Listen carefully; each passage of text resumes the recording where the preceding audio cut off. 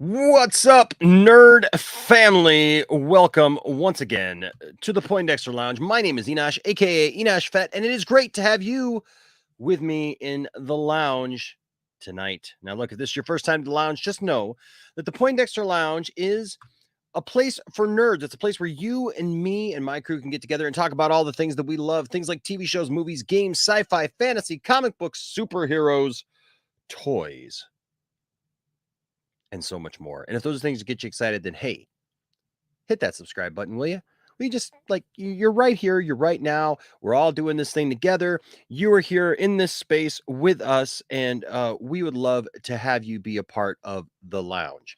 The lounge is a place for you. It's the place for you. It's a one-stop place for all things nerd.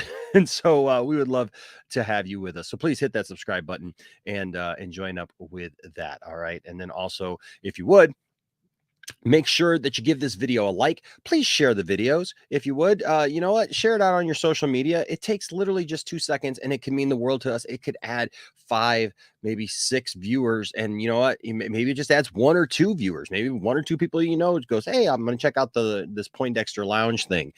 And then all of a sudden, if we do that, more and more people join in. It makes the live streams even more exciting with more people in the lounge at one time. And then also, it also helps on the back end, because a lot of people watch it the next day because I stream overnight.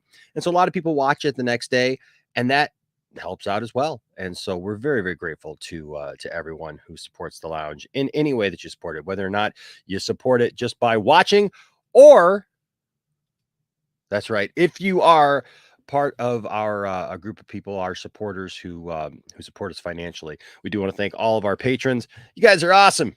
You guys are fantastic. You guys do the thing, man. You support the Patreon.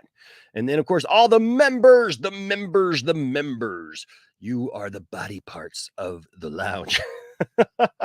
You are the parts of the lounge, yes. And you guys keep growing and growing, and we're thankful for you guys. And of course, everyone who gives super chats, hey, can never thank you guys enough, man. I tell you what, when those colors come up and we can read your comments and talk about what you guys want to talk about. Also, down in the description below, there is a PayPal, a Cash App, and a Venmo because y'all have asked for it. And you sometimes just want to just give the lounge a little something. So we appreciate that for sure. And then, of course, if you want something back for your hard-earned money and the show's not enough, geez, got to work hard for this one. Anyways, we do have a wide variety of items that you can pick from in our store that you can wear out. You can tell other people about the lounge and strike up conversations with some of these amazing designs. Yes. So thank you guys for all that. Thank you for all of you who take advantage of those things there. All right. Couple of things. So I mentioned the the patrons and the members and all that stuff. So you'd be looking for, a lot of you guys have asked about it, and I used to do radio, and I did a radio show for 5 years called The Rock Show. And we offered it as a podcast things. And so I'm going to start uploading old episodes of that podcast for members and for patrons. And so it's a funny show. It was about an hour long, so you can listen to it as a podcast. It goes pretty quick. Each episode is topical. And it's not like stuff like, nerd stuff. There's a lot of nerd stuff in there. Trust me, there's a lot of nerd stuff in there. Then we did bits. We had full-on characters that showed up. I mean, it was pretty crazy sometimes. It was really funny. That's where Tiff got her handle, the lovely Tiff-tastic. And I did the show with my friend Mike Beer. It was just a lot of fun. And we've talked about revising it at some point, maybe. I mean, because it was a lot of fun. We did it with my friend James. He shows up every once in a while in the chat, and we just have fun. And so yeah, if you'd like to hear some of those old episodes, they will be available soon here on the lounge for you to listen to for the members and the patrons. And then also right now, if you would, please go to our community page, because right now there's a poll of what our next giveaway is going to be. Y'all know that we do giveaways for those who support the channel. And so this is my spiel for all of you who don't like it when I do that. There's like 2 people literally two people who are like, oh, Enosh Hawk stuff for like the first 20 minutes of the show.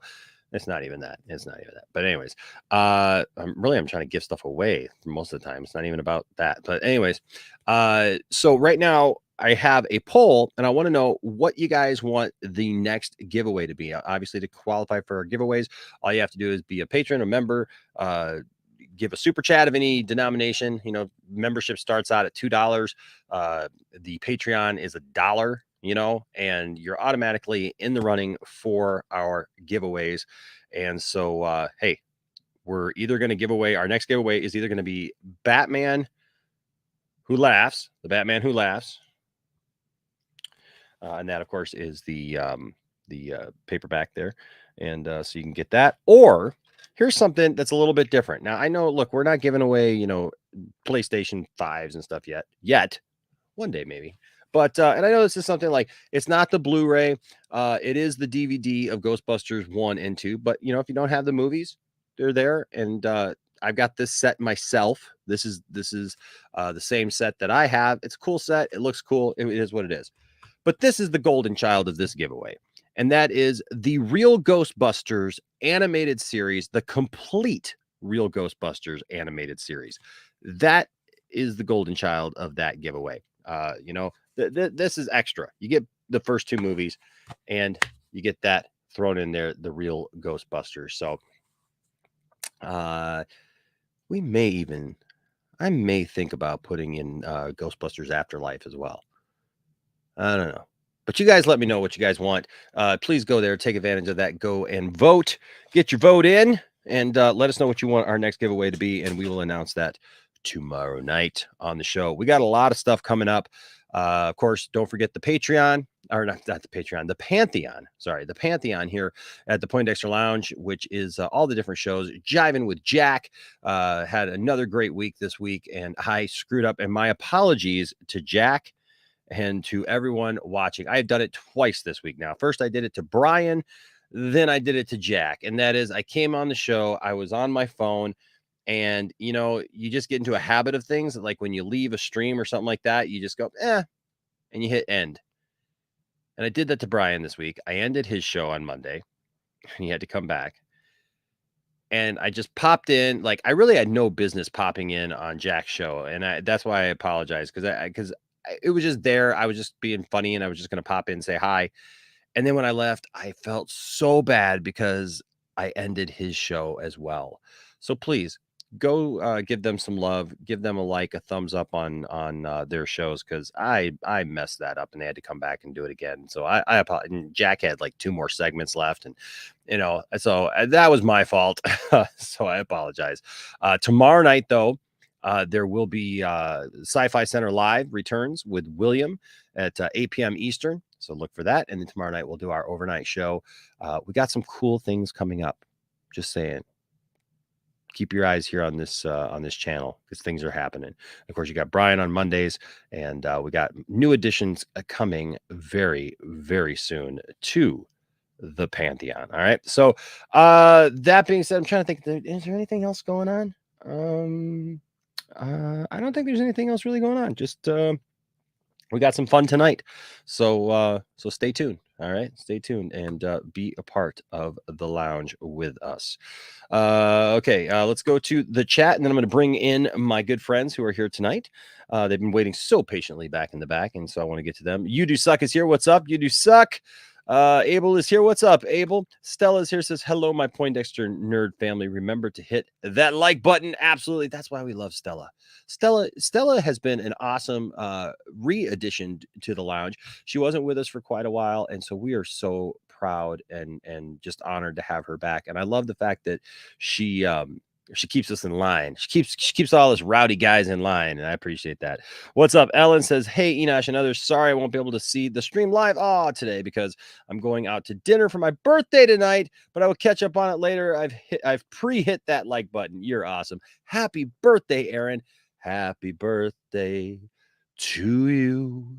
Happy birthday to you. Happy birthday, dear Aaron. Happy birthday to you. I hope you have a wonderful birthday. and thank you for being a treasured member of the lounge. We appreciate you. What's up, Kenneth Crowley? Good to see you, sir. Says, hey, Enosh, how's it going tonight? It's going good. It's going good. I've had a long day. I've had a long couple of days. We're almost done with our big project at the church where we totally gutted everything out, and it's just added so much, and it's so cool. And thanks for everyone who's helped me. Y'all got to see me with a circular saw yesterday. It was the first time I ever used a circular saw. That was fun. But I'm learning all kinds of new stuff. I'm usually the artsy guy. Tiff is the one who brought all the power tools into the marriage, but I'm learning, and she thinks it's sexy when I'm building stuff, So usually I'm the feng shui guy. I pick out all the deco stuff and and all that good stuff. But we have fun. What's up, Keely Chow? Good to see you, Keely Chow. What's up, Anthony Beltre is here. Movie Madness Entertainment. Yo, dude, jump in, Max. We'd love to have you here for a little while. Dad Dude Vince here says, hello, fellow lounge lizards. What's up, lounge lizards? What's up, Dad Dude Vince? Anthony Grigsby is here from down under, our brother from down under. We got spoiled on you, man. We got spoiled on Anthony because Anthony was here for now, of course, we didn't like the fact that he had COVID, but he was here in the lounge with us on the panels. And so we miss him now a lot. What's up, Emmanuel? Good to see you.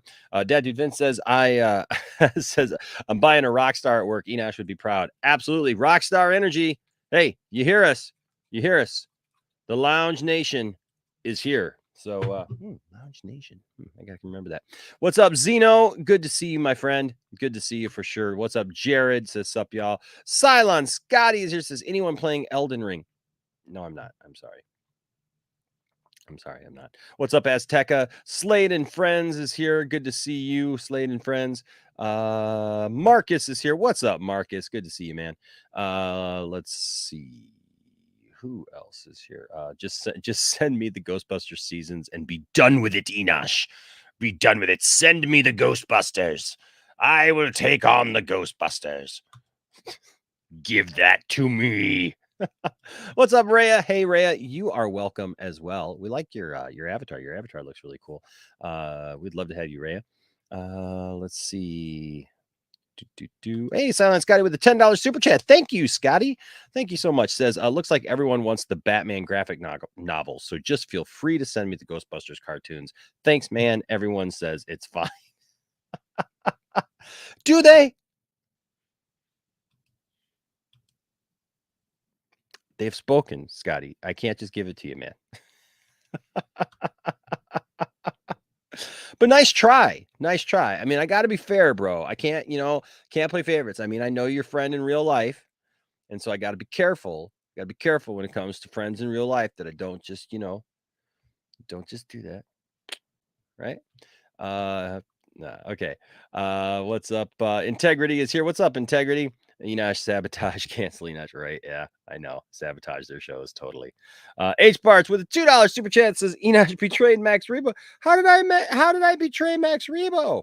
I didn't betray Max Rebo. I love Max Rebo. I told you. H Barts was like messaging me last couple days, and I told him, H Barts, I said, dude, he said, hey, have you how do you have Max Rebo in your heart or something like that? And I said, yes. I said, I always have Max Rebo with me. I know that he is always with me.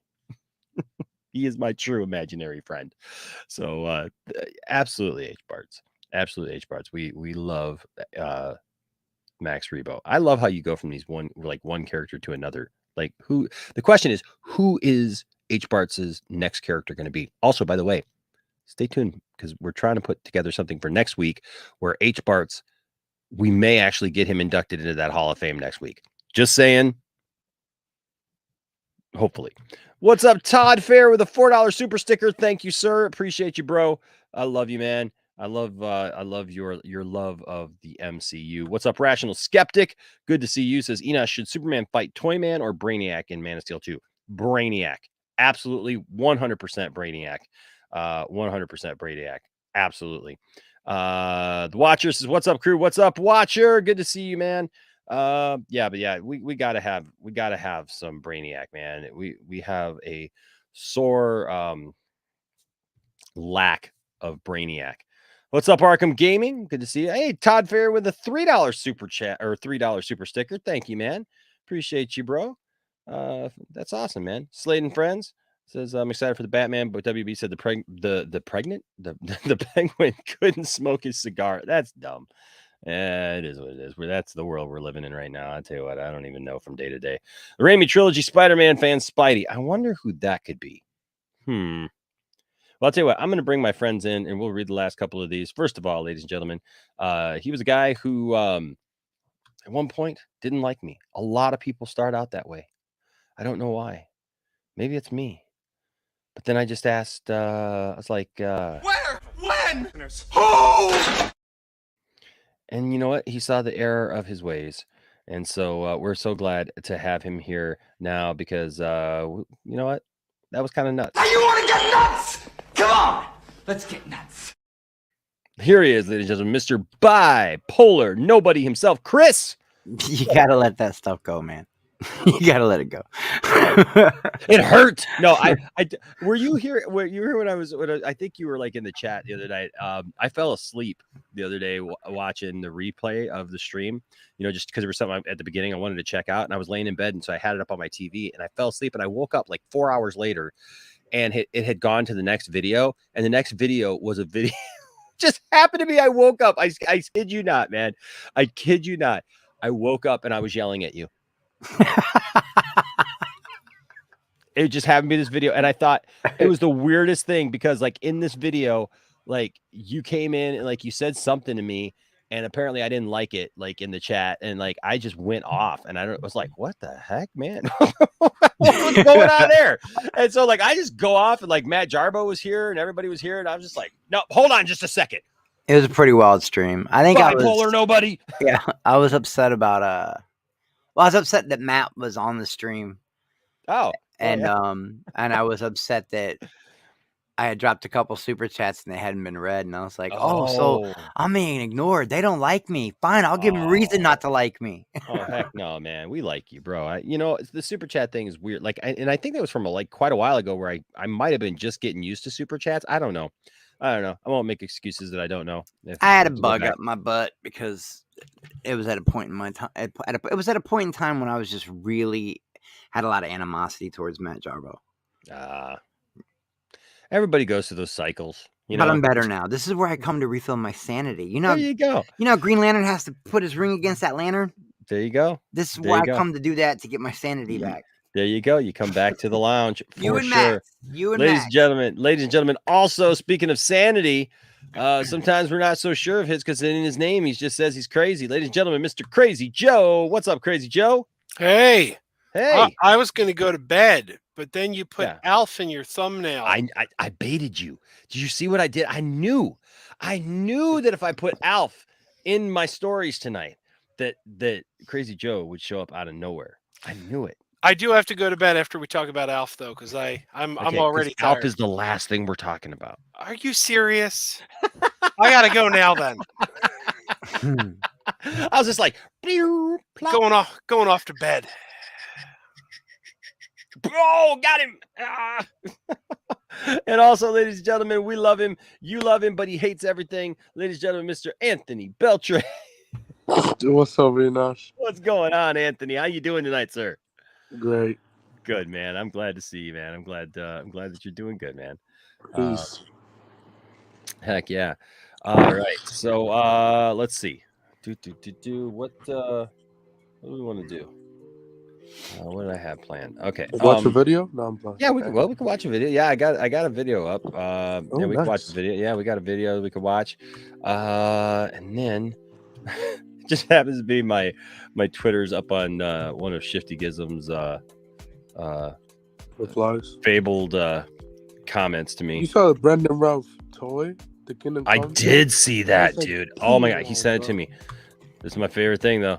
Fisto, my friend. Are you all right? Here, let me help you to your feet. I fisted hard, He-Man, but I could not fist them all. Poor Fisto. Enosh, do you remember Toy Fair magazine? I do. I miss Toy Fair magazine, bro. Do you remember when they would set up action figures and make comic strips, and they put the word balloons? Yes, I do. One of the funniest of all time, the genie from Aladdin was talking to Fisto.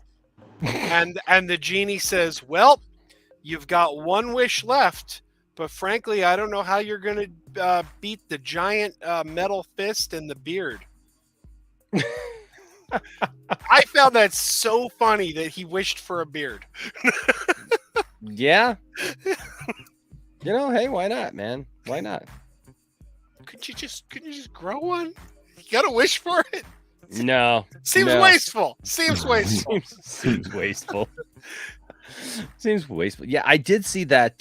Who sent that to me? Somebody sent that to me. And I'm trying to remember who sent that to me. Somebody sent me. Probably if you go under your replies. Yeah, on no, Twitter, I'm on trying the to look. Yeah, see, I don't use my personal. A lot of people end up sending stuff during the show to my personal. I would tell you this: if you want to get a hold of me during the show, your best bet, if it's on Twitter, is to the Poindexter Lounge. to go with the Poindexter Lounge one, because that's the one that usually I have in front of me, right? So I'm trying to remember who the it costs heck $168. It's like they got Oh a $28. man, I know, dude. They got a $28 deposit. I was like, "Ooh, that's very tempted." Only $28? Yeah, deposit. Yeah. Well, yeah, I don't see myself doing that though. It just that's a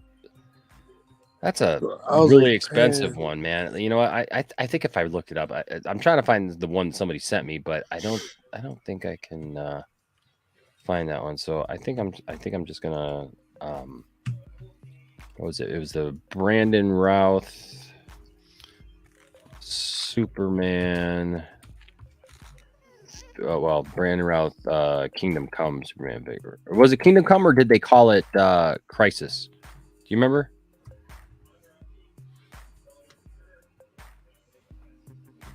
It was, I think it was called The Last Son of something. It was last yeah, that's right. It was like Last Son of Krypton or something like that. The figure, yeah.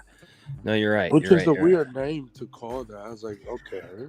Yeah, no, you're right, because it doesn't really go with that. Hold on a second here. Let me see here. Last Son Superman figure. I'm coming up with a lot of customs.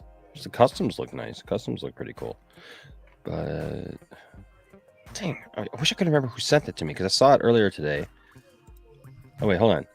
Running around a Kingdom Come action figure.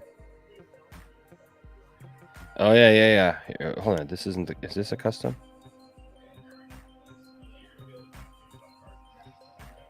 Oh, okay. So it's on here. It's on eBay. That's not the same figure. No, because this has got a cloth costume. No, yeah, I don't know. Yeah, this is custom made. Yeah, I don't know where. Now it's gonna bug me. It's gonna bug me so much now that I can't remember who the heck sent it. And I'm going through my recents. Oh, you know what? Did they put it in the private chat? Did they put it in our private chat? Anthony, I'm gonna look one more place, guys, and then if it's not there, I'm gonna be done. All right, because it's worth seeing for sure. No, it's not there. Did you see the Michael Keaton face mask stuff? So we got this. Hold on a second. Oh, here it is. Here's the Superman. Yeah, here's the Superman stuff. Here it is. Awesome. I'm glad I looked. All right. There's Anthony. Anthony's back. Hey, and also Arkham Gaming is here. Yeah, what's up, Arkham? I sent it on the group chat. Oh, did you? Oh, okay. Oh, yeah. You said it. Okay. Awesome. All right. So let me share this. You guys tell me what you guys think of this, because this is freaking awesome. Look at that. It looks pretty cool. I so want that. Oh. Doesn't that cost I don't know. I saw that. $168, but they have a $28 deposit. I saw one. I think it was online. Cost for $300 or something like that. This is too much. It's just too much, man. Too much for a figure. I just can't do it. I have done it, but I always get the buyer's remorse. But the payment plans. You guys ever heard of Sideshow? Yes. Yeah. Yes. Yeah, I've got a lot of stuff. I'm sorry, Cylon. I'm sorry. I didn't mean to weeden you. I'm sorry, bro. But you know the one, somebody. Anthony. You know the one I'm really having to stop myself from getting. You ever seen the premium ones that are $600 and $700? Yep. premium formats or Yeah, something. there's a Darth Maul that I want, and there's an alien queen that I want with all the eggs. Like with me, if I'm getting like a figure, like a figure, that's different than buying a statue. Like if No, I'm it's buying $130. like if I'm buying a statue that I really Wait, it's like, $130 now? That's what Kenneth said. Oh, so we just saved some money. li- That's the way like, we collectors have to look at it in the positive way like that. We're like, oh, it's $130 now. Oh, well, we just saved $50. We should be able to get that now. $50. Yeah, like Yeah, that's a dope. I feel like Tiffany will be so what- happy. honey, babe. Listen, it was $180, but then I found out it was $130. Yeah. I saved us $50. I saved us money. It It was on sale. I saved us money by getting it. That's usually the woman's line. It was on sale. I had to get it. Zeno says Hey. Enosh is the guy that told Max Rebo not to go into work that day. Enosh saves. Enoch, like did you see the action figure that just went up for pre-order today? Which one? Check the private chat. I just put a link in there. Oh, we got a link. Oh, Big yeah, Bad you Toy do. Store. Yeah, you do. Did it really? I pre-ordered one, and thank you to Dan Larson. Dan Larson tweeted it out this morning, or I wouldn't have known. Oh wow. Okay, I'm gonna pull up that in just a second here. H What Bart toy it is? with a $2 super chat. Thank you. H Bart says I was thinking, or Elvis next, or Eagly. That's in reference to when you said Yep, you yep. always, yeah. Yeah, which one will he be next? Will he be Elvis or Eagly? What if Eagly he- would be a good one. I'd like Eagly. I love Eagly. Like, What Look, if he's an eagle with an Elvis pompadour and aviator sunglasses? dude, that'd be awesome. Eagly's hardcore, man. Yes, sir. You know what? This is a great question, Kenneth. Says, Enosh, quick question. Don't know if you talked about it, but how do you deal with criticism when it comes your way? You know what? I have dealt with my fair share of criticism. And look, to me, criticism is fine if it's constructive, right? And if it's done in the right spirit, in the right heart. I can take criticism all day long. I take criticism all the time from people I'm around and people who are with me in my real life. You can ask my friend Todd. My friend Todd, who has come alongside me in the church, right? Like he is given me some criticism, like, you know, coming aboard and getting the church started and stuff, like, oh, I don't think you should do this. I don't think you should do this. And I could take that all day long. What I don't like is when somebody they think that they're doing something. They think that they say that they're helping you or whatever, you know, or criticizing you. You just can't take it. But they do it in a spirit that just is not, it's not a spirit of friendship. You know, like if somebody's criticizing me in a spirit of friendship, I'm good with it. If somebody's criticizing just me to just criticize me, I have to be careful, Kenneth, because I can get really, just like anybody else, I can get really frustrated with that. And I realize more and more, I have a tendency, like I want people to like me.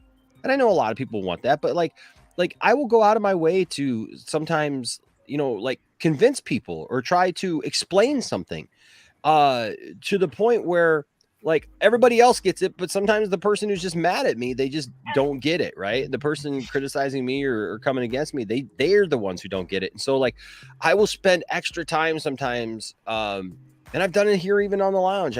But you know, there was a couple of weeks ago where we had somebody come into the chat, and what started off as me just being silly and answering something that was dumb turned into like 40 minutes of back and forth with somebody.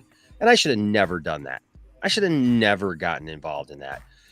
But then it turned into like this debate, right? And this person, I was giving them time on my show, and I realized it. And it was dumb. It was really dumb of me.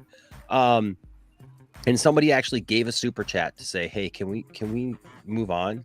And can you not do this?" And like they weren't, you know, trying to tell me what to do, but it was good criticism for me, because I realized like, wow, somebody's actually giving a super chat to move on, because people aren't here for that. You guys are here to have fun, to do some fun stuff together. And that's what the lounge is, right? And so I just even recently, man, Kenneth, I have tried to reinvent how I deal with some of this stuff and put it in a different perspective, and just try not to get so frustrated and allow it to bait me and bring me in, you know, and get me all messed up. So, you know, there you go, man. And you know, a lot of my faith has a lot to do with that too. You know, I try to give things to God. Turn it over. Says Enosh, you're awesome and amazing. Don't let anyone tell you any different. You always do a great job. Thank you, Kenneth. You're awesome, man. I'm glad to have you here, bro. What's up, Fourth 1000? Good to see you in the chat tonight. Absolutely. Let's see. Blake Taylor snuck in. What's up, Blake Taylor? Says the one thing you know you've seen before, but you can't remember when it matters most until someone points it out to you. There you go. H. Barther says Enosh, Anosh, Vinosh, Qnosh, Elnosh, Ynosh, Binosh, Mnosh, Zenosh, Enosh verse. Yes, the Enosh verse is alive and well for sure. But yeah, I dig this figure, man. I wish I could have it, but you know what? I just don't see myself I'll doing say it. this: if we don't see him in a Flash movie, it's a robbery. Just saying. It'd be nice to see him. Yes, it'd be nice to see him for sure. Do you even have room in your house for a statue like that to put it anywhere to display it? Yeah. I'd find room. I'd find place, man. Don't worry, Enosh will have it in the background. So I'd absolutely find a place. Actually, you know, Max got me the Black Suit Superman and the Nightmare Batman hot toys. I don't have any hot toys, and he ordered those for me, and like I'm blown away that he ordered those for me. So those are my first hot toys that are going to be coming. When is covered? It comes sometime this year, I think. And my my Razor Crest that I got from Hasbro, it came in. I just haven't opened it yet. I have not opened it yet. I can't believe I don't have that yet. Like that's the one thing I said I'm getting no matter what, and I still haven't got it. I got that. If you try to get the Razor Crest now, man, it's going to cost you a pretty penny. Yeah, I got the Snow Speeder. I've got some vintage $350 when it came out, man. That thing, and it was a Hasbro HasLab thing. So you had to pay. We paid what, a year and a half in advance, and it just now came in. So yeah, so now to get it like on the aftermarket, you can't buy it anymore. Like you just can't. You can't. It was never in stores, and you can't just buy it from Hasbro anymore. You have to buy it from somebody who bought like 3 or 4 of them, knowing that it was going to go up in value like 3 or 4 times. What's up, Marcus? Says, have you played Elden Ring? No, I haven't. I don't know. The video game? No, I haven't played that yet. I have not. But I mean, hey, that Kingdom Come suit looks amazing. Integrity. Restore that. You're absolutely right. Restore the adult conversation verse. I love it. It's good to have an adult conversation, man, and just tell things the way that they are, right? Okay, let me show what Mr. Crazy Joe sent us, because this is a cool figure. What do you think of the price of that, though? I'm assuming it's going to come down. Could be wrong. I think it's $37.99. And I think that's probably because you know what? Because it's my guess is, it is a I mean, it's a premium figure. You know, you probably could get it for like $12. Yeah, no, man. You know, it's a premium figure.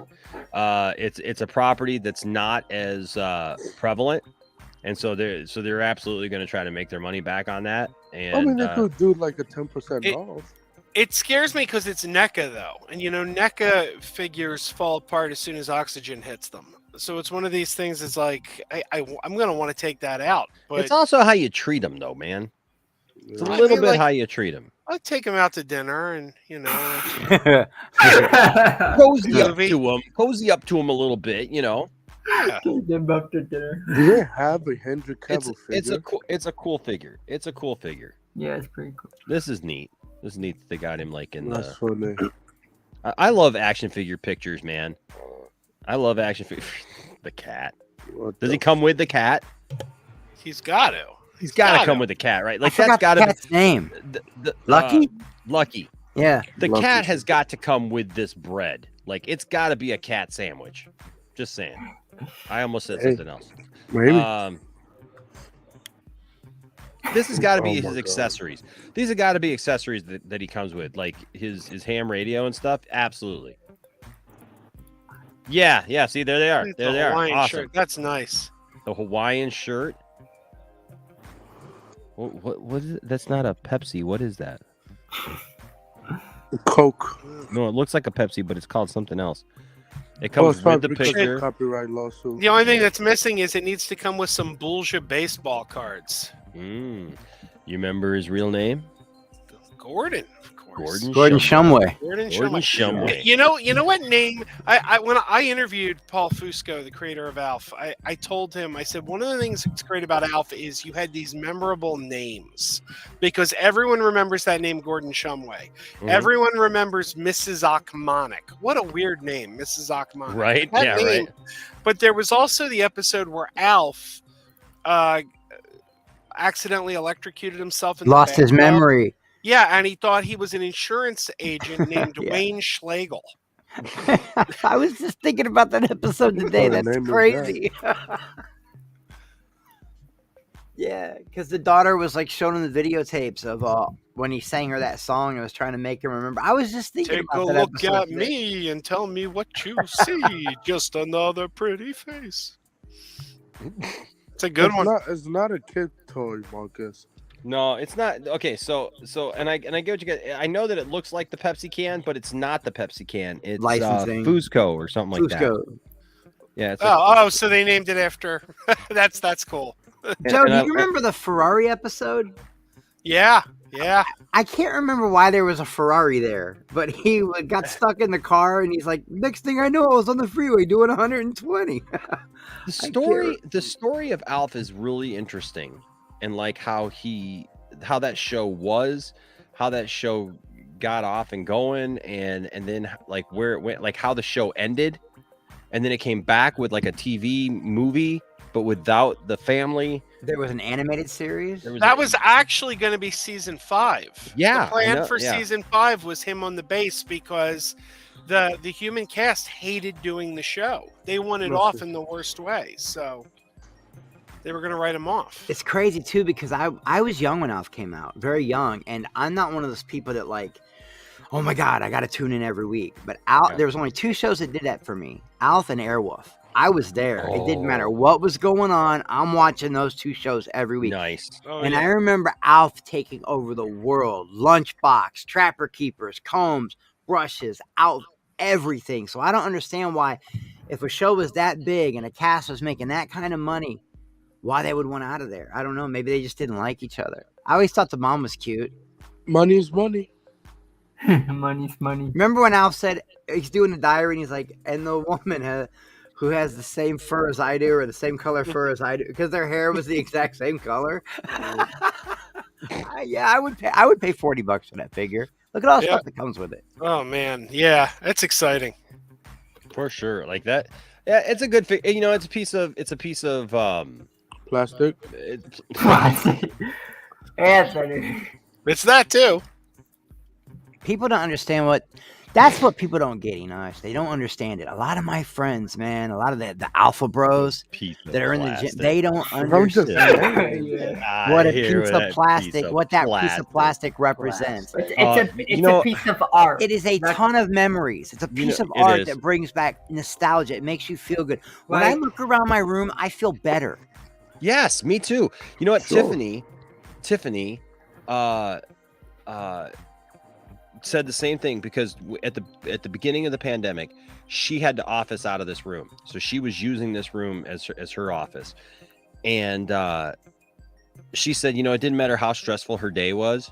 She just looked around. She goes, I couldn't help but smile. I couldn't be upset looking at Star Wars toys and He-Man toys and wrestlers and Voltron and Transformers and stuff. She's like, I just couldn't be upset. I couldn't do it. There's a memory attached to every piece of that plastic. You want to hear something? You want to hear something interesting about that? I don't you know what? I just just let slip through my fingers, and I feel stupid for it. Over $20. What? Y'all know I got the Voltron figures and everything, right? Yes. Up on my Facebook Marketplace popped the Castle of Lions for $100. $100. Now, it wasn't all there. It was missing pieces, but the main parts were there, and it looked great. Like, if you just set that thing up, it would have looked great. I offered the guy $80. he turned me down and sold it right away for $100. I was like, dang it. You should give him 80. You should give him 85. No, he sold it right away, and I was just like, darn it all. Like I wanted that so bad. I've come now with a couple of brushes with the Castle of Lions from Voltron, and one day I will have the Castle of Lions. But you know what? That reminds me and brings us to a little segment that we like to call around here, I don't know, watching fail videos. Yes. Because Enosh failed, and so if I fail, you don't have to. Painful fails compilations, and they become kind of a staple mark here the last few weeks. So we're gonna watch a little painful fail compilation, and then we'll get into some of our topics tonight. You ready? Here we go. Oh.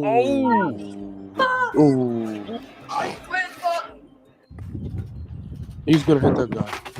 I told you. Oh, he put that guy's head right into that. Fuck you. He's bleeding. What the fuck are you doing? What the hell are you doing? Oh, he's gonna fall. Oh!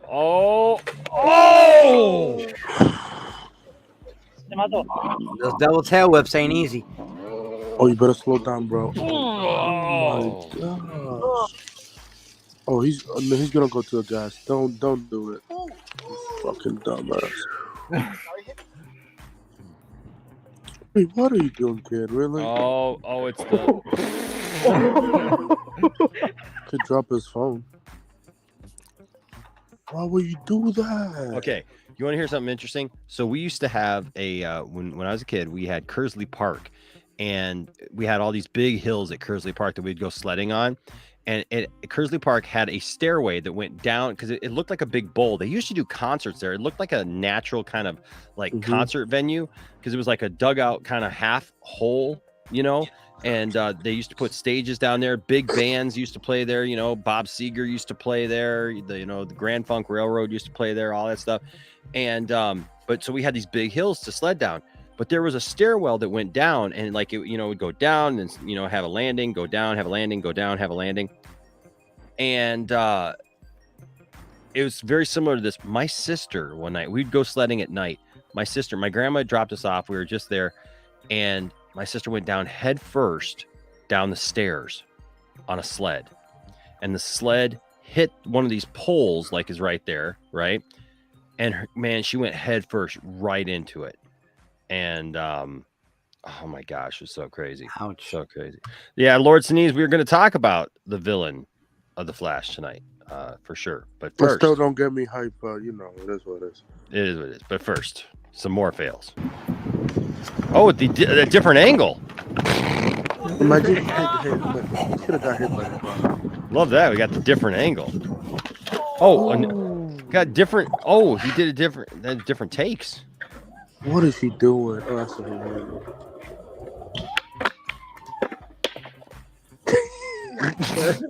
That was weird. This is what ours looked like. This is exactly kind of what ours looked like. And my sister. Oh, he's not. That was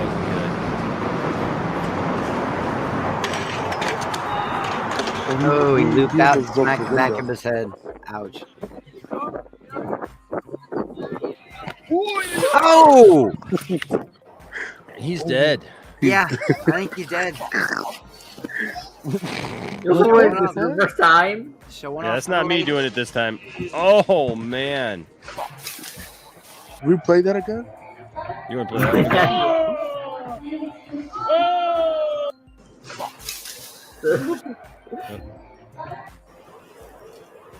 Bam. Oh. He did an X up and didn't uncross the X up. That's weird. Yeah. Oh. Boom. Oh, bent that rim. Look at his tire. You're gonna hit each other. Oh. That's funny. Oh no. Oh no. Oh, He's standing up. Okay, that's not bad. That's not bad. Oh no. He's gonna hit himself in the post. Oh, that hurts. You okay, man? You okay, man? You okay, man? So nonchalant. Ooh. Oh. Okay, he's okay. Uh-oh, fake skiing. Very scared. Oh, did he just push her? Oh, it's this guy's again. Man, he wants that double tail whip. Bro, he really want to break his legs. It's in the rain? Oh, it looks like it's in the rain. Oh, what? Oh. Oh! No! Oh, No. crap. Oh, he's knocked out. That's best case scenario right there. He could have gone flipping. What in the What the fuck? heck is this? The only thing in the gym he could have ran into.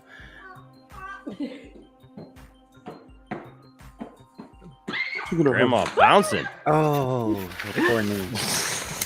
Sexy. Yeah. Oh. Take two.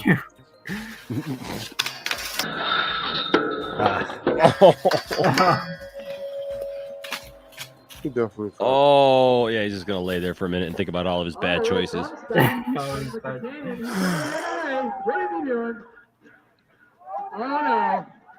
What is he doing? Oh, That hurt. that hurt. Uh-oh. Oh, not again. No. Okay.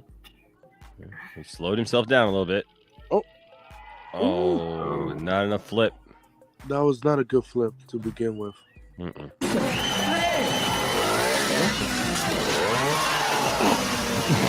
That's epic stuff. Okay, again. And oh my gosh. Your body will be hurting after that. Mm-hmm. Take a couple Tylenol, you'll be all right. Maybe a Motrin. A car Oh. pump is gonna get hit.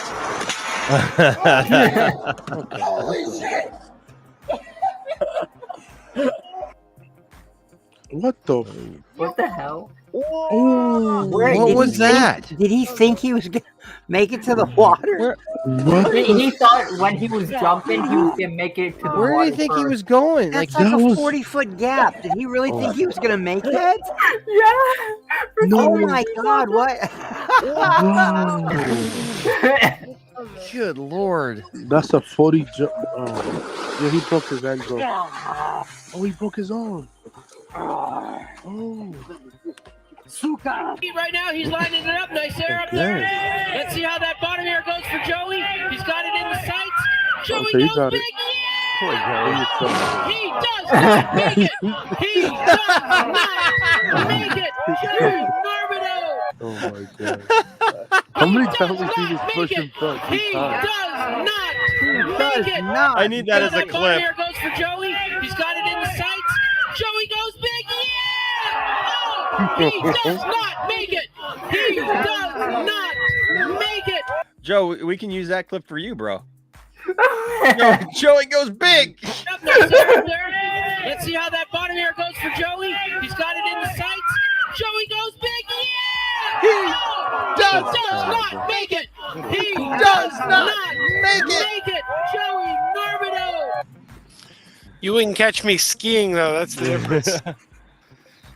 Oh no. Hop. Another one? Then he fell. He got lucky. What the hell is this guy doing? What the?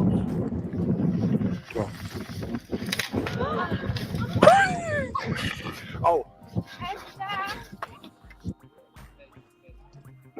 Okay, 2 shares. Dummy. What a dummy.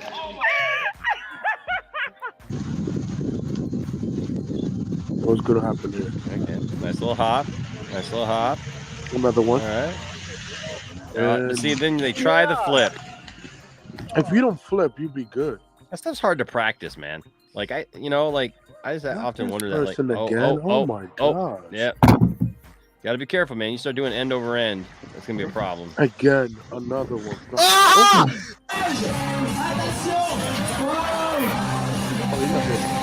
He's lining this up. He can crank those turns. Again? Oh no. Oh my gosh! That's crazy though. He knew he was screwed and he still tried to trick out of it. He's like, I'm just gonna go for it. Right. He did not make it. To get out of there right now, but not for him. Oh, Wow. Not for him. Speed, the classic Not relaxed this turns guy that are again. Grant Shine style. He is into it. One turn, two turn, three turn, and hung up a little bit, but he's out. And in the bubble. Did he just say in the Never heard bunghole? from again. One turn, two turn, Three three turn, and hung up a Four. little bit, but he's out. And in the bubble. What's gonna happen there?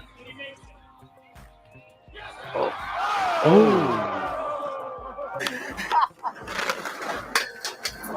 What? Oh my god. That was short. Bubble? Oh, that's gonna hurt. That's gonna. Make sure you put We your did shirt it button. shirtless. Oh, Good no. idea. What is this guy's gonna do? Oh my god. Yeah, wow.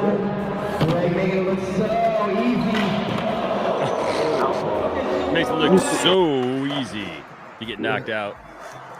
I'm not celebrating. Oh, Oh. he got hit in the mouth. Not this guy again. Oh my gosh. Yo, There it this is. guy.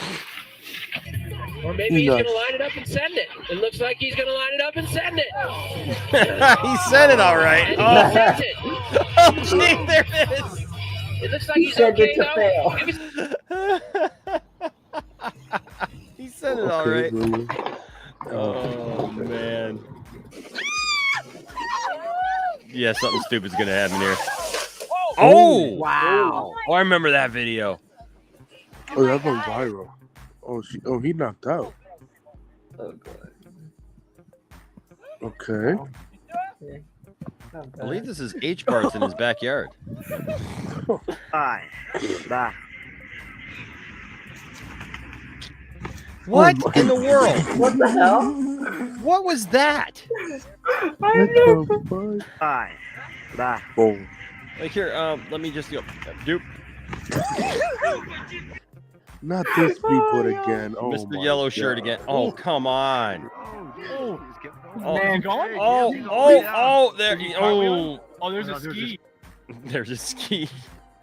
He really want to die. What the fuck? The hell is that? Oh no. He broke that. He broke He had that. one job. Just He hit the broke balloon. that. Just hit the One giant job, inflatable balloon. Don't He kill broke it. yourself, right? Just hit the balloon. You think he's knocked out? Bam! Look, there's a guy with a kayak there. Oh, something's gonna go wrong Okay. there. Jaws is gonna come up and eat him. Not again. This dude again. Dude, Come on, I He want got it. it. Nope. Ooh, we almost had it. You almost had it. Homemade. Ooh. Oh, what the That was fuck? best case scenario there. That was some Final Destination shit. What's? Who's pointing? Oh, I thought he was missing an arm. I thought he was already missing an arm. Did you see that? Looked like he. they kind of look like he did. Oh no. Dun dun. Bro, what the fuck? Dun, Yeah, we dun, get. dun, dun. Yeah. Oh, he got hit by the ball. All right. Enosh, I sent you. I don't know if you've ever seen this one before, but in the private chat, I sent you a link to my buddy Adam the Woo's bike wreck a couple of years ago. Ooh. Let's see what this is. I was saying, but that guy in the yellow shirt, he really want to die. He really want to die. Yeah, he kept him. I'm about to do something really ignorant. Oh, At least you know. Yep. oh God. Yep. And it's a mountain bike? Oh, no. Oh, come on. Oh. He broke his leg. No, he wrecked his bike though. But Oh, way Oh, out he ahead. broke it. A guy that big? Nope. What are you doing? What are you doing, dude? You can even catch Oh, himself. it's like Andy Signor flying through the air. What in the world? He goes flying. It's Superman in slow-mo. Superman solo. Oh my don't gosh. don't compare Adam to Andy Signor. Adam's a good guy. No, I'm just saying. It just kind of. Andy Signor. Wow. Adam the Wow. Or should I say woo? Oh, Woo. Adam the woo. Adam the woo. The woo. Stole my Adam the joke, woo. damn it. No, did I steal your joke? Yeah. That guy in the yellow, man, he just wanted to die. He's just like, yeah, I don't care. I'm just gonna do what I want to do. All right. All right. I watch a lot of that stuff, man. I grew up like X Games, skateboarding, biking, big time action sports, and the stuff they're doing on mountain bikes and stuff these days. There's this thing called Crankworks. You got guys doing 1080 backflips off mountains. It's insane. I've never seen anything like it. 720 oh my backflip. gosh. All right, so we do have a couple of things. I can do the Alf thing, but I am curious, like, to hear everybody's opinions about this other stuff. But yeah, Alf is coming back. Since we already talked about Alf a little bit, Alf is coming back. Apparently, hold on a second. Let me share. It's on Apple TV. No, Alf has been acquired by Shout Factory. Oh my trash. New content is oh my trash. Shout Factory. Shout Factory's a great company. What are you talking about? Oh my God. This is why we have Anthony around, I swear. Yeah. I'm surprised he hasn't called Alf Woke yet. They do fine work. They do fine work Oh, at Shout wait, Factory. come on, man. Alf is You, so you, don't, woke. you don't like Shout Factory, man? What happened? I don't know much about Shout Factory, but if they're going to do Alf, I'm in. I'll watch it, but whatever. That enthusiasm is epic. Oh my gosh, it's inspiring. Wow. Yes, sir. Absolutely. Marcus, nobody cares about your comments. Anthony's ruthless right now. Ouch. Jeez. Please notice my comment. What is the comment? It has been noticed. I don't see We no have noticed comment. it. No, that's it. We're looking at it. Oh, he says, "Hey, Enosh, I just want to say I'm sorry if my comments were too extreme and sometimes bad takes. Sorry to all the other panel. Sorry to all the others too in the panel. See, it was a nice thing. Anthony. Correct your grammar.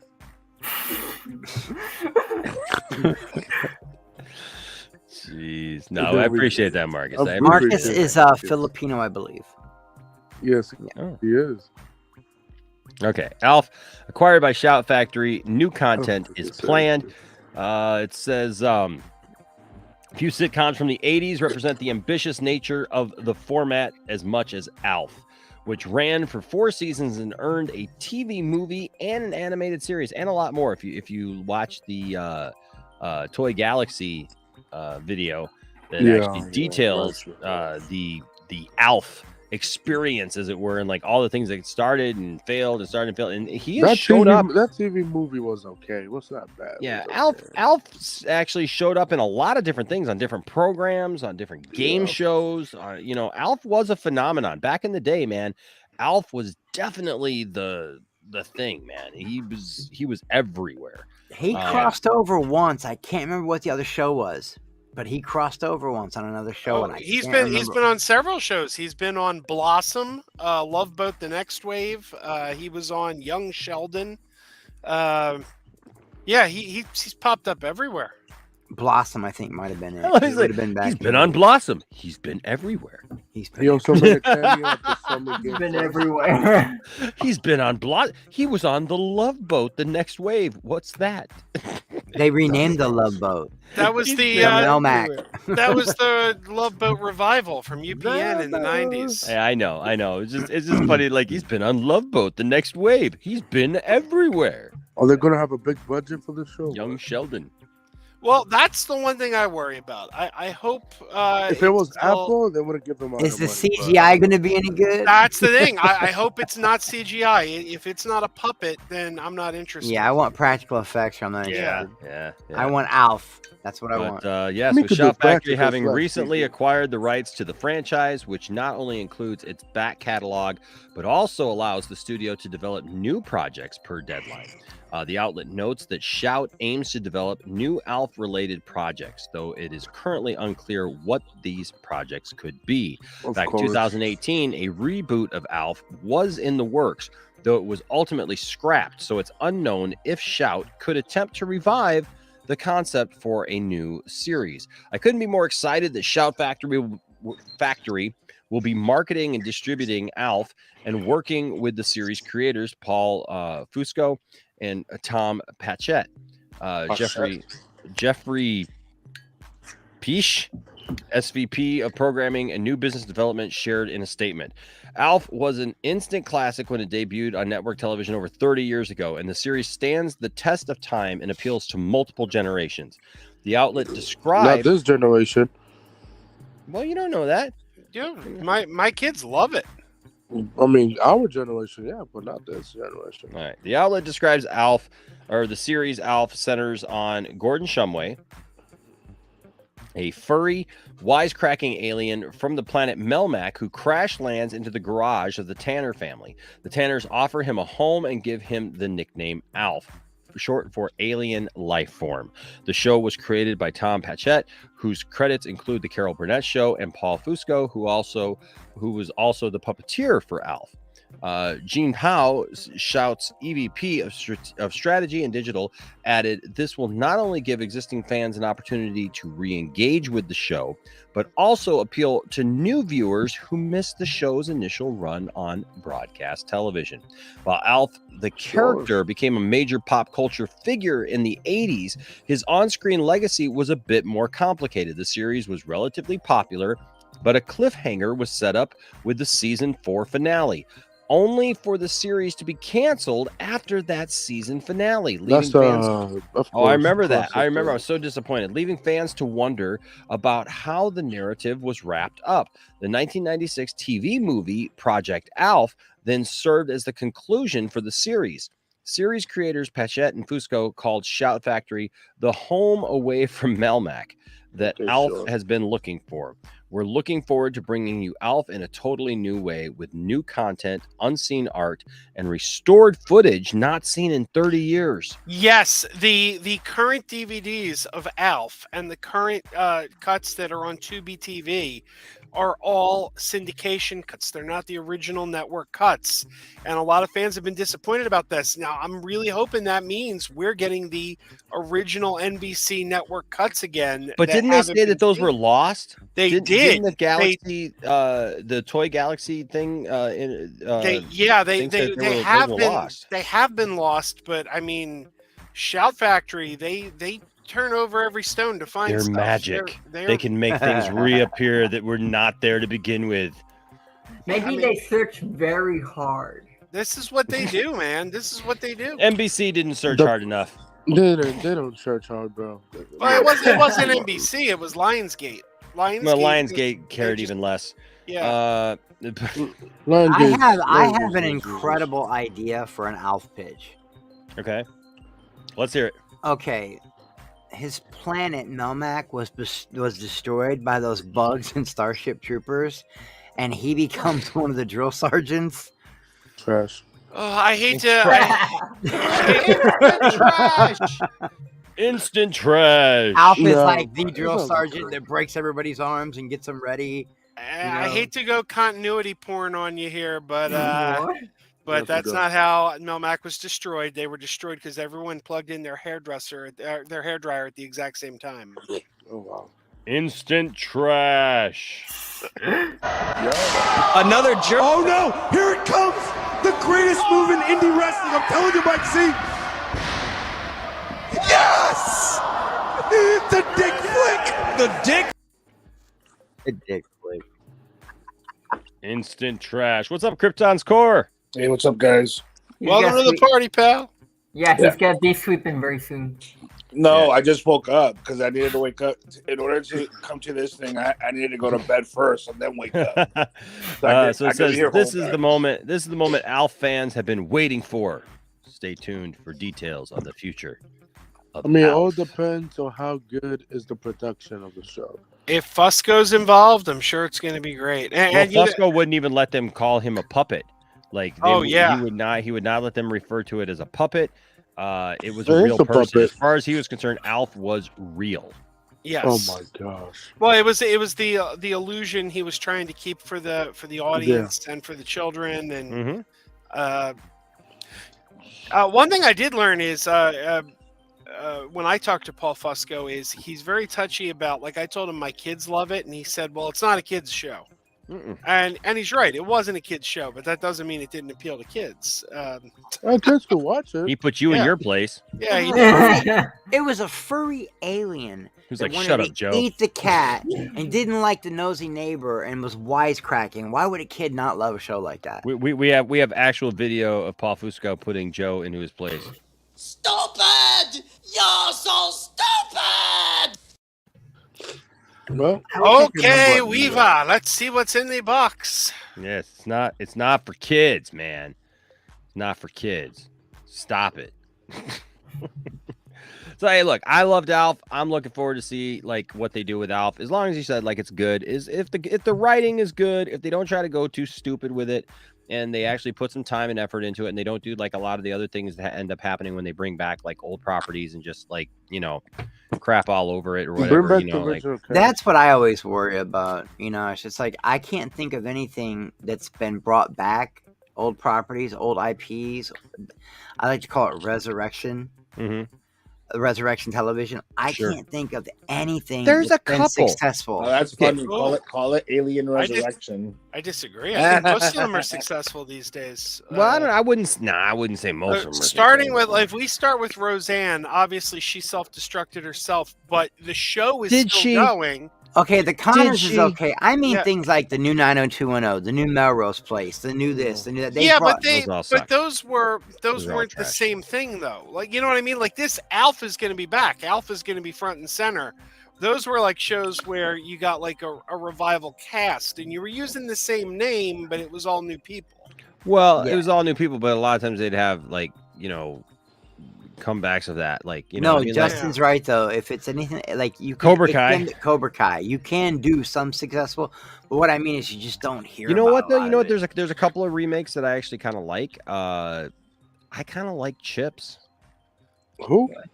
The movie Chips, with the movie Pena? Chi- yeah, I Oh, the movie. That kinda is like funny. Chips. That's a funny movie. It's a funny movie, I and like that. I Yeah. actually kind of like it. There's a couple other ones that we were just talking about this the other day. The most recent 2 seasons of the X-Files from a couple years ago were pretty good. You know, yeah. they did one of the best episodes in the history of the series in that revival, the one with the were monster. I'm trying to think what else has come back like that. Look, I'm the Quantum Leap is 24 coming back. wasn't awful. Quantum Leap is coming back, and I'm very concerned with wait for Quantum Leap. that. I'm very excited, but at the same time, I'm very concerned. Just saying. Never Well, saw Fuller House, you know what? That was a great revival too. Oh, I People love loved Fuller House. I got to see the set of Fuller House at Warner Brothers Studios, and man, that You was saw Walter that was Albano? cool. What's that? You saw Walters? I saw. Yes, I did. The Connors was a good example, though. My mom loves that. She still watches that. That's a good show. The Connors was good, and then they screwed it up. Of I course. screwed it up, and I was done with it. And it wasn't because of political leanings or anything. I thought the whole thing was stupid. I thought you should have just canceled the show, as far as I'm concerned. The I show feel like- the show should have just been Cancel it. gone. If you're gonna be that stupid, I mean, look, I'm sorry. I'm just opinionated about like I think things should be fair across the board, and I think the cancel culture is just dumb. Yep. And I think it's dumb that like just because you don't like somebody's political beliefs or you like something like that like all of a sudden you just kick them out completely, and the thing is obviously, you know, I don't know if things have changed or if it's just because it's the other side. But look what just happened recently with Whoopi Goldberg. There's like, oh, she got 2 weeks off and she's back. That's a big BS. They tried to destroy her career. What Whoopi Goldberg said was not wrong. What the only problem why Rosanna Watch it. Watch it right there. No, just listen to me. You guys have to listen to me. She didn't say. Yeah, that's what she said too. That's exactly what she said too. No, and she was wrong. What she said at the end, because the thing is, like, do you guys like? And did you guys think that I'm just saying. Did you guys think it was about actual race? Because the thing is, it was about actual race. It was absolutely about actual race, dude. They were extinguishing the Jews because they were Jews. Jews are like just Jewish because is not a race, because it's a religion.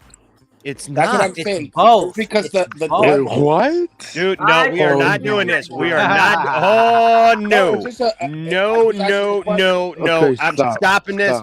Done with the conversation. Let's stop it. Done with the conversation because I'm going to save you a whole mess of cancel trouble culture. because, yeah, look, listen. I don't think we could talk about this off air, but I don't think that you understand quite exactly what the Jewish people are consistent of. If you don't know that it's a race of people, they were literally they were being extinguished because of their race, because they were not part of the Aryan race that the Germans thought was the perfect spectacle of people. It was not a religious thing. It was not because they were that, because the Jewish people are a Judeo. I mean, that's where we get that, right? And so the Germans were considered Christians, which that is not a Christian thing, but the Jews have that background. That was not the case at all. They were not mad about their religion. They were absolutely mad about that. And the unfortunate thing is because most modern Jews today, or a lot anyways, pass for being white, and that is a problem, because then people like Whoopi Goldberg say things, well, it's not about race because they're not black or they're not this, and that's not the truth either. They're not just white. They are absolutely an ethnic group. They are absolutely people of color. They're absolutely people of a different. Excuse me, I spit. I was getting a little emotional. Yes.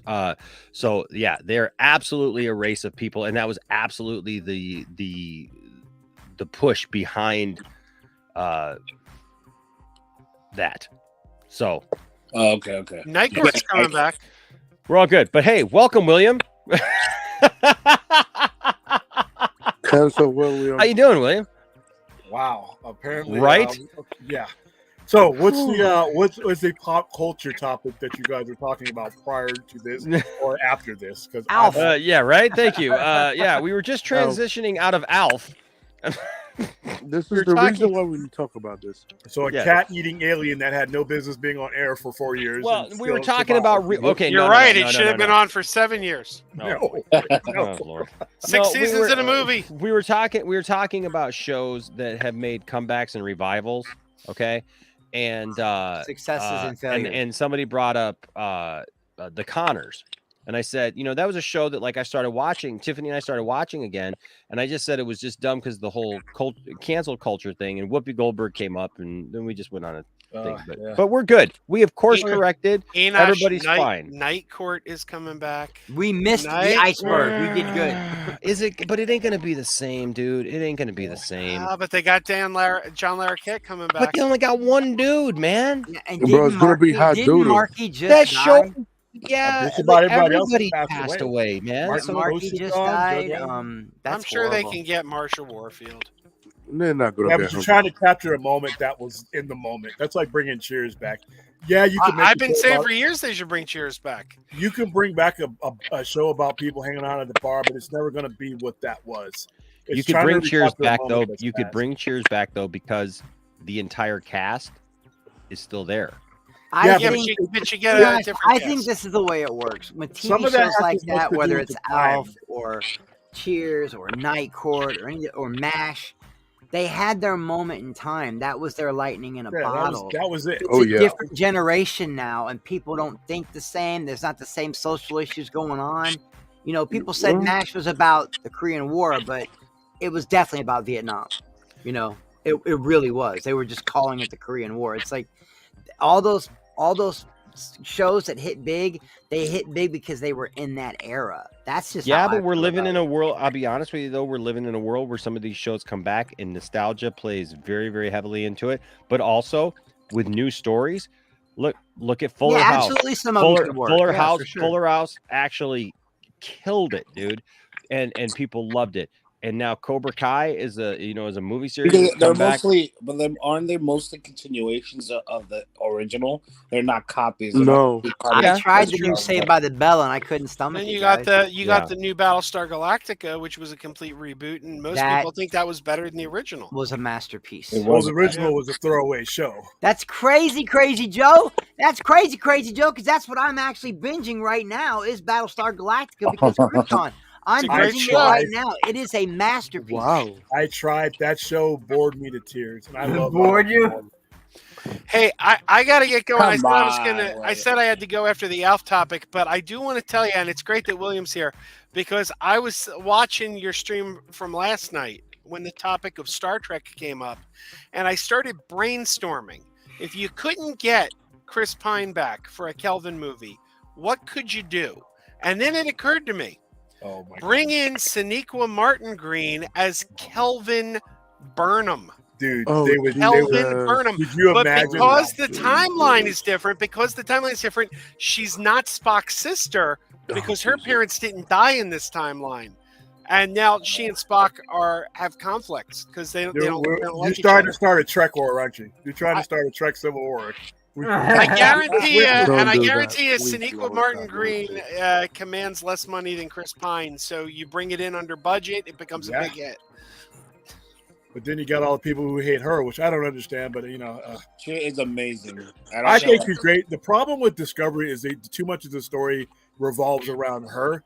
When they have a talented cast of actors that they really need to spread it out to, and it usually always ends up around her and how she feels, which is not her fault, but that's one of the adjustments I wish they would make about that show. I mean, but your idea would start dude, you think YouTube and Twitter are aflame now? No, oh my goodness. I know. I light the spark, sit back with the popcorn, and watch it happen. Yeah, that's a powder keg right there.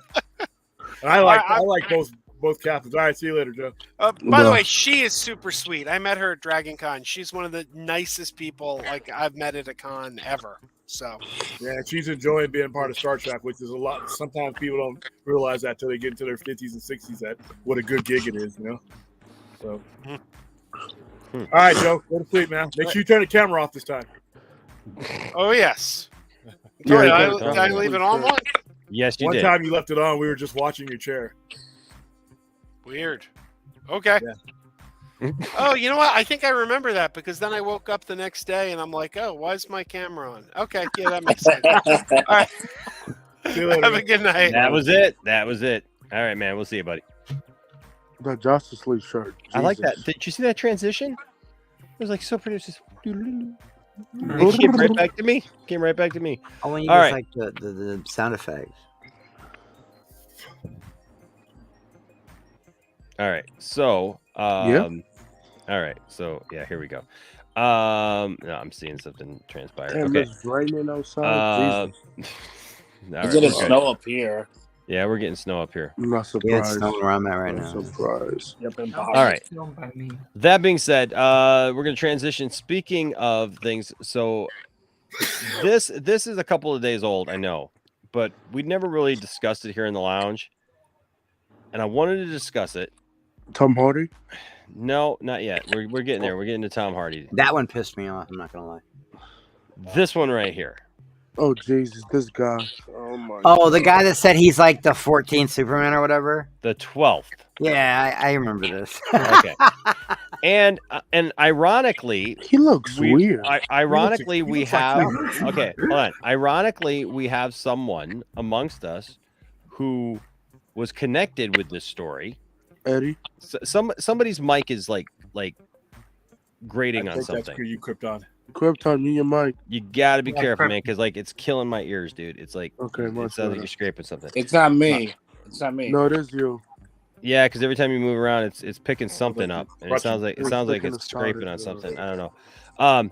But okay, so this came out, and refresh your thing. obviously we can show, we know the photos, that whoops, that came Listen, out. I don't hate that guy. It's just like So there was I get it, bro. I get yeah, it. I get it too. I So get it. okay, so we're gonna go back. So we're gonna look at all these things first of all. So there was the infamous scene here, at the end of Peacemaker, right? Shit maker. I liked it. I wouldn't say that at all. It's a great song. No, It's a great show. It's a good show. I give it Great a show. out of So 10. there was this scene, right? And so we Yes. got a couple of the members of Silhouette. the Justice League here, and then we got this guy up here floating right here. Didn't have a speaking part at all. Nope. They should have used old footage. but No whatever. speaking part, right? No, didn't show his face. He's not the new Superman. He's not any of that. Then you had this lady over here who played Wonder Woman, Yep. right? And no speaking part, no nothing. Okay, so that's what it was. But then, so we got a picture of the guy who was supposed to play Batman, right? So it was this Which guy right doesn't here. look like Ben Affleck, but okay. Exactly. But I mean, under Weird. the The cowl, cowl, the it might jacket have, was yeah, fine. it doesn't really matter probably. But it looked like I don't know. That suit looked like it's from Zack Snyder though. I'm not sure. I mean, but again, he wore that in Justice League, so yeah, It I would don't know. probably be a shadow anyway. Yeah, but it Yeah. says, but he posted here, and he under the name Tunafish09 Oh my says, gosh. after that epic Peacemaker finale, I can finally post this. Sadly, I and Cyborg were cut from the final edit. Now this created a bunch of just random craziness. People like pissed off because Cyborg wasn't in it, and it's like, and Batman wasn't in it. But here's the deal: if they put Cyborg in there in the shadows, everybody would have been even you more could tell ticked. you could have told that was easily not very fresh. Yeah, Okay. but it says only James Gunn and Warner Brothers Entertainment know that. I would've been on Oh, James because Gunn, I he says would've been why. honest. He says they were cut from the final edit. Why? Only James Gunn and Warner Brothers Entertainment know that. While it's disappointing to be scrubbed out, this was still a blast and a dream come true to wear the suit. Big thanks to everyone involved. Okay, So that means Batman is still wearing this suit. and Stella's here. What's up, Stella? Hey guys, not much. So we got that right. So there was that, and then this young You got lady, the Wonder Woman still, yeah, this young lady played Wonder Woman in there, for just the time. She looks You fine. notice how this is not the Wonder Woman 84 suit, it's the VVS suit. Mm-hmm. Because like it's like It's because dark. in 84, yeah, it's dark, and 84 is more, yeah, it's more brighter. Yeah, it's than bright and 84. red. Yep. But so we got that, and so this was all, yeah. So he just said, so the guy who played Batman here just said, it was like a dream come true to wear the suit.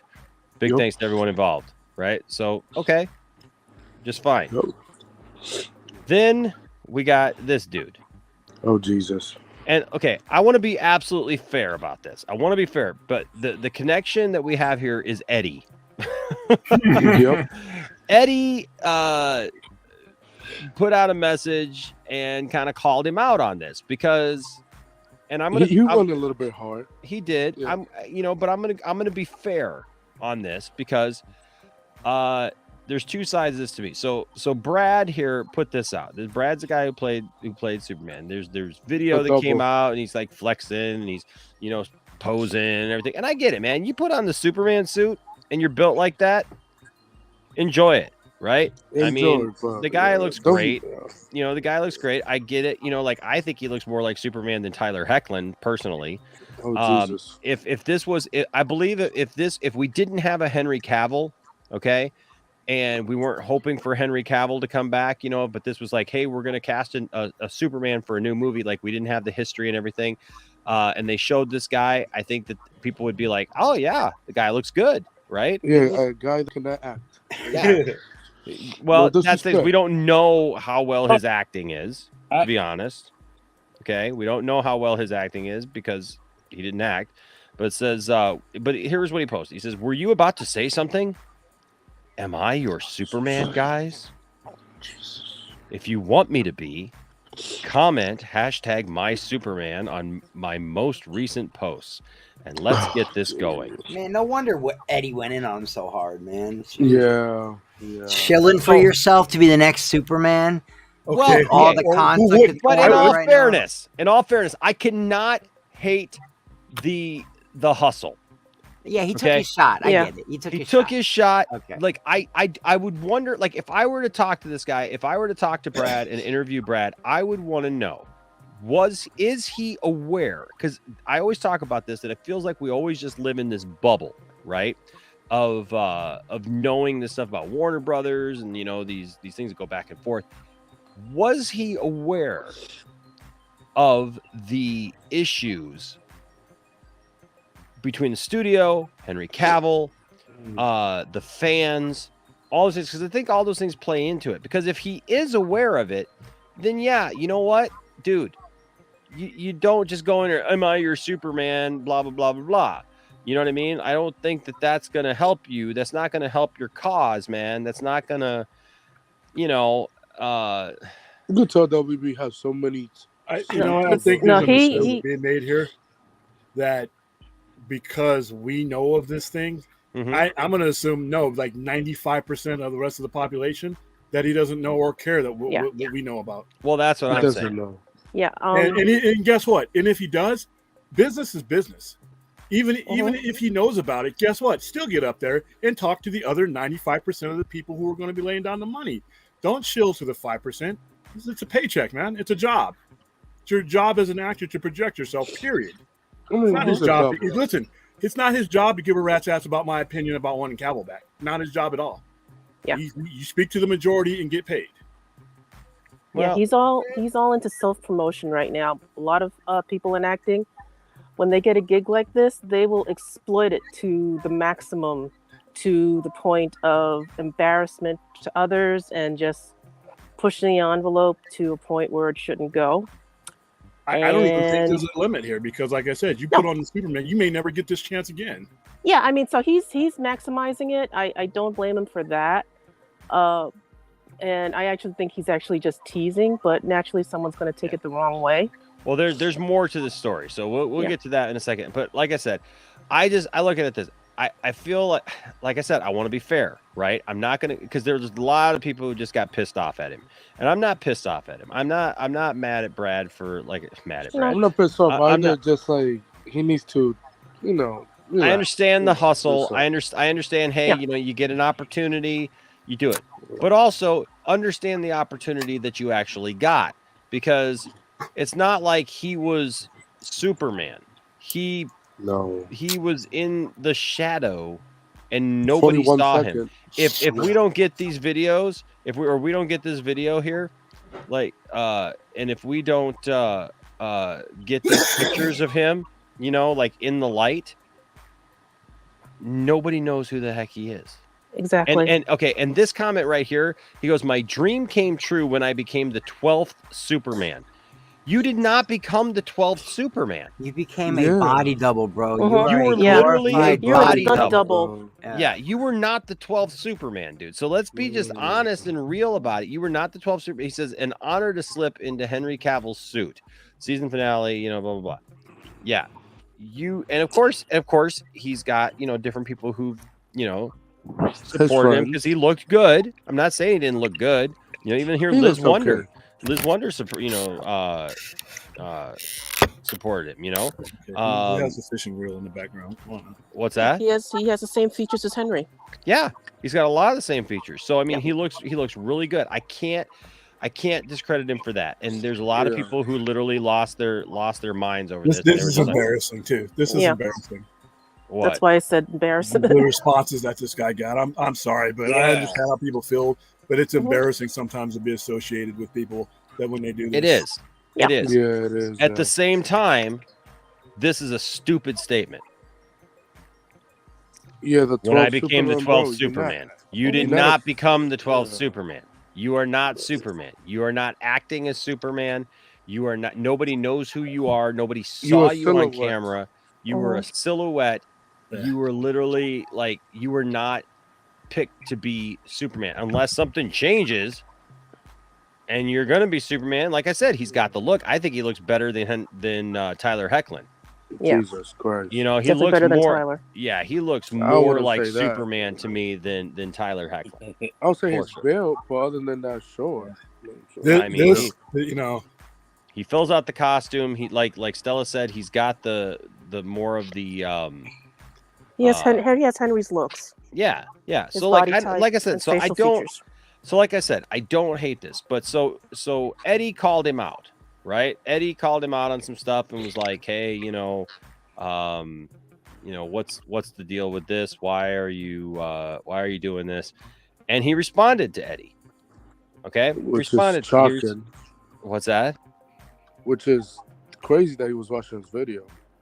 Yeah. So let me. I mean, somebody sent it over to him, which makes sense. It's on his account. He can do whatever he wants. Yep, he can do whatever he wants. And okay, so he responded like this. He says, "My man, I'm not trying to replace Henry Cavill. I'm just a drop in his ocean. I want Henry to come back as much as anyone. I was just talking about Peacemaker if Henry doesn't want to do it. I'm learning lots about what to do and what not to do. I think he learned a little bit about what not to do. Yep. Well, Superman and hyping up something not as high as it was. That sentence shouldn't have garnered that reaction. I'm sorry. That sentence should not have garnered. It shouldn't have even got anybody's blood going. Somebody promoting himself and being proud of a moment. That sentence should not have garnered 5 seconds of emotion. I'm sorry. Well, you know what? I'm sorry, dude. We live in a world, man, where I'm sorry. Like you say something like that, you're going to garner that kind of reaction because he's overstating. No, because he's overstating something that. Listen, like I said, I'm not going off on him, but he did overstate something that, and it came off as very presumptuous. The 12th Superman. Okay. It came off as very presumptuous. And that's what he came off. I'm not saying he is. I've looked at his Instagram. He seems like a really nice guy. He seems like a fun guy and who was just like you said, enjoying himself. You know, he was he got to put on the Superman suit, man. He got to be the silhouette of Superman. But I think he went a little too far when he started dropping I'm the 12th Superman. If you want me to be Superman, drop this, because that starts this kind of idea of, are they looking to replace Henry? Right? Does that say more about him or us? No, it says more about the situation, dude, because it's both. It's both. Because he's dropping these things and you got to, I'm not saying, like I've said, I prefaced this whole thing by saying I would love to talk to him and ask him if he was aware, because if you're aware of this, then you have to expect this kind of backlash. Hey, I'm sorry, man. The weather's getting bad. My internet's getting ready to cut out. So I gotta go. But thanks for having me on, guys. No problem. I'll try to keep watching. Y'all be good. Cool. So if you know the situation, first of all, and you know that there's concern over Henry coming back and still being a part of this, and you know the issues, right? And you say something like this, yeah, you know what? Then that's on you. If you don't, and you're just excited about being it's a statement that I think is overstating something. It's hyping yourself up, which there's nothing wrong with hyping yourself up as an actor, as an artist, dude. I'm an artist, man, and I've gotten some opportunities. And you know what? Yeah, man, I was excited about those things, so I totally get that, because like you said, you're pushing yourself, you're trying to get your name out there, you're trying to do what you got to do. The problem is the statement mixed with the situation, mixed with who it is, mixed with what it is, mixed with all these things together. It's like a perfect storm of stuff. And to be honest with you, I get it. I don't think that it's right that people like overreacted either. That's what I'm saying. That's why I'm talking about it tonight, because I think that it's something worth talking about, that the fans absolutely overreacted in their response to him and the way that they treated him.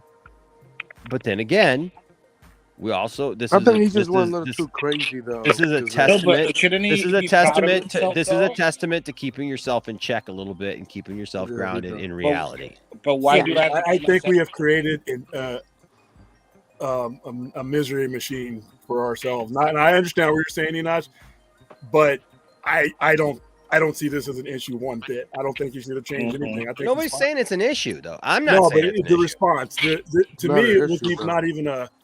I mean, like I said, he's speaking to the majority. I mean, and I understand how the minority feels. I'm part of the minority that feels that way, but I can't expect somebody to respect themselves for the 5% of us that might get upset. I mean, or might take that. I mean, he's speaking to the masses. I wouldn't advise him to do otherwise. I mean, like I said, that is our issue. I'm upset that I want to see Cavill again, but I'm not going to hold him. I mean, for that sentence. I mean, that's fine. Let the guy have his day. The guy have his fun. Like Well, I said, he did have his day, but again, you can have your day he without posted saying a video. Yeah, you can have your day without overemphasizing it and without saying stuff like, "Hey, I'm the 12th Superman," when you're not. That's not. That would have been like when I played with John Schlitt from Petra. Petra was a storied band, multi-Grammy award winning, like all these things. My favorite band growing up. I got to play with John Schlitt. I got to lead the band that played and backed him up for an entire summer. That'd have been like acting like I was in Petra. I'd be overstating. Yes, I got an amazing opportunity. You take the opportunity that you get. Don't overstate it. Understand it for what it is. You know, but again, I don't even think it's that kind of comparison. What it really is he never even like he's on camera, but he's not on camera. You know. But hey, let's look at what he said though. Let's look at what he says. Bro, we're not man, even talking about the Snyderverse in this. Yeah. Okay, bro. Yeah, he says, "My man, I'm not trying to replace Henry Cavill. I'm just a drop in his ocean. I want Henry to come back as much as anyone. I was just talking about Peacemaker if Henry doesn't want to do it. I'm learning lots about what to do and what not to do. I know I was just a double. I get it. It's nothing. I'm just reposting what the majority of my fans have been posting and tagging me in. It was literally overnight fame." Okay. With love comes hate. Unfortunately, I understand that too. I understand that too. So I am sensitive to it. I get it. It says, and I thought the Simpsons video was funny. A guy in the Facebook group made it, so I reposted it. Obviously, I'm nothing close to Henry Cavill. He is and always will be the best Superman, in my opinion. Don't be so quick to judge. You gave the peace symbol. He says, I was just creating a buzz, but I guess I should get used to this. Huh.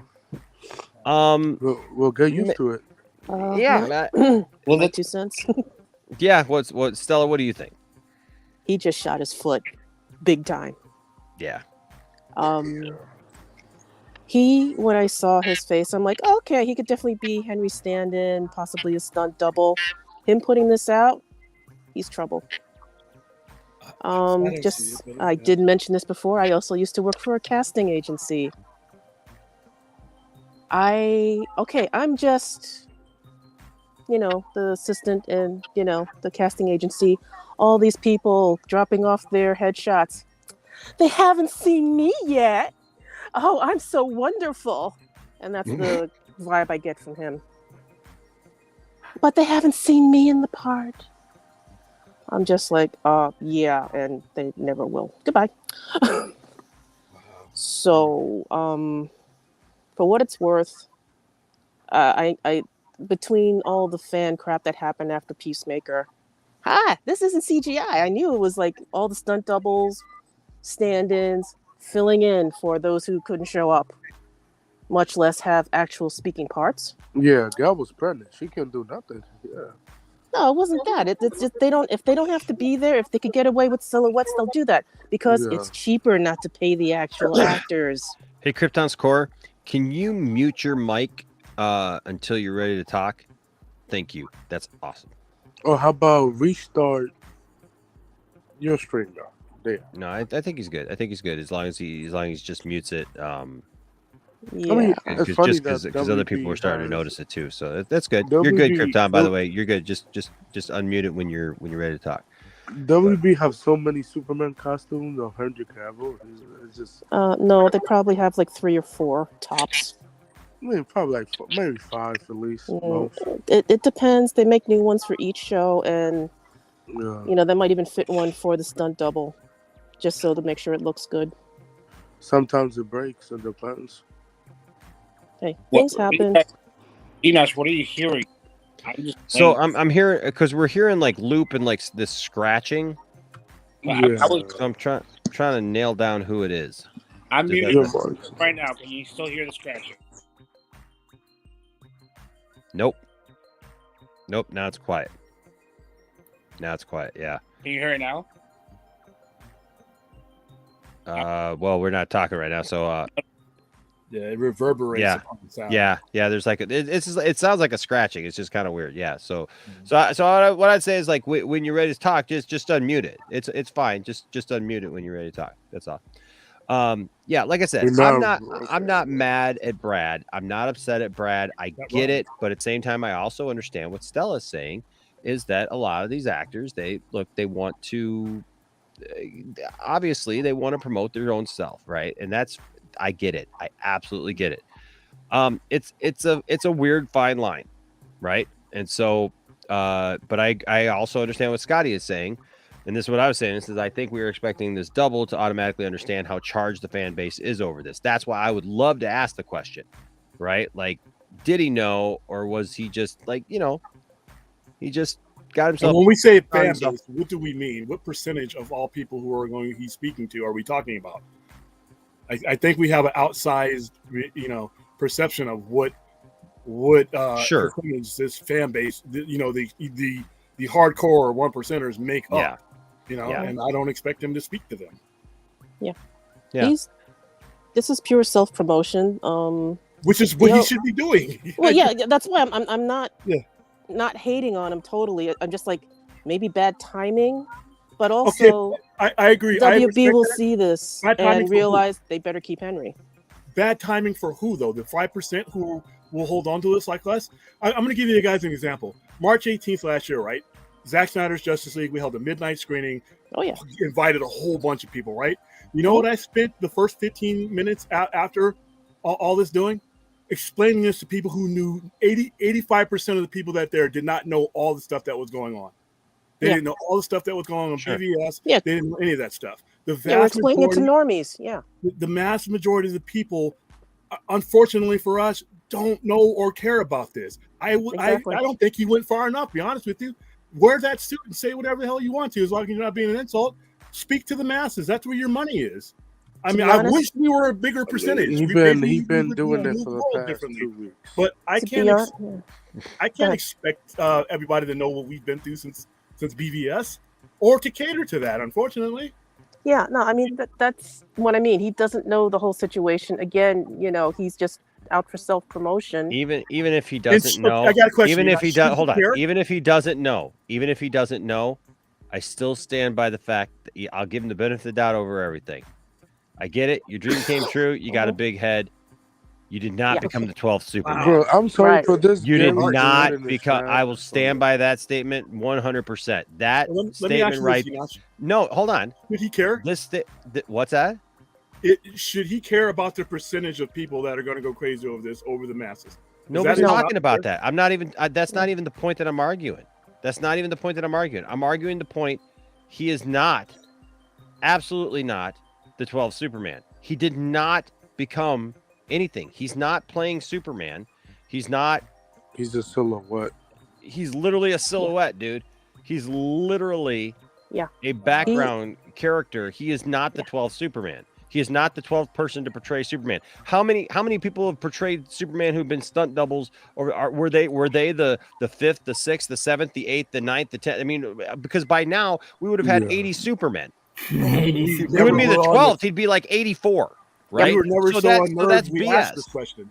We were never so unnerved and on edge that we ever asked this question. Yeah, why we're asking you now is this would go for any other stunt double throughout time. That if a stunt double or a background person who literally was hovering in the air in a silhouette where you don't see his face even, and that this is regardless of the Henry Cavill stuff, regardless of any of the stuff that happened, the Justice League stuff, any of that, to as a Superman fan,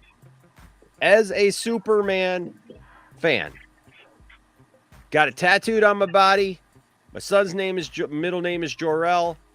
As a Superman fan, I would just tell you it's not a good look to be overselling. Yes, promote it. Yes, do the video. Yes, flex. Even say to your fan base, am I your Superman? That's fine. That's absolutely fine, dude. That's absolutely fine. Saying you're the 12th Superman is just taking it a little too far. Sorry, I've been a Superman fan all 47 years of my life. It's just taking no tattoos, but I didn't faze me at all. It's just taking it a little too far. That's all I'm saying. I'm not mad at him. I'm just saying it's taking it a little too far when you say I'm the 12th Superman, because you're not the 12th Superman. That to me that's downplaying then what it meant for all those other people to be Superman. Because they actually portrayed Superman. They actually put time into it. Yeah, he's just a body double. He's not playing. I understand what he's just a body double. He's just a stunt. He didn't have any lines. Listen. I famously got into it with Matt Jarbo about Wayne T. Carr, right? Yeah. When he tried to make the same argument against Wayne T. Carr that he was just a background guy, because he wasn't. He had lines. He actually was hired by Zack Snyder to portray the role of Green Lantern. That is completely different. He was going to, if allowed to go forward, he would have been Zack's Green Lantern. Okay? Just like we got Martian Manhunter. This, unfortunately, is not the same. I love the look of the guy. Dude, if you ask me right now, replace Tyler with this guy. I mean, if he can act, I don't even know if this guy can act. Christ, that's the problem. No, but that I know I had to throw that in there. But no. I'm just messing. I'm just saying, like, I don't know if the guy can even act because we didn't even see him act. Yeah, if he B. can Jordan speak is the 13th Superman publicly. Yeah, like I said, he's got a great look. He's got a great look. No, he's not the same guy that was in Japan. Yeah, I know. That's different. Yeah, it's just, it just is what it is. I'm glad for him. Say this. A lot of actors. Yeah. Happy what? They can't even speak. Looks very Green Arrow there. Yeah. Yeah. He has the same physical characteristics as Henry. Well, maybe, you know who he looks like. You know who he looks like here. Maybe he got casted for so Naomi. He looks great in silhouette.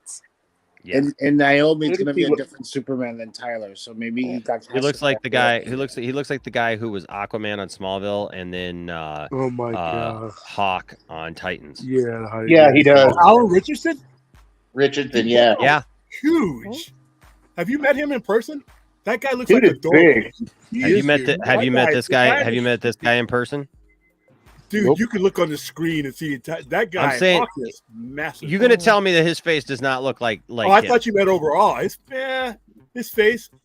But yeah, the face he does. He looks like that dude. He looks like that dude. Wow. That's what I said. Yeah, sure. William, you've been in here with some hot takes this last couple of days, arguing points I ain't even saying. You start arguing points like nobody's even talking about the last couple of days. I defend you left and right, dude. But you start arguing points ain't nobody even talking about, man. Enoch, he has to be contrary. He's an old fella. Jeez, man, go drink some Metamucil, man. Catch up. You took it all. Oh, jeez. I kind of watch some Matlock. I had to hide it from you because you were guzzling it. Watch the Golden Girls. VHS, because I know that's what you got to pace yourself, William. You got to pace yourself. You can't drink all the Metamucil at once. He's guzzling the Henri juice. I saw that. I fallen and I can't get up. Was that one? The life alert? Oh, yeah. Leave your medical alert bracelet on when you go in the shower, there, buddy. Oh my gosh. Oh my dear. So this is Eddie. Eddie's the one who got this response out of him for him to actually give this response. And he says, I didn't expect him to respond to my video. Again, I said this about somebody a few weeks ago in our private chat. I love you, Eddie. But and Eddie took this in stride. I gotta say, Eddie had a great sense of humor about it. Eddie was not wrong, though. Eddie was, Eddie stated his opinion, and Eddie stood by his opinion, and Eddie even, answered him when he answered him. And so Eddie handled this great. And you know, I had another friend who reached out to somebody else who was in Peacemaker, and that person responded. Now, I never heard the original poster's response. I heard somebody else's response, another friend's response, who tried to stand up for the initial friend and say, well, it was petty of that person to come back and like slap back at it. I didn't think it was petty at all. If you open yourself up to go after somebody on Twitter or social media, expect interaction. I know you know what I mean? Like, I know you don't expect it, but you know, it's gonna happen. You know, I mean, like that's things like, it's amazing how more connected we are to celebrities now on social media and different things in any way. And I tried to explain about like the other person, like, because somebody tried to say, well, it's just one person, you know, who was giving him a hard time. No. Yep. If one person's giving him a hard time, you know, it's hundreds that are stating some kind of opinion, you know, and going after him. So, you know, Eddie, you know, I gotta give you this, dude, you stood up for yourself. But you know what? You handled it in stride. You didn't take it personally. Eddie didn't get like ticked off and like say bad things about the guy or whatever. You know what? He just literally was just like, you know what? It was what it was. Guy was a nice guy. He even said, I'd like to interview him. Now, RJ tried to sweep in there and steal the interview. So it's RJ really who we should be going after. Resident Justice. Everybody cancel RJ. Because RJ did sweep in. Eddie said that RJ swept in like 30 seconds later and was like, hey man, if you ever want to talk about this, you can come on my channel. And the guy never replied. Never replied. So there you go. So Eddie, you were special, man. And like I said, good on you, man. Good on you. You know, Rel, it is a good point. I'm surprised Zach hasn't pushed back on Twitter sometimes too. But you know what? This is what I posted on Twitter the other day. Because he doesn't care. He doesn't need to. Zach is a mature adult. And Zach also doesn't need all of these people trying to stand up for him and say all these things. Now, really cool thing happened today, though, on Twitter. Did you see that Zack Snyder, they added a hashtag GOAT? Yeah, like a little hashtag GOAT for him. Really cool thing happened today, though. Everybody has that. What's that? I said everybody could do it on Twitter, even celebrities. No, I heard like you can use emojis and just put someone's name in it. Someone made of Jeff Johns is a snake. Yeah, so oh really? I thought it was like something Twitter did. That was how like people started talking about it. So. It's like when you're on your phone, I think someone told me that you can just add emojis towards people's names, so it doesn't matter if you put like whatever name. Okay, well, I could be wrong, but that's what my friend said. Well, there you go. So, yeah, you know, it's just it was like I said, it was a story we didn't really touch on, and you know, I just I didn't think it was too big of a deal. But Eddie said, "Avenge me, Enosh. Brad almost sent me to the Phantom Zone." He should have. That's a good one. Avenge me, Enosh. Avenge me. So that's all. That's all. Like I said, I didn't want to make a big deal about it. I'm not going after Brad. I get it. I really do. And Brad, hey, if you're watching this and you ever want to have a talk, I'd love to talk to you. I'd love to talk to anybody who wore that suit and have. And so you know, I'd love your take on the character. I'd love your take on maybe what prompted you to do that. You know, like you know, I think Eddie's interview. we can bring Eddie in. No.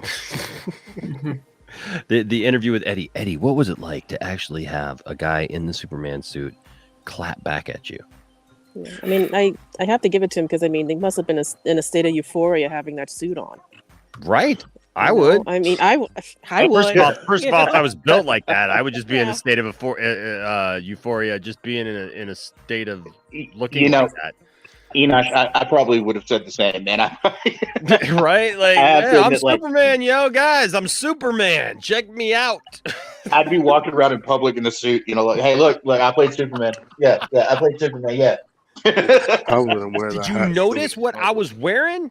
I am Superman up in here, man. Come on. I wear a Superman shirt and I just say I'm Superman. Have you heard the story of Henry Cavill's nephew? What happened with Henry Cavill's nephew? Yes. That's a great story. That's a great story. For anybody who doesn't know, I remember. For anybody who doesn't know that story, basically Henry's nephew went to school and they were talking about like what different family members do, or like, somebody in your family, what they do for a living. And his nephew said that he was that his uncle was Superman, and Henry's nephew was literally getting in trouble for it.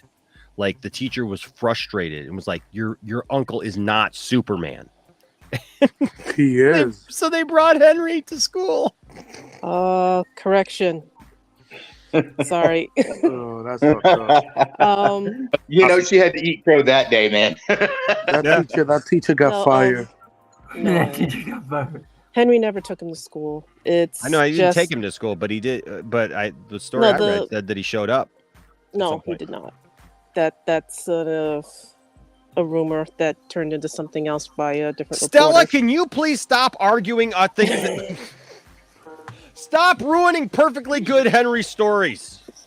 No. What happened was his nephew he has said this himself on a talk show, Henry. His nephew Thomas has a tendency to tell fibs. And he, went to school saying after Henry got the role, he went to school in Jersey Channel Islands, I believe, or London, and said, my uncle's, Superman. Teachers pulled aside his mother after school. You can't have Thomas doing this. And the sister-in-law looks, no, he is Superman. He's going to be the next Superman. So the teacher had to eat crow, and Tom's just like, haha, and then walks off. That's the story. Henry never showed up. So, sorry, I have to do that. Well, apparently. Right. Yeah, look at you just destroyed Enoch. Look at the poor little guy over there. Look at him. I'm sorry. I think you can't see it on camera right now, but he's looking at the Matlock VHS. He's looking at the 18 VHS. He's probably going to do some McMillan crocheting. and wife. He's probably going to do some crocheting. Look at William watching Jake and the Fat Man.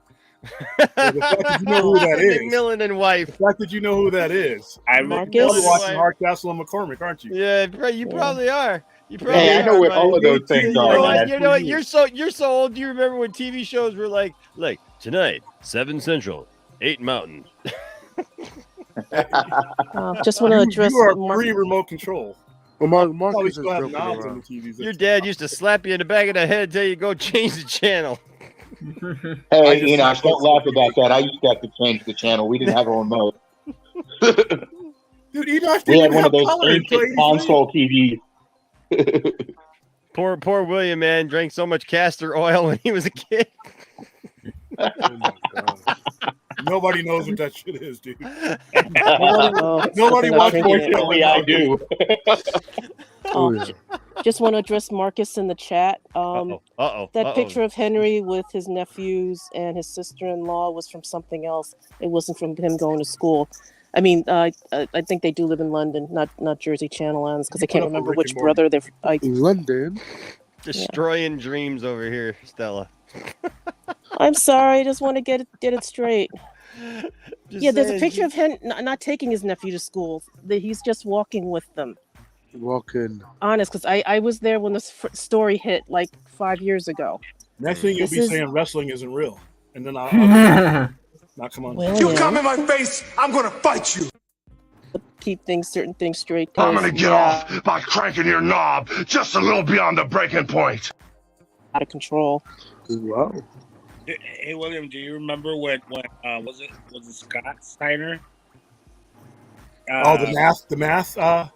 When he jumped into the ring and his neck went back, and they had to stop. This is in WCW. They had to stop the match because this guy. Oh yeah, because of we talking about for Bagwell, right? Bagwell, Yeah, he almost killed him that night. Yeah. He hit a bulldog off the top rope, and Marcus Alexander Bagwell, I got a chance to meet after he healed up. His head landed in the worst way, and his he was in a hospital all night. He had some nerve damage and spinal damage. He almost ended up in a wheelchair for the rest of his life. Yeah, basically what happened was that he was doing the on the top rope, and then his head disappeared from the headlock, and then it landed on the back of Scott, and it went back. Trust me, he was legit 3 inches away from he could have been killed that night. If Scott Steiner had landed at a slightly different angle that night, it's either paralysis or he could have snapped his neck, and it would have been bad. I remember talking because he came out to we were in Bluegrass, Kentucky, and he was doing an independent wrestling show, and he was showing people the scar because of the surgery he had to go in, and he said, "I almost died that night." It was like, whoa. Yeah, Kenneth. Actually, Tyler just addressed that this week in an interview. Like, I didn't pull up the interview for tonight, but I did read he the said interview. he's not playing the same Superman that he is. He basically said that they're just kind of playing loosey-goosey with it at this point, and like whenever they want to like actually jump into what it actually is or what it actually isn't, that they'll tell that story then. But for now, it just like basically he says, I just had to get over it. I think that's a WB thing. I don't think that's a CW thing. Yeah, no, because they addressed it in Crisis when at the end he goes boys because they just did a whole in the New Earth. They just completely in Earth Prime they completely changed the story and people. But they had kids. They were already adults. I mean, they were already teenagers by the time they came back from the Crisis on Earth. Because I remember that when it was a child, they disappeared. They came back, and she goes, the boys. And he looks confused, because they're already older. The reason why they haven't done crossovers is because of COVID. He said it, but they don't know what they're gonna do in the future because it's so like he said, it's so wishy-washy because of the fact that they aged. Basically, they aged the kids up. Even Lois Lane's sister is not the same one that she played. I think they're just playing very. I think they're just playing very loose with the TV show that they don't have to connect. Yeah, but everything changed during Crisis when it became a different Earth. So yeah, things changed because Lucy Lane was back in Supergirl season 1. So yeah, but she's not playing the same one. They're just not connecting nobody watches these shows. This is why their ratings just are not connecting it right now. The only character that show up is John Diggle. That's it. That's the only character. Other than that, no. I would. One thing going forward, I hope for WB, CW, whatever Warner Media, Discovery, explain these worlds to people, sell these worlds to people. They've done a horrific job in making this understandable, and going in the future too. We're about to hit the Flash movie. We really should have a roadmap. I don't need to know what's happening in the Flash movie, but I need to have some type of understanding. They did it in the comics a lot better. The Flash. But what Earth is what are we doing? So Stella is absolutely right, and I'm gonna prove it right now. You have a nephew? I have multiple nephews. Thank you, Enosh. Yeah. Who made a girl in your family? How did that happen? Brother number 3, and we don't know how it happened. Wow. I mean, amazing. We're assuming it's him anyway. Do they love the fact and brag about the fact that you are Superman as well? Absolutely, yes. And good story. My nephew Thomas, he went to school one day, and it was talk about your family day, and he was telling all the school kids that his uncle was Superman. And of course, the teacher then said, Thomas, look, we don't lie in school. We don't do that. So I appreciate good storytelling, yes, but it's not a good habit to get into. And Thomas was stood by his guns, but no, but my uncle is Superman, and I swear he is, I promise. And so she got upset with him. He got in trouble. And then my sister-in-law was pulled aside when she was picking him up from school. And the teacher said, look, we don't encourage our children to tell lies in school.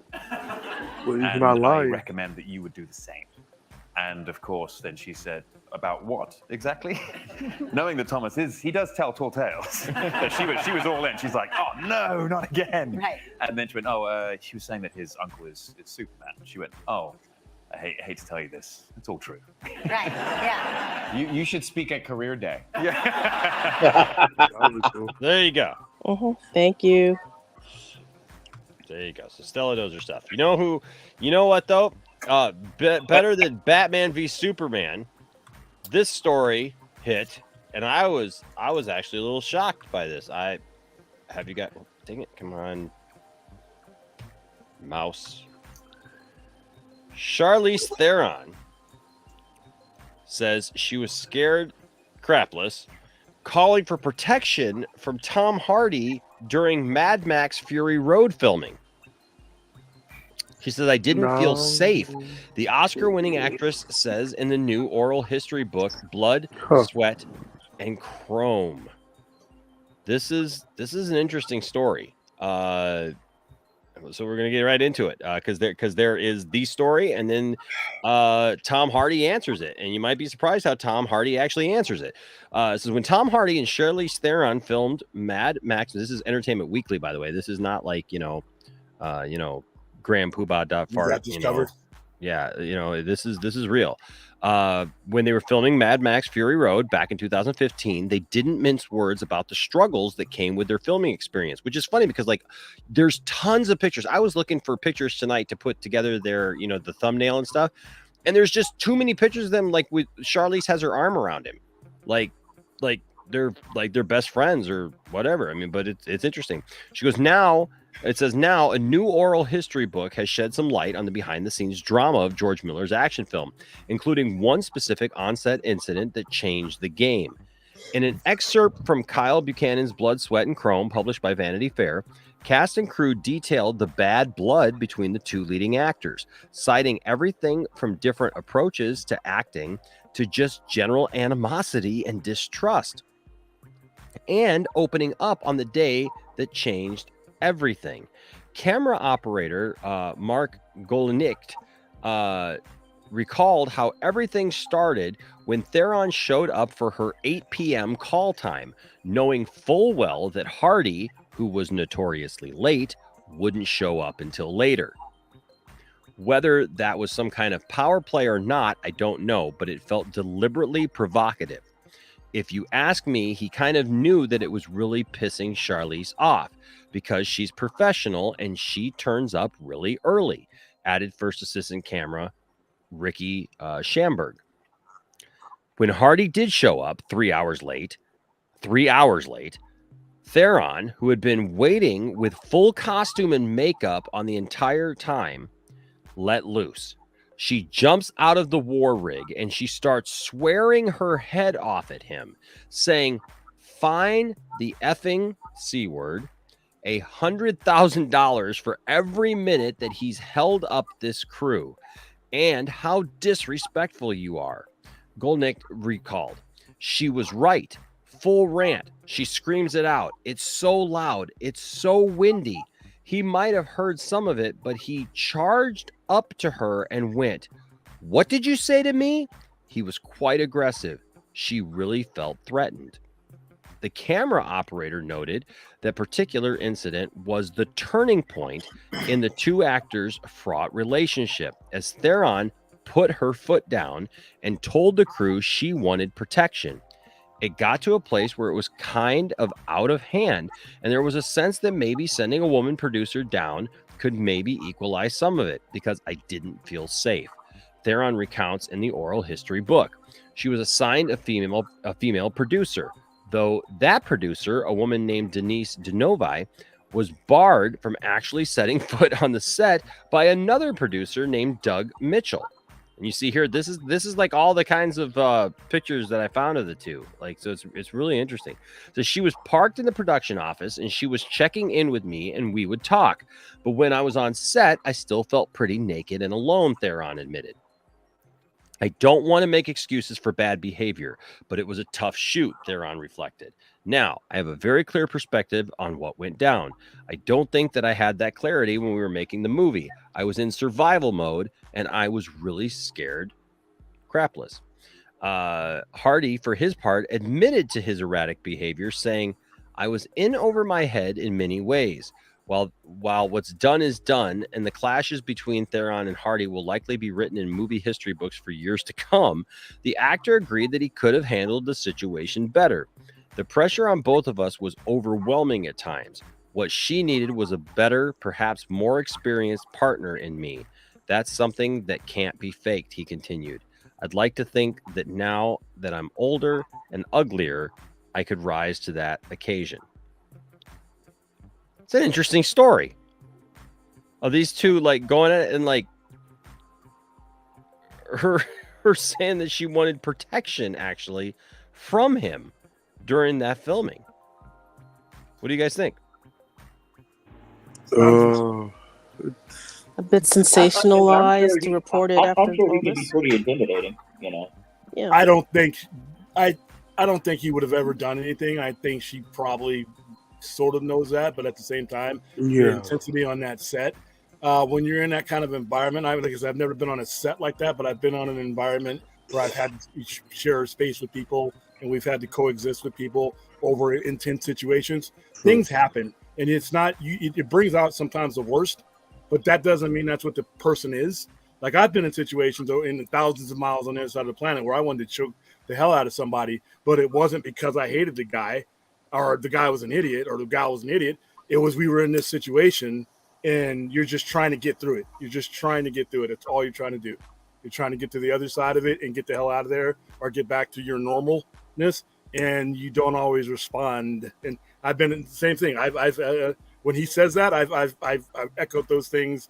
Post situations after it's over, you look back at it and like, well, yeah, I could have handled that better.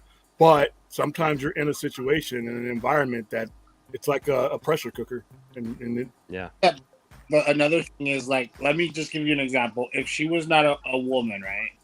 Let me just give you an example. She was not a woman, and somebody came up to you and started cursing at you, and started saying all this shit to you, right?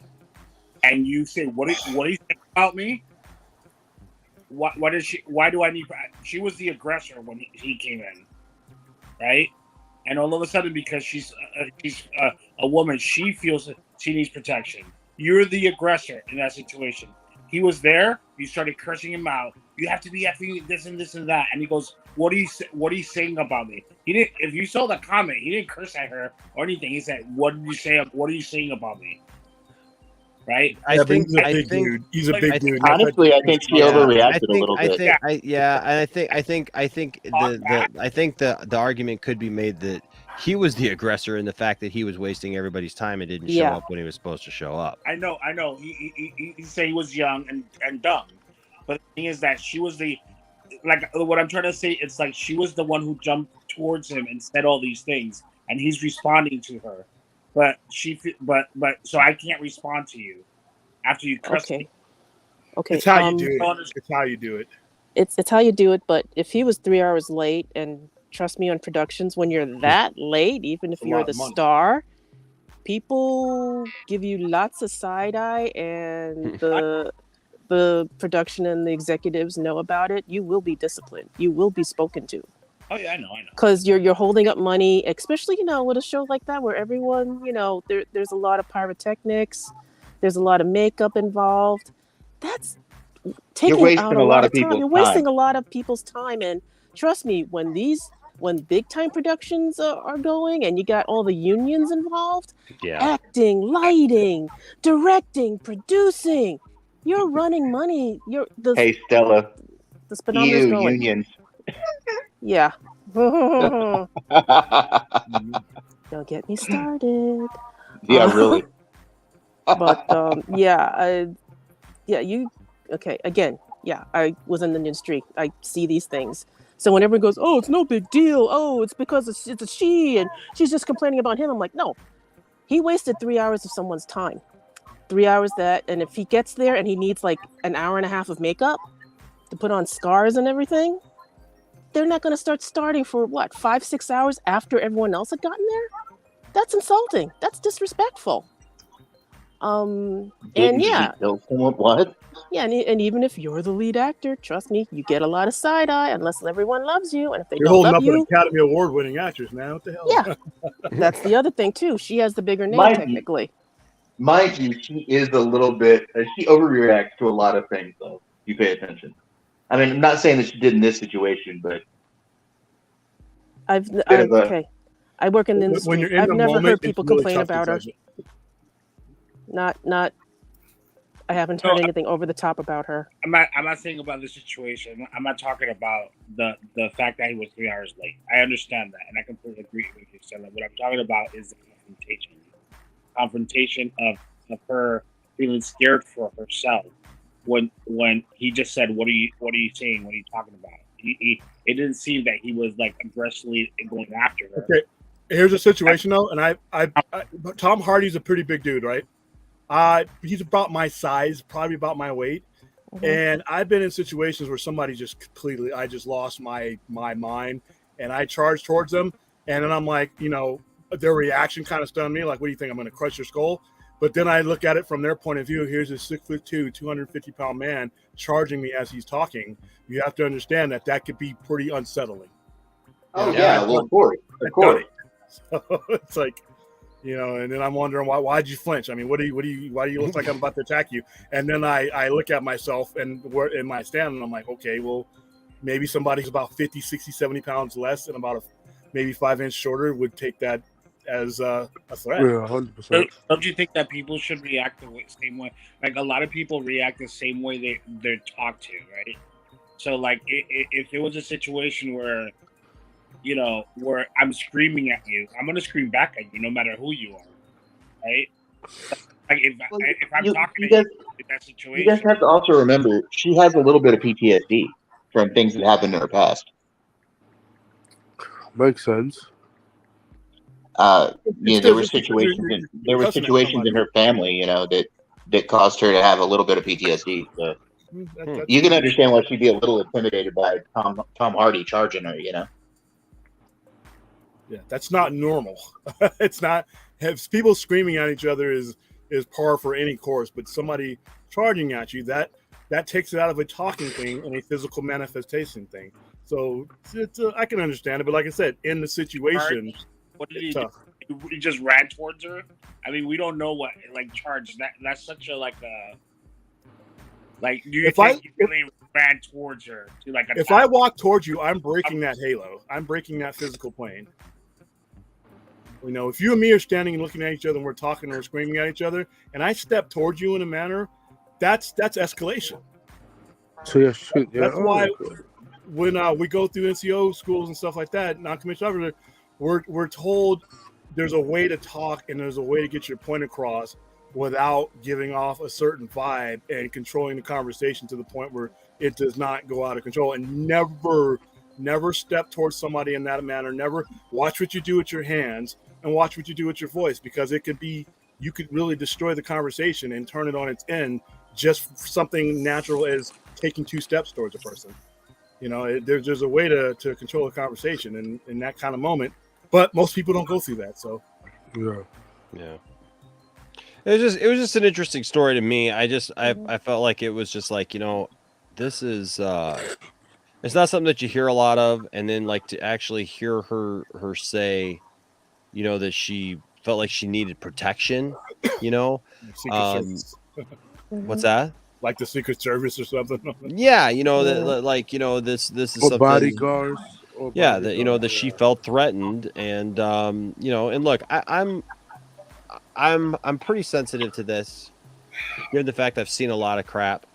I've had family members being raised by women and having my sisters and everything, and just seeing some of the things that they've gone through and everything, running up on a woman as a man, you need to be able to control yourself. Exactly.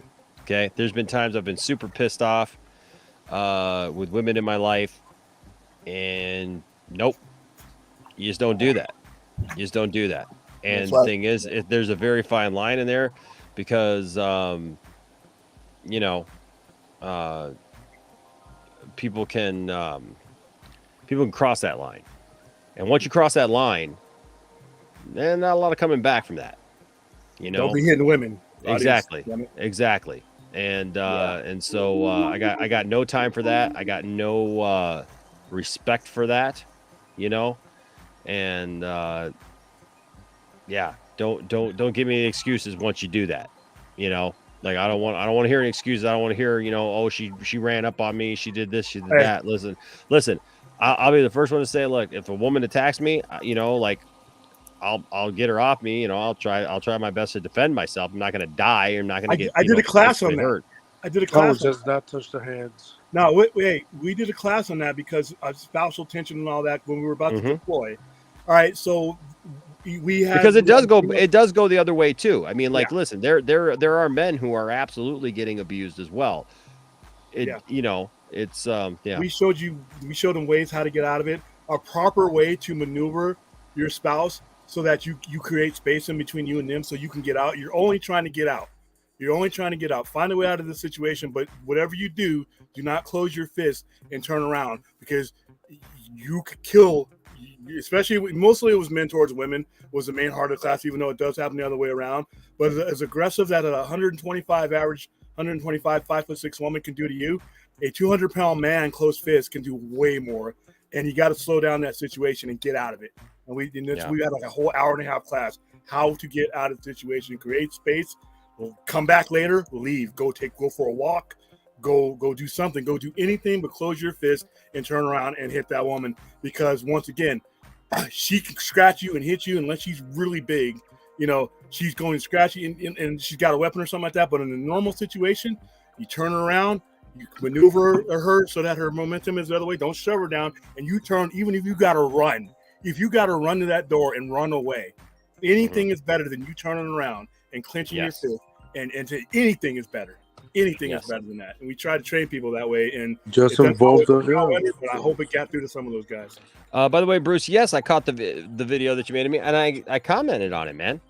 I thought that you saw that. I thought that you saw it. I loved it. I shared it.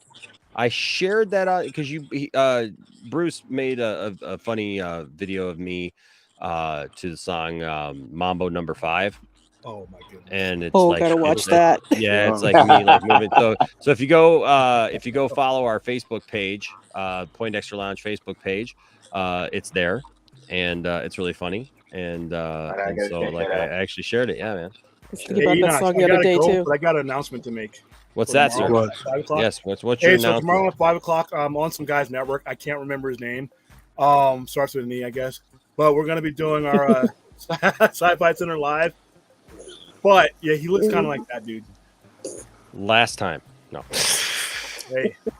Well, that is if you can remember what network you're on, and apparently you don't. Whatever. You fired.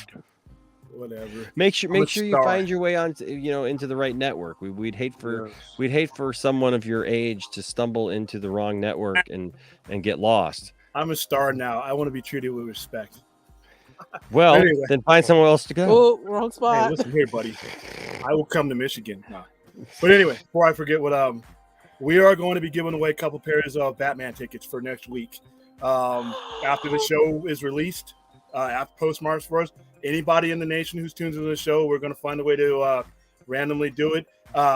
We will basically, whatever theater you want to go, you will be getting a pair of tickets to go. So if you're in Michigan, or if you're in Florida, or, in the United States right now, I can't go outside. We love you, William. We love you. And your boss doesn't get a pair? What the heck? Yeah, whatever. I don't really like the guy. But no, when we hit up the topic of the expectations for the Batman tomorrow, we are going to. That's when we're going to start randomly. I have to figure out a fair way to do it, but tomorrow's show we're going to be giving away a couple pairs. So tomorrow 5 p.m. on the Poindexter Pantheon.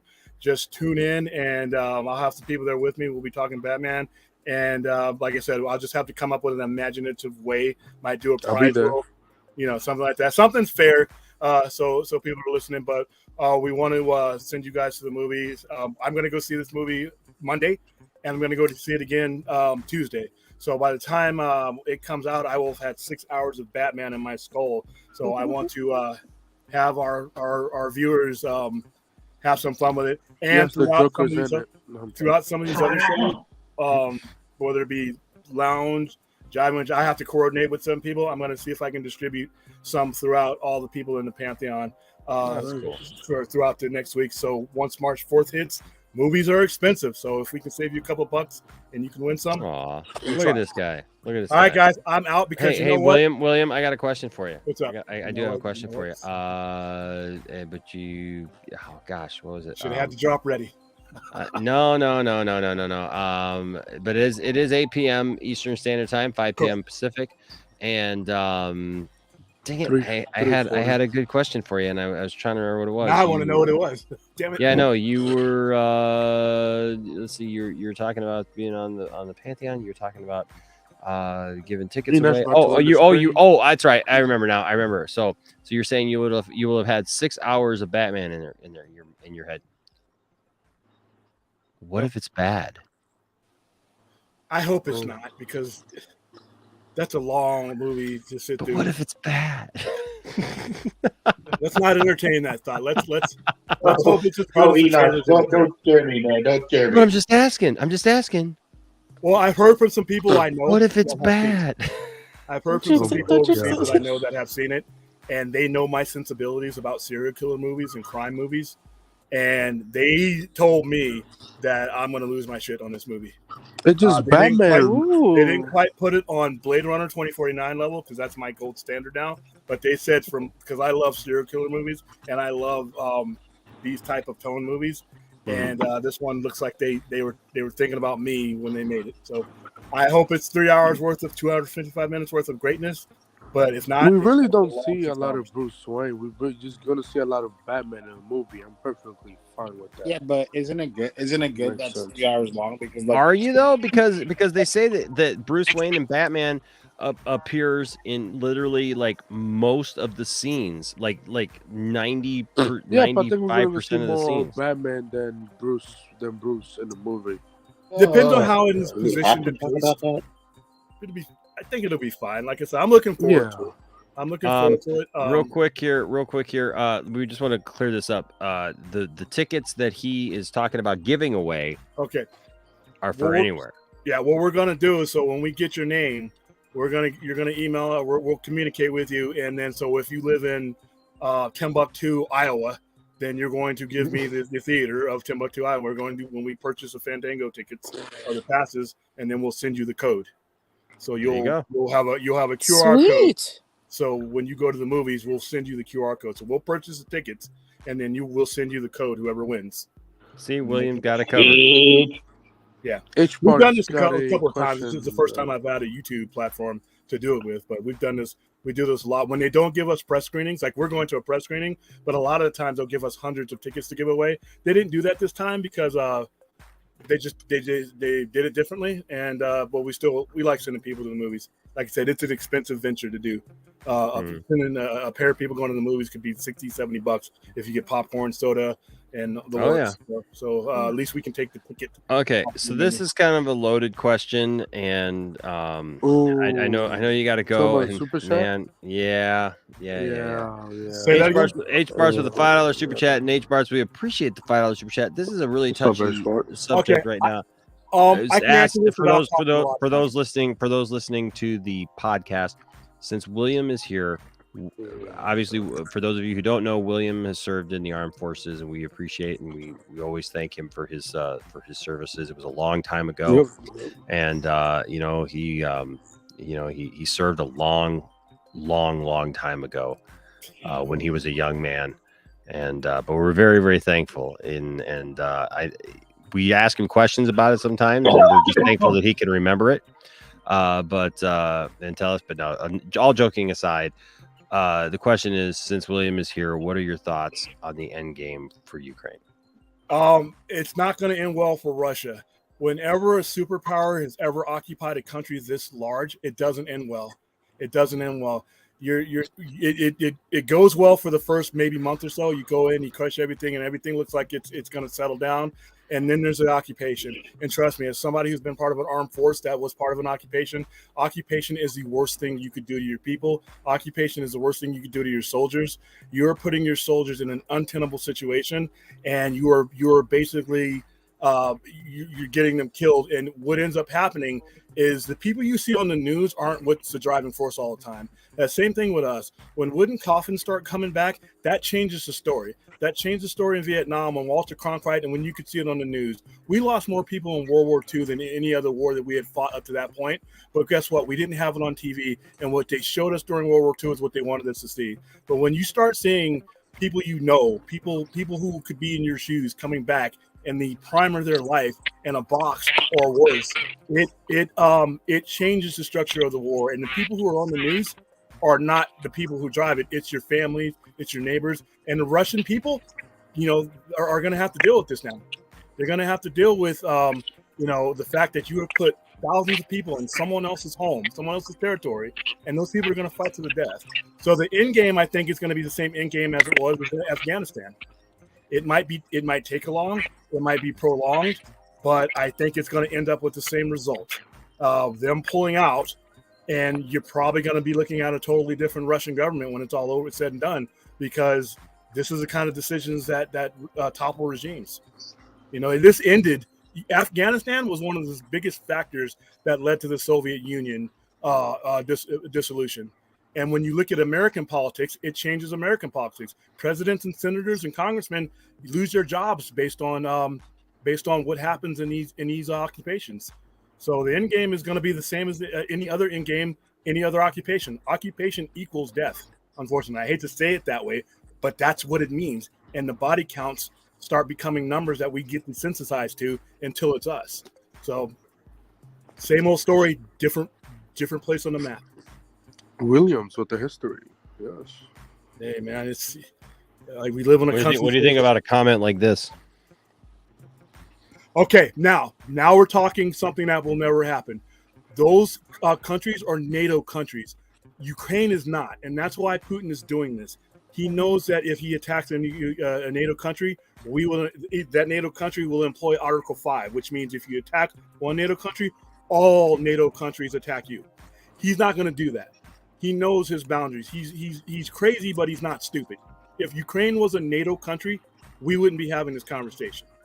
But a NATO country is different because it's superiorly armed.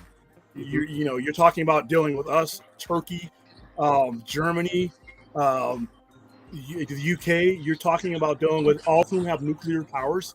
It's the difference between attacking a undermanned Ukraine and then attacking a NATO army. Totally different reality. So doubtful that'll ever happen unless he loses his mind. Okay, and this is him hyperbole. Everybody there's a reason why we've gone 8 decades with only 2 uses. The first 2 uses are the only 2 uses in nuclear warfare. There's a reason why that happens. Everybody knows when they turn that key, it means the end of them as well. If Vladimir Putin were to launch one single missile, that's the end of the Russian society, because you're all going to launch against each other. He knows that. That's why it hasn't happened. The nuclear weapons aren't firecrackers. That's why we have a hotline. That's why the Cuban Missile Crisis, we haven't been close to anything like that in 60 years. So yeah, he says that, but it's hyperbole. He knows better. So yeah, it's not going to happen. Like I said, everybody, mutually assured destruction. Look that up. That's very important. Very important. And we're all staring at each other across the table, knowing that if somebody pops that cap, everybody pops the cap. So sounds cool, on Red October and, Sean Connery movies and stuff like that. But in reality, I was going to ask you that too. I think it's a great point because, okay, so a few years ago, what was the confrontation? Like all of a sudden, everybody started freaking out, talking about World War III, and that there was going to be a draft and all this stuff. Like everybody was so worried about everything, right? And then do you think we're just at a point, William, where it's there has not been something of a large magnitude in so long that people just kind of, I don't want to say overreact to it, but you know what I mean? Because any war is bad. I mean, it's not good, obviously. But because of the Cold War, we lived under the fear. Too concerned. Yeah, we lived under the fear of all this stuff, and a lot of people don't realize it's a global economy now. Unlike the previous situations, Vietnam and all these other wars, we were not dealing with a global economy. China is a huge problem for a lot of people. China would like to just walk into Taiwan because they consider it's theirs, but they won't because they know we're obligated to protect Taiwan. We have resolutions in the Senate that we protect Taiwan, and guess what? You don't shoot your number one customer. We're literally 35 to 40% of their exports. That would going to war with us literally would unseat so much of their economy that nobody wants to do it. And that's what this is going to come down to. This is going to come down to money. how much pain people are going to want to take in disruption in the financial and the oil and all this. People don't want to deal with that anymore because it's an inconvenience. And sometimes you can have wars on inconveniences. It's like the sanctions we're putting on Russia right now. They're not going to last under those sanctions very long.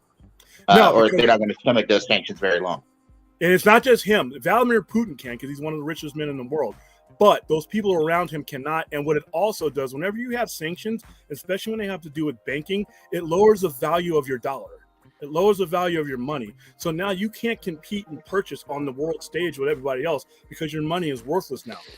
So there's a lot, a long-term, but it's going to be financial and it's going to be the reality. And they had a crematorium, a mobile crematorium now, because he figured out after Afghanistan that when people saw the bodies coming back, that changed the trajectory of the war. So now if they die there, they're just going to cremate them on site, which is he knows the psychological. But you know what?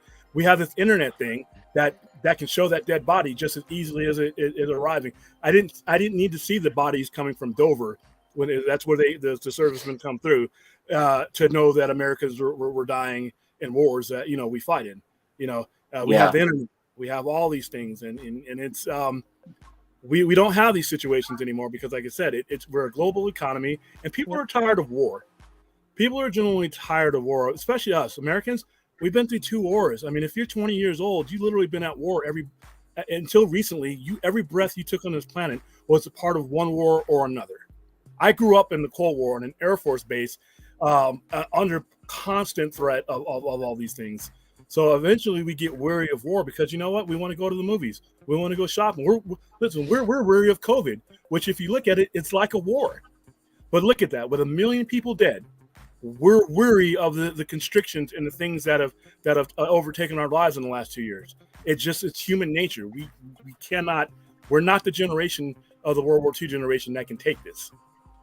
So we've outgrown war, hopefully. This is just a hot take, to be honest. I honestly think that World War III has been way too hyped. The idea of World War III has been way too hyped.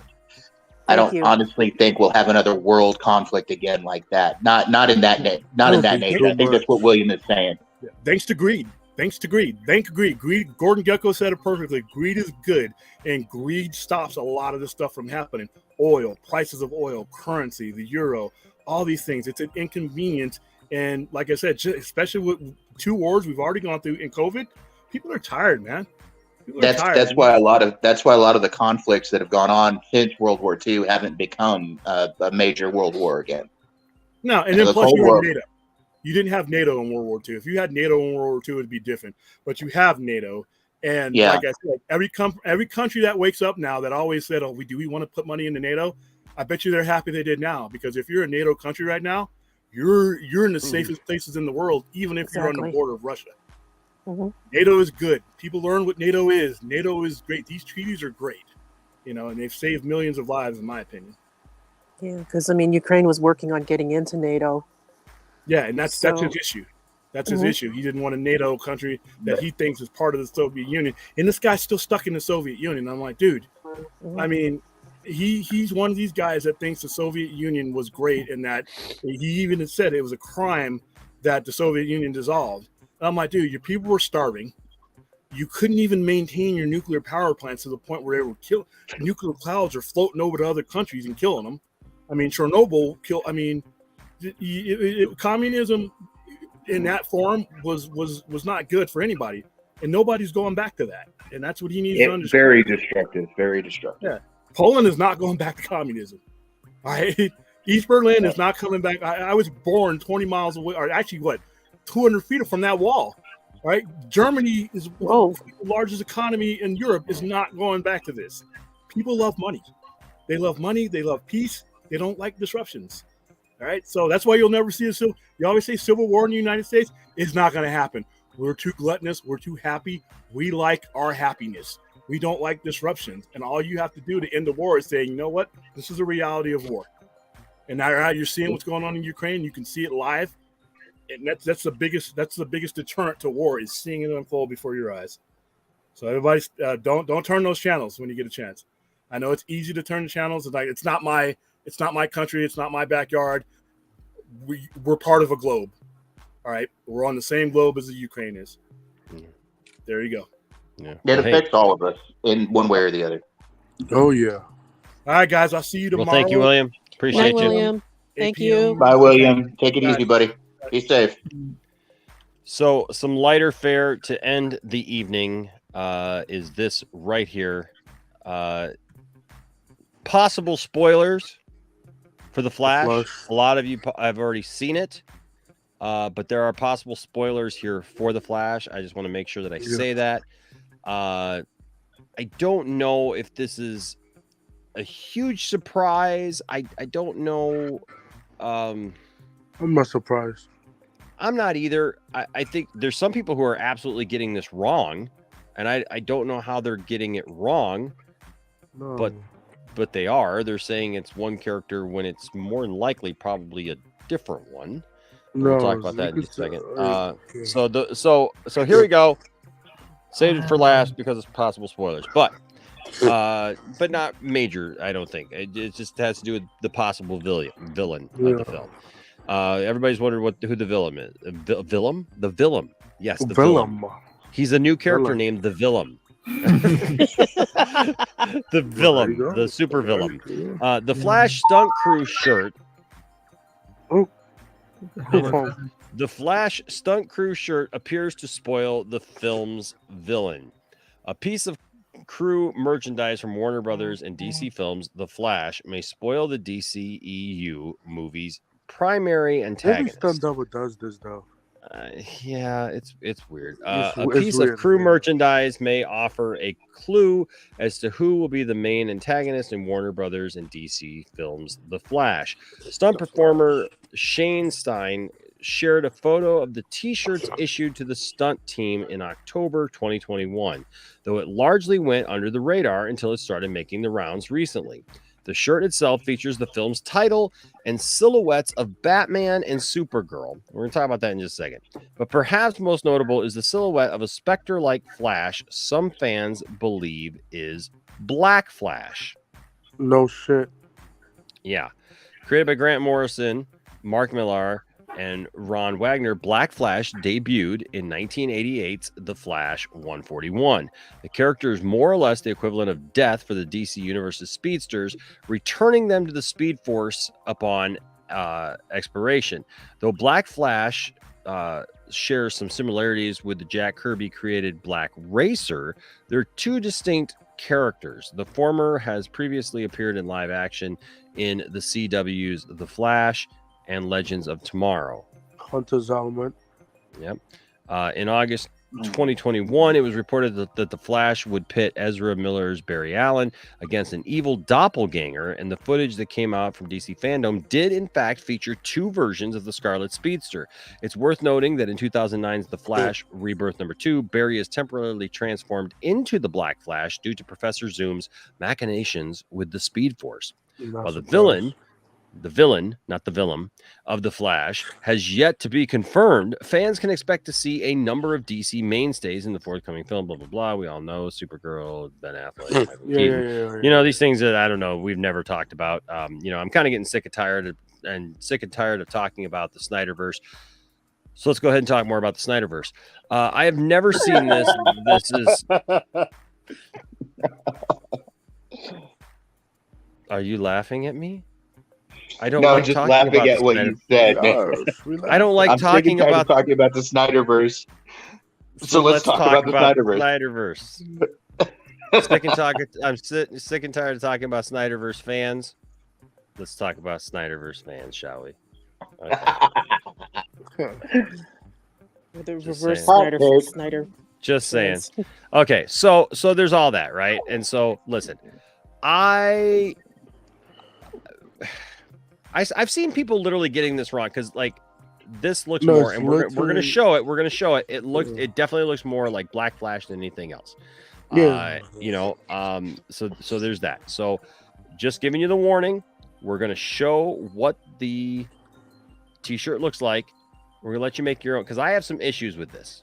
I do have some issues with this shirt in general, and so I want to break that down and just kind of go over. And the Flash logo is from the TV show, so that's one of my issues. But right? like not from the TV show though. That's the thing. Like, because the Steve because the Supergirl Sasha Calle, and it just But we know Glenn. There's just all kinds of problems with this because look, that Flash. Whoops, hold on a second. Dang it. Because like we know Glenn is making a cameo in the Flash movie. We know that, but like the logo is from the Flash TV show. But the Supergirl is from Sasha Calle. Yeah. So here's the That's thing. not Okay, Reverse if Flash, you look, that's if you Flash. look at the hand on the Flash, look at the leg, right? This is not that's more like the Black Flash, like the death version of Flash. Right, and so you got Supergirl there, you got Batman, it looks like. But Ben again, Affleck. that Flash Logos from the TV logo show. is not the logo of the movie. That is the logo of the TV show. Do you think the shirt is fake? What's that? Do you think the shirt is fake? I don't know. I think it's fake. I don't know, but I almost do think it's fake. Oh, and this Because- is supposed to be the movie Flash as opposed to TV show Flash Yeah, this is supposed to be from the stunt team of the movies. of the movie. Stunt Team But it's 2021. using the logo of the TV show. It's got Black Flash on there, but it does have Supergirl Sasha in the Calle. shadow. Why does it say 2021? Wouldn't it say 2022? Well, because there was film last film was in October. Yeah, they were they were filming last year, so in 21, yeah. Yeah, no. What? I in my opinion, I think it's real, but the problem is that the logos from the Flash show. But then again, I don't we think know it's real, to be honest. I yeah. don't think it's real, but it's kind of confirmation that we've already knew that Black Flash was gonna be the villain anyway. Yeah, but like it's like stunt things like they don't. I feel like this is just fan made, to be honest. I don't think it is. I really don't. I have my reservations about it because sub-teams within the units of The the Watcher says, production bro. don't usually do this. And if they do, it's just, for their own little fun and games thing. But something screams not kosher to me. No, Fourth 1000. I don't think they're smart enough to do something like this. That'd be cool. To That'd use be Grant cool. Gustin as the bad that'd be cool. But yeah. The Watchers It was say. Savitar. I'm not gonna lie. When he was Savitar, that storyline was pretty dope. I honestly don't think this is real. I haven't don't think thought so that's all the either. story. Now the Watchers Watcher is it's saying real it's real thing. because Warner started taking the pictures down.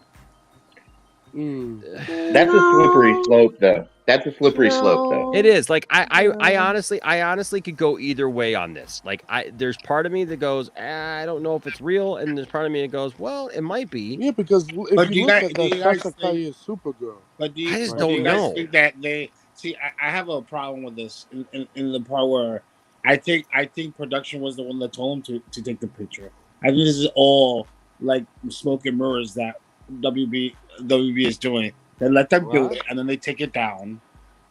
Like that to create that. Yeah.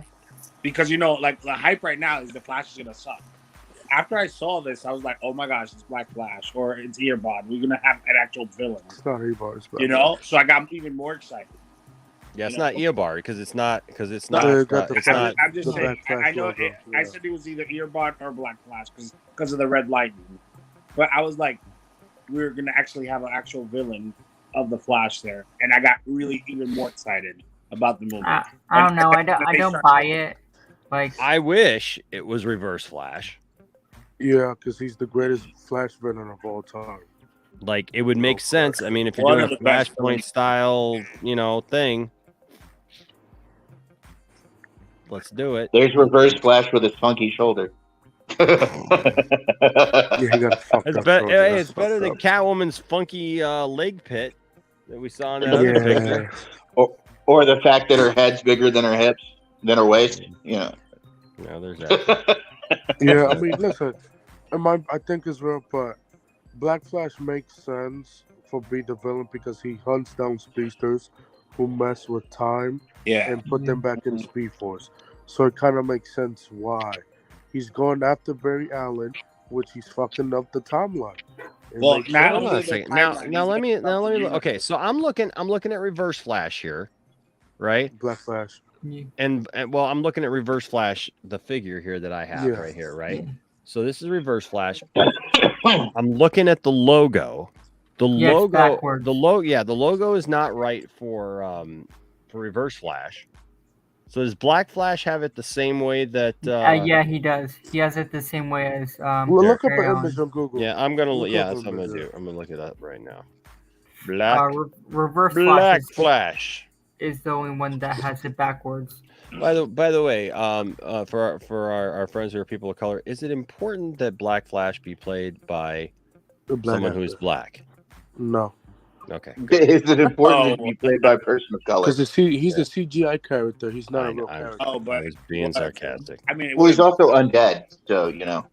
That's true. The thing is, the Speed Kind of Force important. will send. So what the real question you got to ask yourself is, should he be played by a zombie? Oh yeah, that's the CW. So okay, so the logo is right for Black Flash. The logo Yes, it is is. absolutely right for Black Flash. Mhm. This is who this is. Hunter Zolomon, which is now Hunter Zolomon. used to be Hunter Zolomon. Now it's a speed zombie. Now But it's yeah. Black Flash. Yeah. And his logo is reversed. Yeah, the TV show's bad interpretation anyway.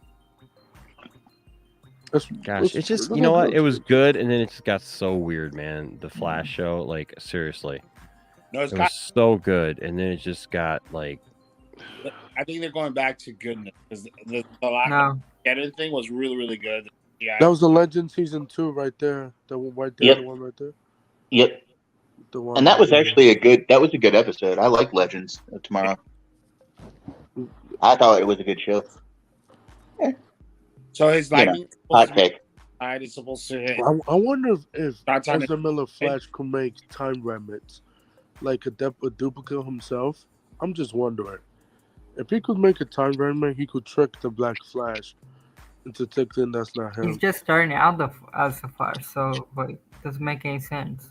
Well, Grand Flash learned it at the second season to make time But you remnants. can't compare the TV show to the movie. There's They're two going to. different I mean, things. bro, I know how people Similar powers. Why can't they're you? going. Listen, people's going to compare the Flash show to the movie once it come out. I guarantee they do this every time. Yeah, you could compare If it they- all if you want, but that doesn't mean they're Especially the if they same. do the Flash origin story in the first 15 minutes of the movie, they're gonna compare it. They 100% are gonna compare it to the Well, I show. hate to say it, up until the most recent seasons, that show hasn't been too bad. But other than that, like it makes sense for the Black Flash to be the villain. I would No say problem. season 1 through 3 is good, then it went downhill. I'd actually say season 1 through 5, maybe. The rest. Oh God, I can't No, stand, no. I can't stand 5. That's Listen, trash. 1 through 3, I love 1 through 3. I love the first season, obviously. I love the second season with Eobard and all that stuff, and I love the third season even with Savitar. I love all that. That's an actual. The shit, Thinker season Oh my 4 was a God. stinker to me, man. Thinker was It a was stinker. trash. Oh my God. Now stop stealing Anthony's lines now. Come on now. I mean, Yeah, that's the thing that but they like got, That's it. when I watched it, I just how they did the stories and how Theron's they right. Season 2, absolute fire. I like I agree. Well, look, the only can show take I it down really if have you a play a true video opinion from- on is Legends of Tomorrow because I've watched every season of it and I love that show. I love. Will you get taken down? if So you play, far, I love Lois, Superman, and Lois too.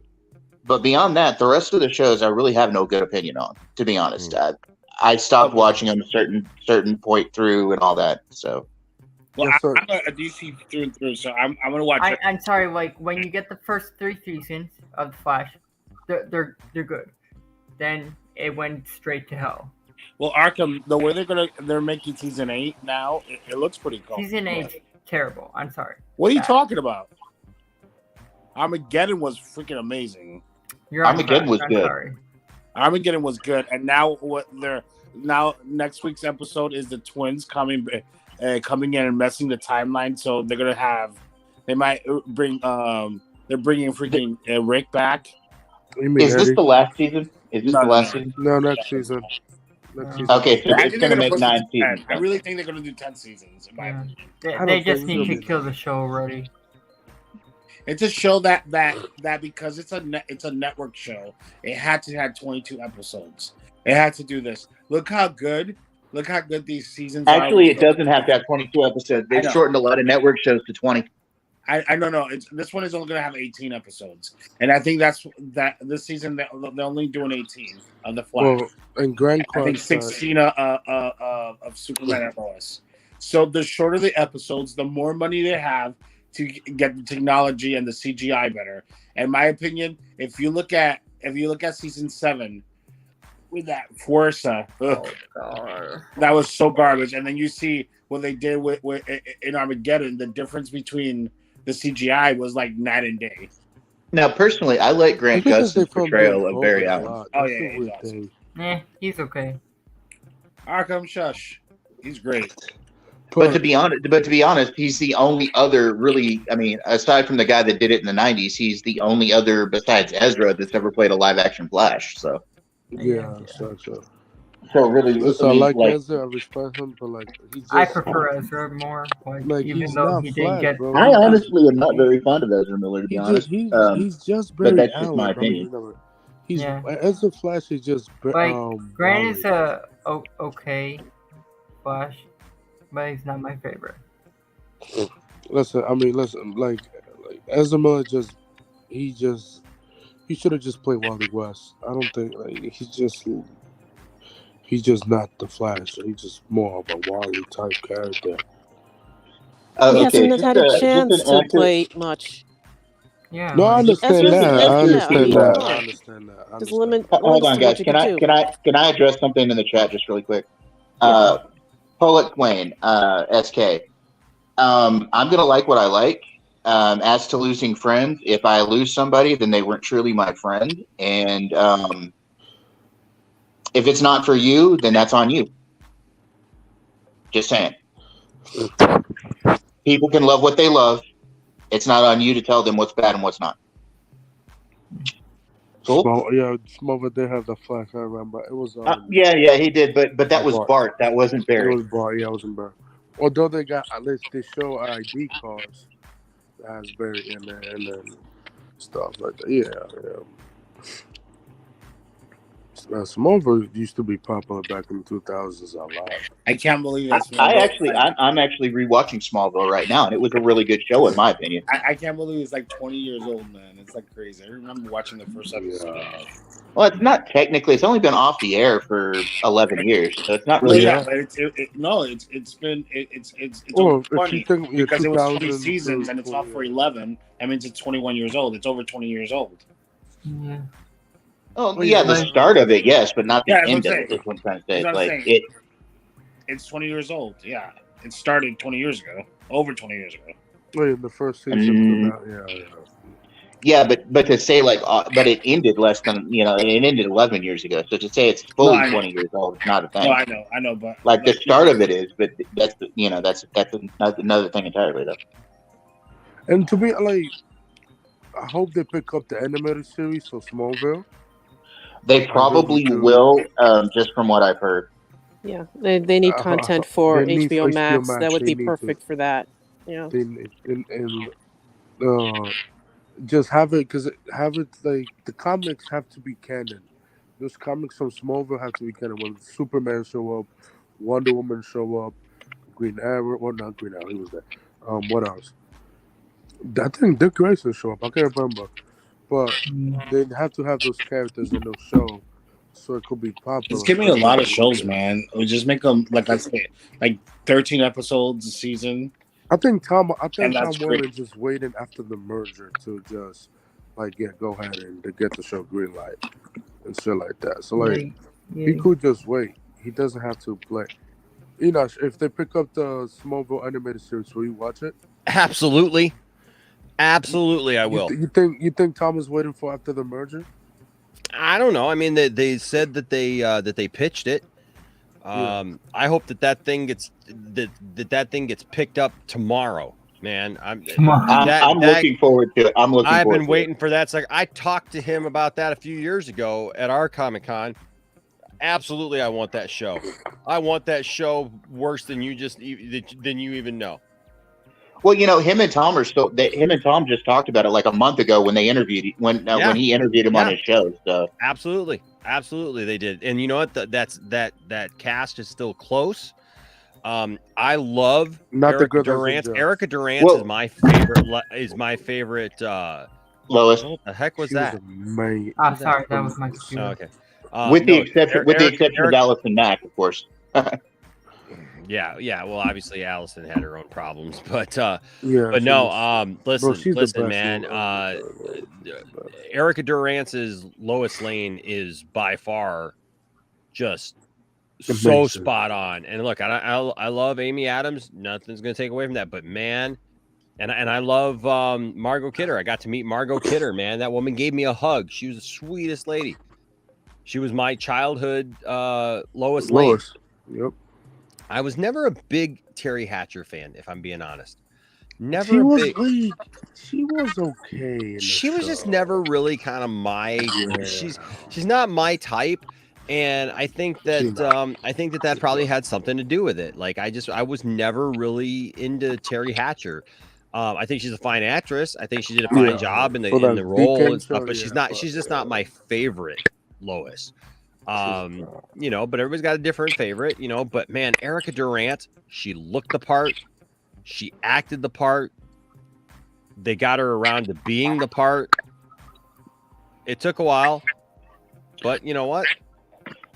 Yeah, I really like her as she did play Supergirl. I feel like you have a lot of iterations of Lois Lane, but like out of all of them, my favorite is Erica Durant. Like she just played the part so well. Yeah, I like Erica. She's my favorite. My second, it's Bitsy Tulloch, the one who's playing Lois now. Really? Yeah, she's a great Lois. She reminds me of. She's all right. Yeah, she's a little too critical of Clark.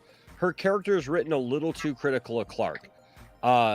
Which I get it. It's something. Well, Lois Lane should always. Her character should always be giving Clark a hard time and like ribbing him and stuff like that, calling him Smallville. Yeah, but it's a different. Somebody is still. Hold on a second. I gotta. Somebody's buzzing. Yeah. What? Arkham. I think it's you, bud. So, because I just muted you, so I'm gonna unmute you. But if you could mute yourself, and then when you're ready to speak, just unmute yourself. Okay. Thanks, man. Because because we're getting whatever that was. Oh my god, bro. Well, bro, I don't give somewhere a else fuck too. I don't know. Jones. Anyways, okay. So, but here's the thing. Okay. Hold on. Let me finish what my thought was. There because I had a thought there, and I want to make sure that I finish. Oh, so sorry. Yeah. So Lois should always kind of give Clark a hard time. The problem that I had was the writing was horrendous on Supergirl. Was absolutely just horrible. That's why I stopped watching. Yeah, I couldn't watch it anymore. Like I tried so bad, but they just did things to absolutely insult Superman. And Tiffany and I would be watching it, and Tiffany wanted to watch it because it's Supergirl, and I wanted to watch Supergirl. Like here's the thing, I love the whole Super family, man. Like I'm a Superman fan and Super family. Remember the Bizarro version? Right. Well, but here's the thing, you don't have to degrade Superman to build up Supergirl. That's one thing. Exactly. You just don't have to do it. And there was this nonsense when Superman and Lois, I thought it was fine. The writing that said, hey, Superman and Lois, we're going to go off to New Argo. Love so, because she got, because she was pregnant, and I thought that's great writing, actually, to say that there's this place that Kryptonians can go where they don't have their powers. So while Lois is pregnant, she's going to be off on this planetoid thing where all these Kryptonians are going to be. Clark can learn more about his heritage, and he can go there and do that. That's great. What sucked, absolutely sucked. They even wasted the thing of like literally shooting at the site of Smallville's Kent farm, right?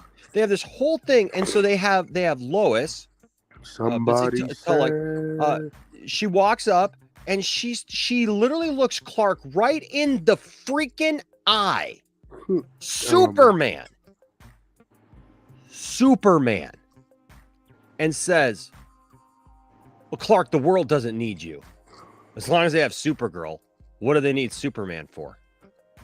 Yeah, that was, and it was not tongue in cheek. Like, it was not tongue in cheek. Like, hey, honey, the world doesn't need Superman as long as they got Supergirl. Like, it could have been delivered any other way, but it was literally like vitriol. It was like Lois was trying to like crush Superman's spirit. Like, it was just like, I felt bad for Clark. I was like, kick this chick to the curb. Like, I would not want to be with somebody who literally had that zero respect for me, and just to say, the world doesn't need you, Clark. The world will be just fine without you.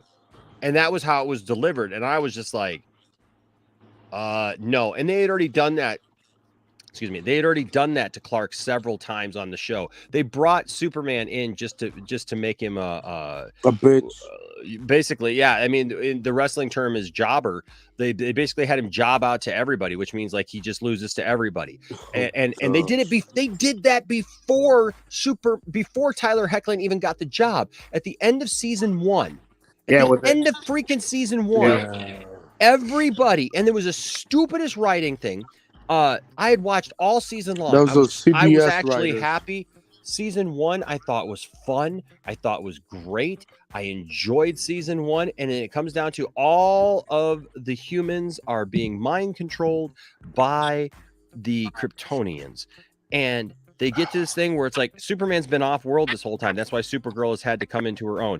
Superman flies up. You see this little tiny Superman fly up to the camera, and he gets about right here across the street from the building that they're all in. And then he lowers himself down to the ground. You're like thinking, ooh, what's Superman gonna do? What's Superman gonna do? He does nothing, because all of the humans were mind controlled and being walked to this place. Superman does just that. He lands and he starts walking with all the humans.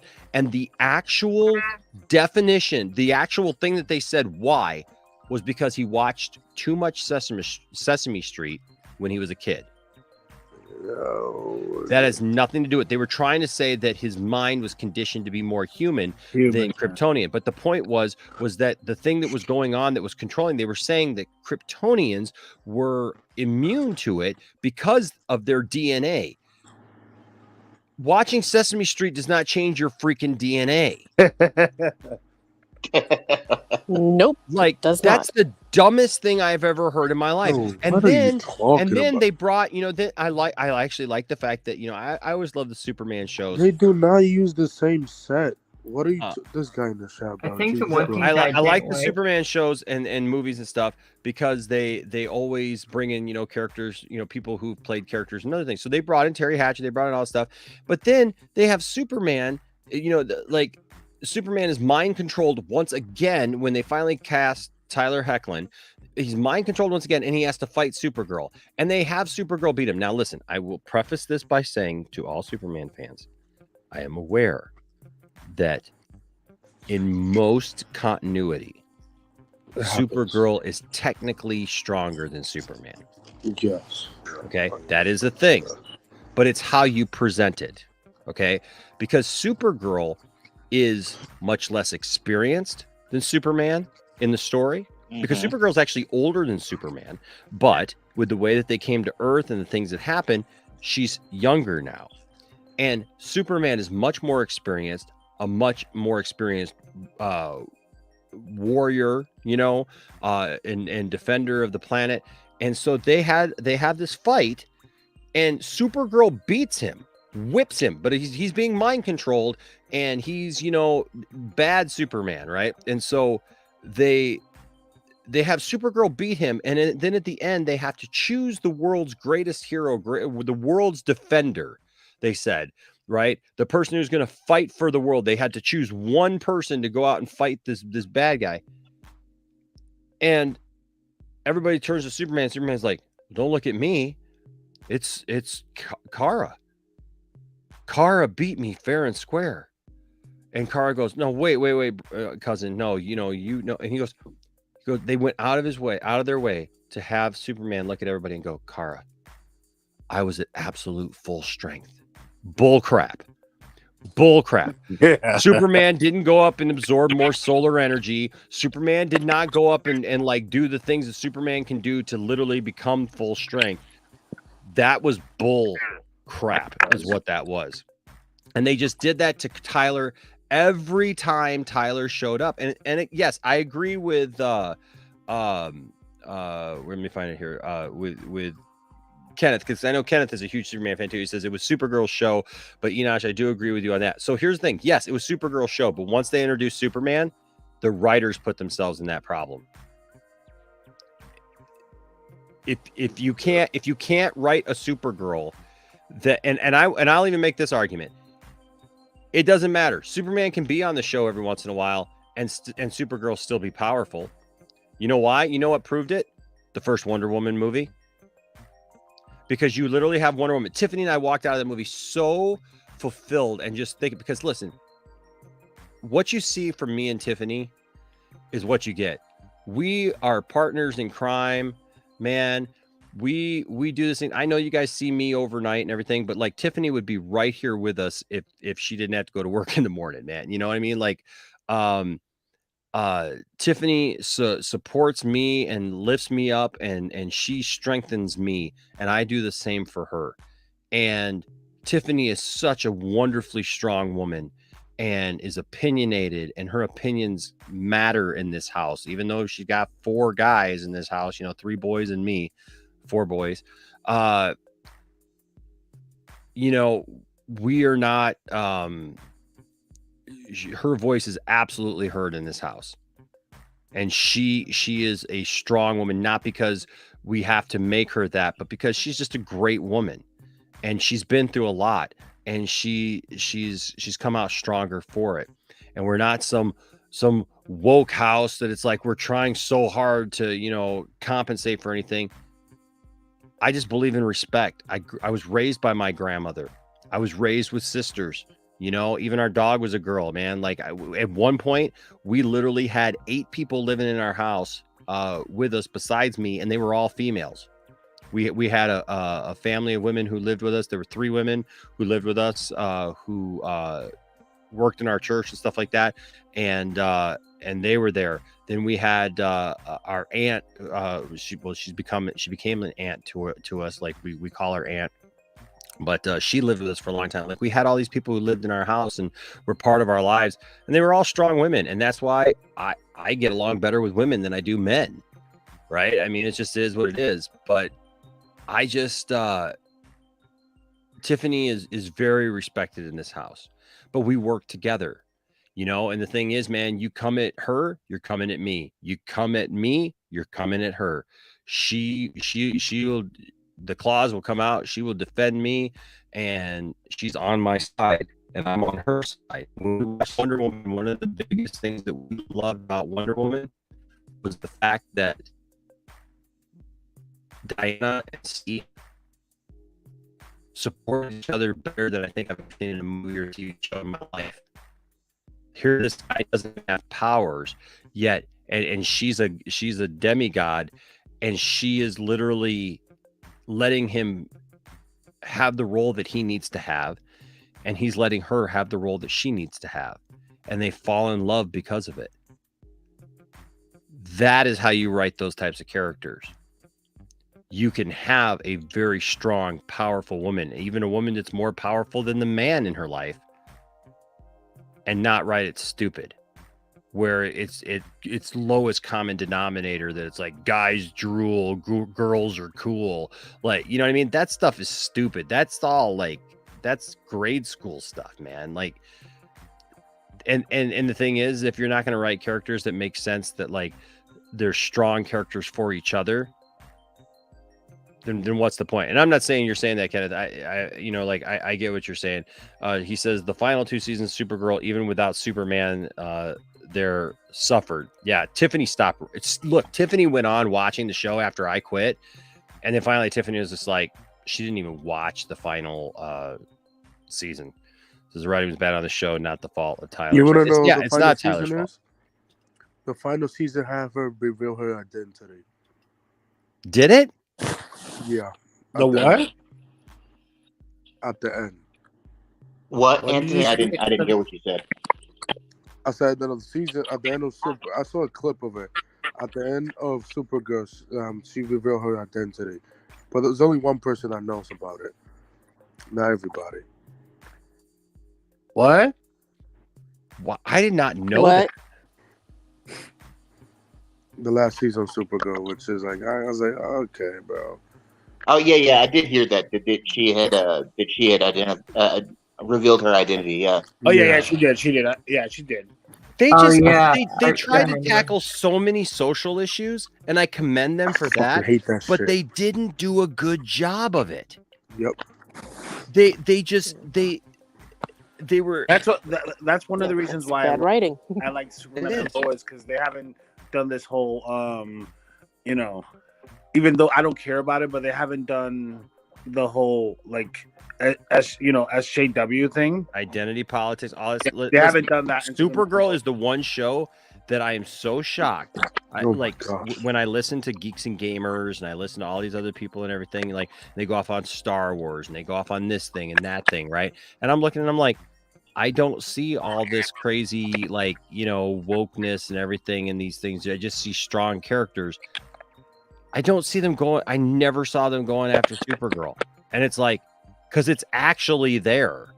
To a fault, and it's like, look, they did a gun control episode, and instead, oh my gosh, they did a gun control episode that made no freaking sense whatsoever. They got the DOA, which is like the government department that handles alien attacks, and they have a gun made, and it was right during the time of like all the controversy over what was the guns, AR-15s. And so the whole thing was supposed to mimic the AR-15, and so they had somebody. What is that? What? Okay, there's only one person. There's only one person. Yeah, there's only one person not muted, and that's Krypton. Yes, Krypton. There you go. All right, there you go. Awesome, cool. Yes, there's a scratching in my ear. Thank you. But no, they showed the gun. They had this whole episode where the DOA has a specific gun made to go after these aliens, but then there's a civilian version of it that's made that's not as lethal to, I mean, it's still a gun, and so it's still lethal, but whatever. But it wasn't the same, power as the full version. And so Martian Manhunter gets really ticked off about this, and so they're going to cut the funding for that company that makes that gun. And so there's just one guy who gets one of the guns, but he gets the civilian version, and he's just like, he's hell-bent on like using the gun in public or whatever. And they bring him in and they're questioning him, and he's just like, I have to have this gun. This gun gives me all my power. This gun empowers me to be who I am. And it was just like, okay, it's a little on the nose, but all right. But then they show this guy take the same gun, and people don't know how guns work. They show that this is an automatic weapon, which means you pull the trigger and it just sprays bullets, or it fires repeatedly. They showed this, but it's not an Uzi. Like, it's not like look, as a kid who grew up with G.I. Joe, man, I knew all kinds of gun sounds, man. You know, you had your, shotgun, right? And then you had, your Uzi, right? Whatever, silencer, whatever. But here's the thing. They show this guy spraying bullets. And they show it's supposed to be this dramatic moment in slow motion that all the casings are supposed to fall to the ground, because when you have the bullets in the gun, the bullet shoots out and the casing is what holds it, and that falls to the ground. Whoever wrote this episode and whoever wrote this scene was a moron, because they literally shot it. They just took a bunch of bullets and dropped them on the ground. So it's not the casings, it's the actual bullets. Like, what the heck, man? Like, just totally bad writing on that show. And it was insulting. It was really, really insulting. I cannot wait when Supergirl appears on Superman Lois and she has better writing. They're going to reboot that character. I guarantee you that. I guarantee you when she appears on Superman Lois, she's going to be rebooted. Yeah. Kenneth, so I agree with you about Tyler.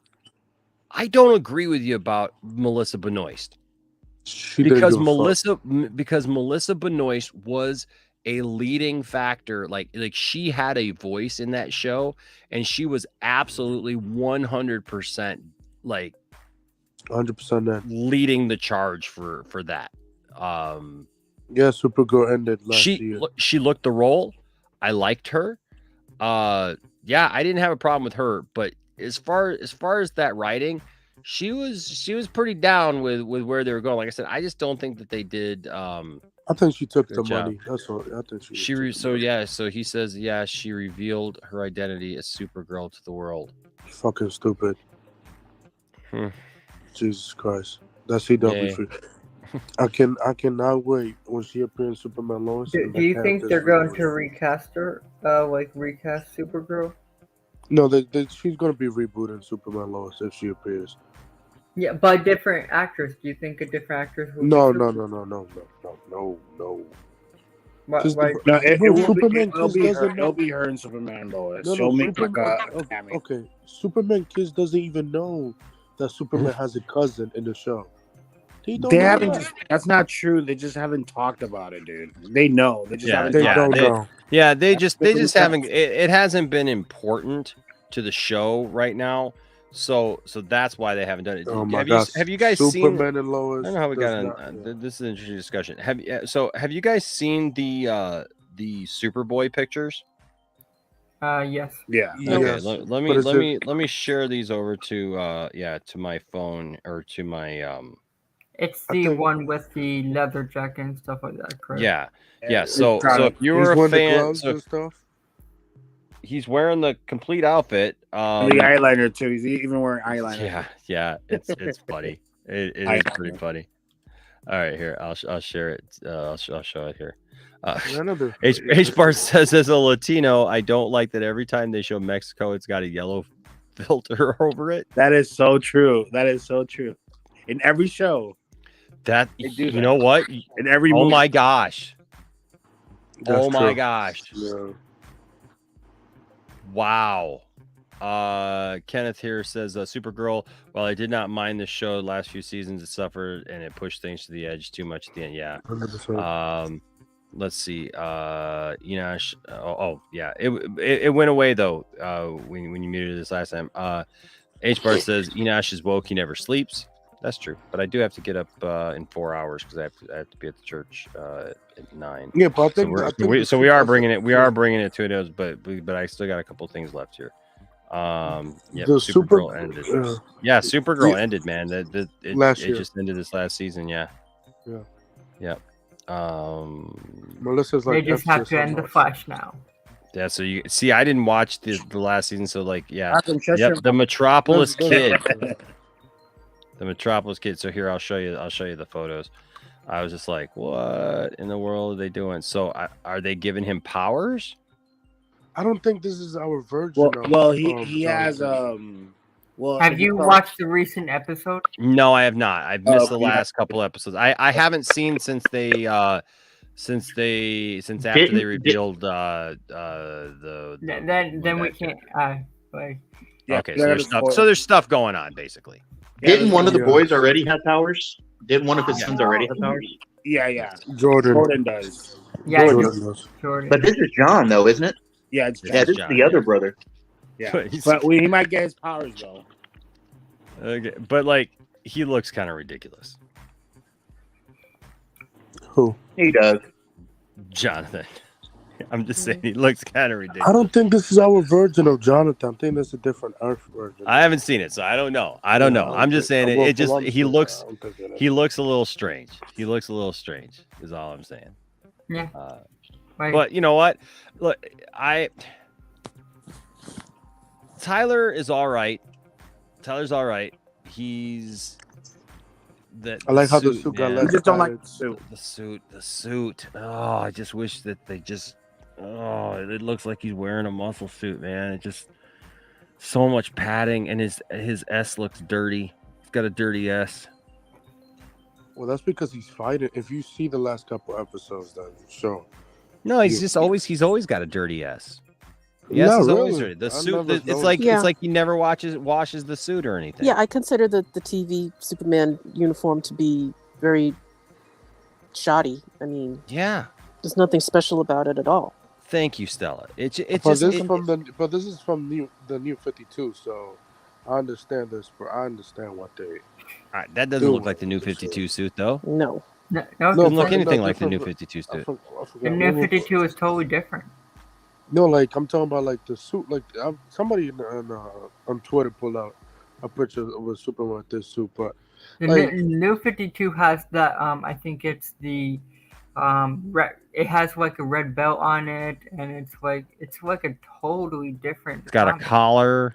Yeah, collar. It looks more like shielding, like than yeah. I mean, I got that. I got action figures of that, man. maybe by the end of the season, the suit get destroyed because he's fighting Bizarro.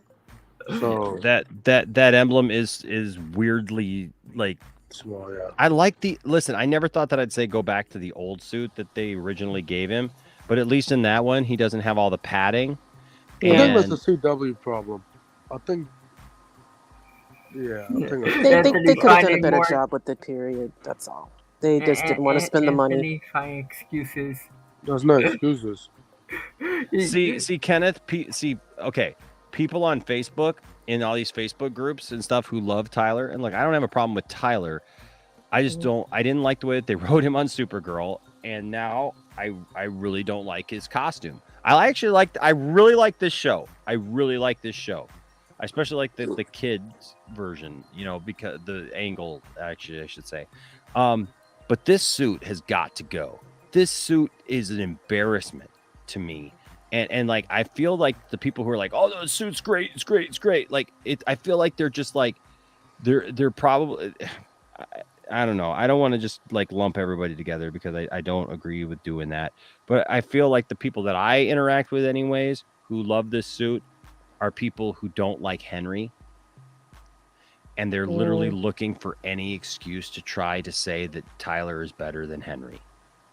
Those are the people I know, but those are the people that I personally have interacted with. Well, you should listen, I like Tyler, but Tyler is the TV version of Superman. Yeah. He is not on the level as that. And the thing is this suit. I have him in my top 5 list. Yeah, Superman. like Kenneth. People keep trying to tell me that they cut the padding down and that he does. I literally had somebody try to tell me that right here, right now, this thing that we're looking at right now, he doesn't have any padding in there. Oh! Excuse me. I mean, they all have padding. Yeah. You have to be as big. Tell me you're blind as a bat, or you'd have no idea how stuff is made. To tell me that doesn't have any padding on it. Well, you can see the difference in his suit and him when he's being Clark. Yeah. Right? Like Hawkwind is not built like a comet, he's buff, but he's not Superman buff. Yeah, he works out. He's toned. He's muscled, but he's nowhere near muscle building the way Henry has, or even Ben has. No, and that's what always throws me off about Tyler Hoechlin Superman. Not that I'm saying he's bad, because I like him, I do. But like, you see him in the Superman costume, and then you see him being just Clark, and it's like, did he lose 40 pounds? Like, yeah, what happened here? Yeah, those biceps and chest just disappeared. Right? It's like, you know. It's like, what happened? I where'd mean, your they muscles go, still bro? could have made a nice form-fitting suit for Tyler. You know, even using that model, they could have made it look so much better on him. I mean, he doesn't have to be as buff as Henry, you know, or Ben. It's just like it does. Force 1000. Look at Make Dean him look Cain. good. Look at Dean Cain. Dean Cain was not like horrendously like buff or whatever. Like he was healthy. He looked healthy and strong. But the thing is that like he worked. They tailored like, the suit to his physique. Exactly. They did what they had to do. Now here we see Tyler when he first showed up. I never thought that I'd say, let's go back to this even. Yeah. I hated the cape. I hated it because the cape looked like it was pleather. And I Probably was. Yeah. It I really didn't leather. give him a cloth cape, man, even though like this, like I would no think, cape like, acting here. yeah, right. Like I just, at least this, I like the S. I think the S. Can we get a stunt bigger, cape? it's better. Can we get a stunt cape, please? A stunt cape? I don't necessarily like the you could tell the that's a material little bit here, padded, but Yeah, man, this was better fitted to his body. I don't know what the hell they did in this show. Thank It's you. supposed to look like better on his showrunner. show, not worse. Well, ask the showrunner. He No, knows. it's not the showrunner. It's See, also that's who very that suit executives right there is approve it. very New 52. Yeah, that's better. Yeah, that's better. That's very New 52. Yeah. It's just I mean, minus the Perfect. collar and stuff. It's it's just different, right? I mean, this works. The S is bigger. Yeah, S is bigger. the material's weird. Yeah. They always every costume he's in though looks like okay, this was the worst picture though ever. This right here was like he looks like a cylinder. Like that belt was off. Like, how is it that Supergirl's suit is that good? And I mean, just because it's her show. Looks organic. Yeah. I mean, but like her skirt was made out of cloth. Okay, even the spandex would look spandex. Like his looked like a sweater, and still looks like a sweater. It bunches up. Nice try there. No, not. No, sorry. No. But I mean, they keep making him look like he's wearing like sweater material instead of. I mean, and actually, this was a cool transformation. Actually, I thought that they did a pretty good job. I love the cape look length. at the Matt Lasher suit right there. Now, see, this is interesting here. This suit, that's the Kingdom Come suit. No. This is the Max Fleischer suit. This from the cartoon, right? And the weird part about this is also this suit has too much padding. I didn't on the episode. I didn't notice it. Not on the episode. Okay. Not me. I'm sorry. Yeah, I did because it does not look natural. It doesn't. You know that's not him. And like in the very first episode of this series, when they pay homage to now, and what's weird here too, see how the color looks really good here. I don't know if this is a recolor, but I'm looking at the other pictures. It doesn't look like here. It almost looks teal. Yeah, well, it's because they're very the green. color. Yeah, That's the thing. It's very green. Also, they got something wrong in this. Well, look right here. You see his the look abs at his are stomach. Look at his stomach. It's all these suits. It just bunches up. I'm thankful that they tried. Okay, I am thankful that they tried to do this, and it's cool to see for a couple of seconds. But this bunching, this stuff, it doesn't look real. It doesn't look real. And here's something that modern day people right now. Here's the thing that modern day people always get wrong about Superman's first appearance. You want to know something? This is really interesting. So they showed this PT Cruiser, which by the way I had a PT Cruiser, so it kind of hurt my heart. It was dark blue, but Kind of hurt my heart to watch them like crush a PT Cruiser. Yeah. But here's the thing. That PT Cruiser, it's green. It's supposed to be like Action Comics #1 when he saves it, right? Yeah. And he picks it up, whatever, and he saves it. And you remember in Superman Returns where they had the Mustang? Yeah. And Superman does the same thing, right? And they pay homage to Action Comics #1. Both of those things, what do they have Superman doing? Saving a car. Mm-hmm. Do you know what Superman's really doing in Action Comics #1? He's crushing that car. Yep. He is not saving that car. He is crushing it. Yep. And let me show you. Hold on, if I can. Why Bing? Why is it Bing? I didn't want Bing. It's okay.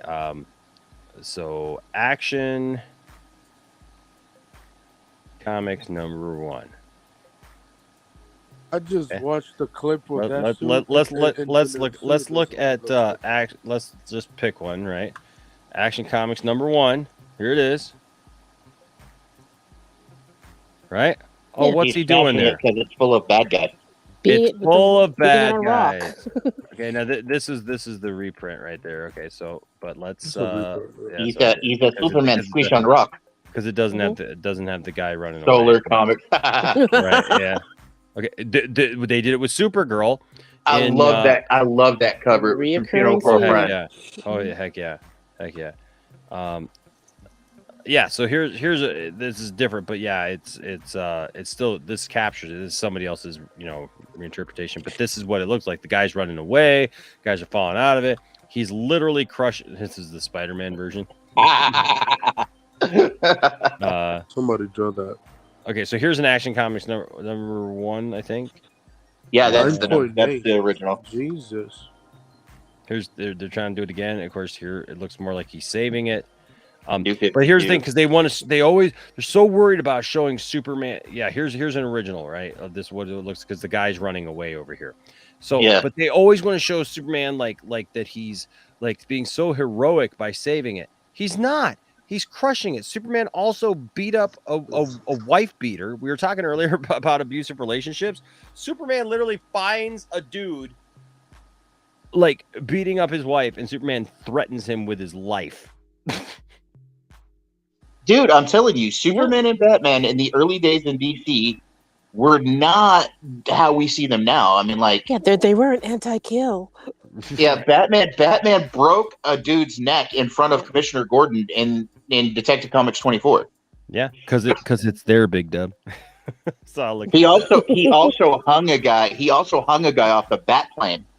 Yes, we've showed that picture many times. I got that picture in my arsenal of stuff. So of stuff. I just rewatched the opening scene of Superman Lois season 1, and the suit, it looks much better. Anthony really loves that suit. When Superman, so in the very first episode of Superman and Lois, like it doesn't look when like they pay that homage to Superman 3, where Superman freezes the lake, right, and picks it up, and uses it to put out the fire. But in this one, they have him, lift the water, and and they throws down the silo or whatever to I like the reference though. I like the reference, but when he's holding the ice above his head, his whole suit is shifted up near his chin. Yeah. Oh, yeah. It's awful. Oh my gosh. Oh my gosh. It's so bad. And I just, dear God. I just don't know why. Why do we keep doing it's modern this technology? Stuff? Why? That's what I'm saying, man. Like, to be honest, when I watch those, I don't notice anything. Y'all just know. I don't notice it. I really don't. Hold on a second. Plus, Batman was a horrible murdering night bat. Hold on. Are you not saying? Are you not saying? Well, I thought it was up there. Anthony loves the suit. Like Anthony. Are you not saying that this suit is doo-doo? No, I know it's padded. I know that. But he won't say it's doo-doo. Come on, it's padded dude. doo-doo. It's trash. Just say it with me. It's trash. Stay with us. Stay with us. It's padded doo doo. Padded doo doo. It's not a good suit. I get that's not a good suit. I don't blame Tyler. He likes the suit. Like this. I mean, what's going on here? It's just I don't. It's just fine. That Look, his what I- head fake. on like, so have you many noticed levels. his head looks too tiny for his body? It's like, Yeah. When I'm watching the show, I don't notice it. I just Looks totally healthy. like the Oh, performance. yeah. Looks totally healthy here. Yeah. Why do you like the suit? Like, what appeals to you like in the suit? I didn't say I like the suit. I said I don't notice it, bro. Jesus Christ. Like, Oh, you don't know something? Listen, I'm seeing the performance of the actor. I'm not like fucking judging a fucking suit when I'm fucking exactly. seeing the show. And I have to. Like, I have to don't agree with care. Anthony I here. really don't care about that shit. I don't care. I'm just seeing what performance. You give me a good performance, I don't care about it. Really don't. It pulls me out of it, man. If I'm looking at a suit that just looks ridiculous, Yeah, like no, a visual Oh, like was that that will Dean Cain in a destroy black whatever they're suit? doing. yeah, that is Dean. Yeah, dude. Is that Dean was, Cain in a black suit? What the yes, hell? yes, it is. Hold on a second. Yeah, I'll pull it Oh up my here. god. Yeah, that was the last season of Lois and Clark. Lois and Clark. Yeah, Terrible season. yeah. Mhm. It was a bad season, but yeah, they were put overdue. him. Yeah. Yeah. You But know, they did- I they watched did that put him in show up until the last couple of seasons, and I didn't finish it. I've always thought about finishing it though. But he really looked good though. There. Yeah, he did. I mean, like, he really did look good there. do you guys remember the Superboy show? So here's the thing. They had this suit, right? The S looks so. Oh, this suit was awful. This was bad. Jesus Christ. But you know what it was? It was a temporary suit that literally his mom was making him. And it was the Makes first sense. suit, and like when they got to what the whole theme of the first season was that he was developing his suit. That was the whole theme. So like, yes, there was this, but then by the time you got to a little Last bit season. further, like like you had this big S, and The S looks kind of weird. I ain't gonna lie. that It was the 1990 thing. So Does anybody remember the early '90s Superboy show? Yes. Oh yes. And you know what? So I love that show. There's 4 seasons of that show as well. Yeah, I used to own all 4 I like seasons. how you type Superman Lois season 1 to say 1, 2, 3 movies. Right. So what's interesting about that is they changed the actor there too. Right. What did they do? Hold on a second. You went Superman. Yeah, I did, didn't I? I just hope like It's all Superman like. Oh, I hope it get destroyed at the end of the season. The suit. That's what I hope. I just hope. Okay. That. So the thing was it started off with John Newton. Okay. Look at that suit. Look at that suit. That's the Christopher Reeve suit. It's not the Christopher Reeve suit. The S is different. It looks like the Christopher Reeve suit. I've met her, by the way. I met her. So have I. Yeah, she was super nice. I met her. I met her when she was making a vampire show called Kindred the Embrace. Oh, really? That's cool. She played Lily the Toreador Primogen. Primogen. That's cool. So John Newton was fine, but he didn't really look like Superman. He looked like kid Superman. I mean, it was Superboy. Don't get me wrong, but still, it could have been better. But did he get shot there? What? Right there in that picture, he's on the floor. He looked like he got shot. This is something else. This isn't that, is it? Hold on. What is this? Is What that the- John Yo, Newton? what is happening? What is that? He looked like he got shot. I don't think that's that. Hold on, maybe. Oh, that's kryptonite. What the heck is going on? What? What the heck? It's kryptonite. Look at the Kryptonite. picture right there. It's kryptonite. It's kryptonite. Yeah, it's the kryptonite. Make him wake up. If you look at the Okay. photo, so out of context, it looks so weird. That was kind of strange. Okay, so there's He that. looked like- Okay. yeah. But then for the second season, Why they cancel it? they hired this dude. And let me What- tell you something. Gerard Christopher was amazing. They made the suit more like the Christopher Reeve suit. I've seen these suits at the Superman Museum in Metropolis, Illinois. They have all the suits. They have a whole section. You think the suit breaks? breaks. Like how you say it? What's the word I'm looking? Deteriorates. Yeah, deteriorates. Oh, Yeah. it absolutely does. Yeah. These. I mean, they're made out of cloth. I mean, they have the original Christopher Reeve. No, the original George Reeves ones, and they can't take them off the dummies because they were made out of wool. Yeah. The original Superman. Can you imagine being in wool? They were also muted colored too. Oh my gosh, they've got those ones there, including the black and white one, because back then they had a brown one because it looked better in black and white. Yeah. Right, because they didn't do it in full color. They did it that way, and then but they can't take it. They can't take a couple of them off of the dummies because they're just attached because they were wool.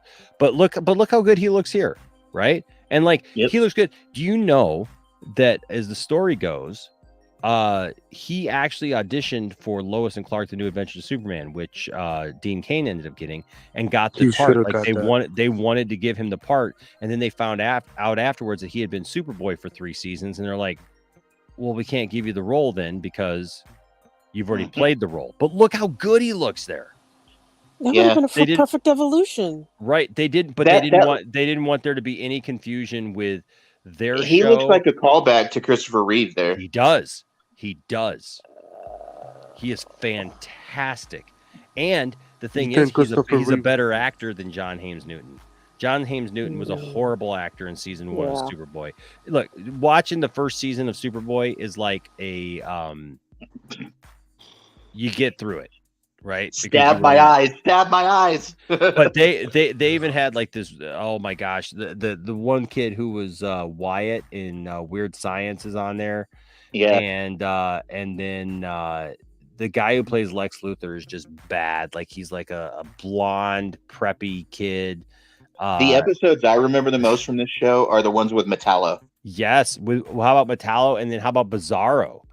Yeah, those were good too. They have the Bizarro outfit and the Metallo outfit at the Super Museum. Man, I gotta go check that place out, dude. I've never been there. Amazing. It's amazing. I forgot. It's absolutely. You said it's in Metropolis, Illinois? It's in Metropolis, Illinois. Yep. Just over the river from Paducah, Kentucky. I'll have to go check that out sometime. But the thing is Gerard Christopher is such a better actor, and by the 4th season of this show, like he is so good, man. He is just really super good. Like they end up having him. The 4th season is weird because Lana and him are working at basically it's like they're in the X-Files. Like they're working at a government thing that deals with aliens. And so like I would suggest to anyone, get through the 1st season.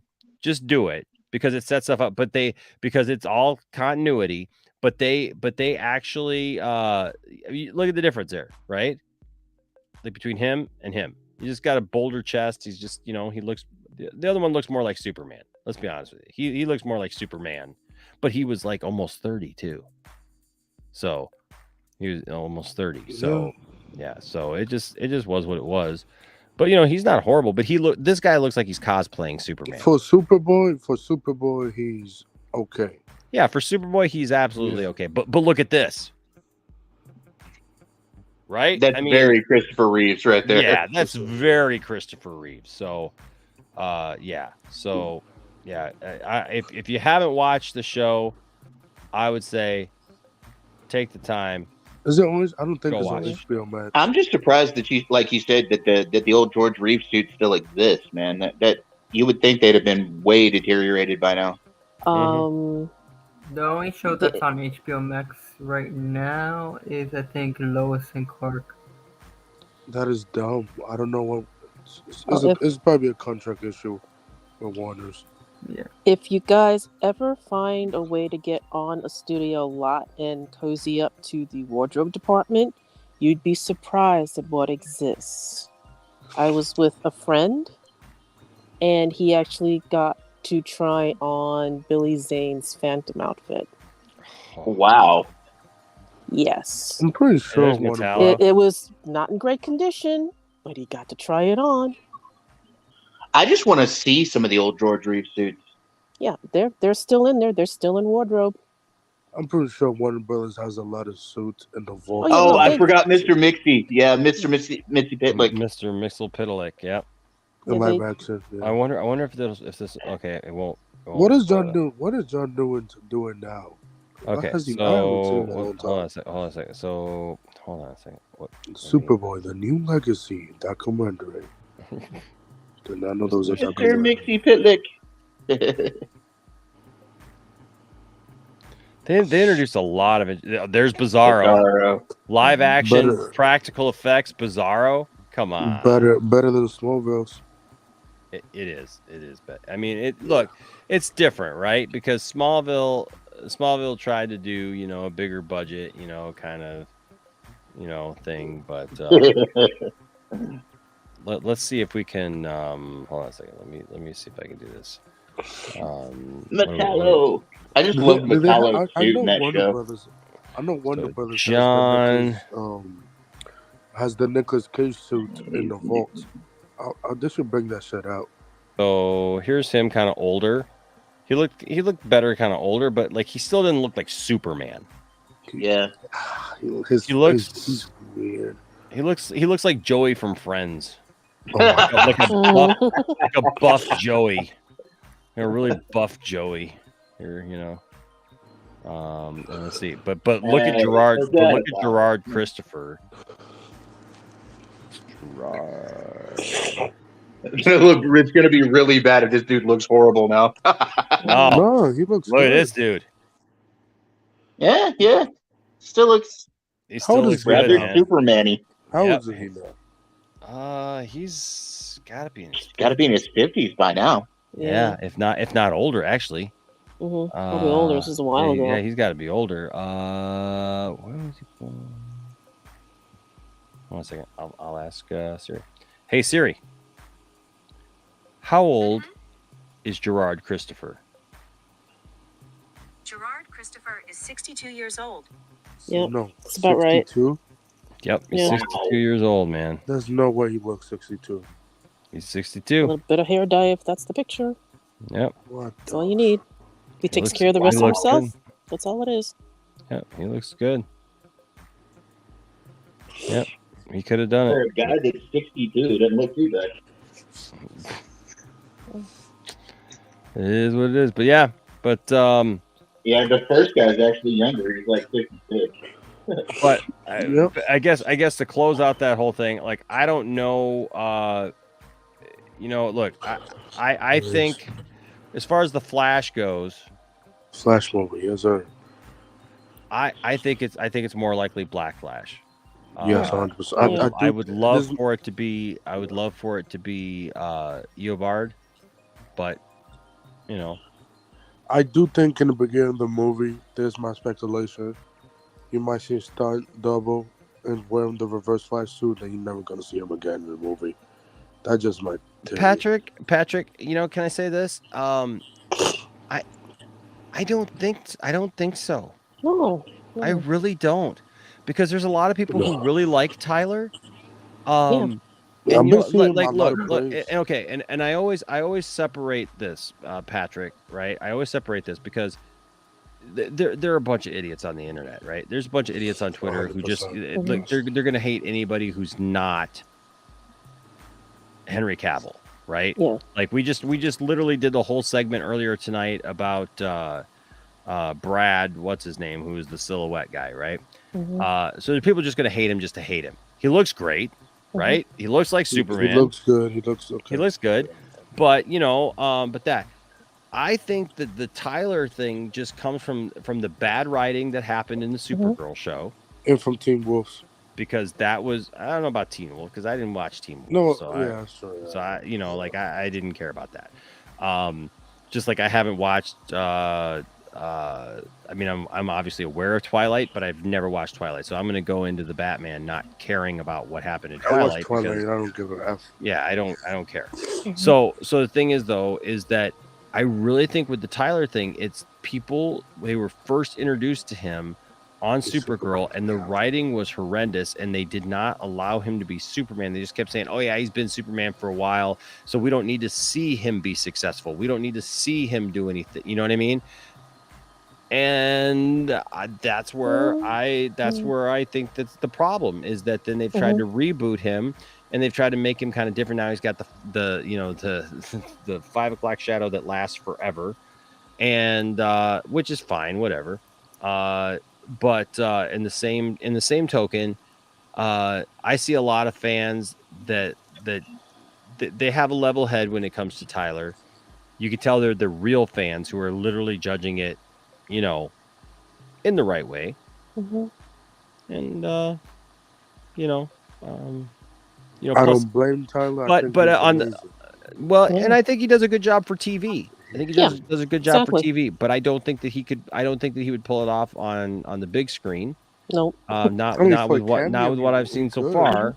Not with what I've seen so far. And also, I do say, like I said earlier, I don't know if you were here, Patrick, when I said it. I think there's people on the opposite end who are huge Tyler fans that somehow want to put Tyler up against Henry, like Tyler is just as good or whatever. Don't do that. And it's just apples to oranges. Yeah, it's apples. Absolutely, Stella. It's apples to oranges. They both respect each other. Well, I don't think it's fair to judge any of the TV Supermans against the screen Superman. Yeah, you can. To be honest, they all did what they could for a TV show. You know what I'm saying?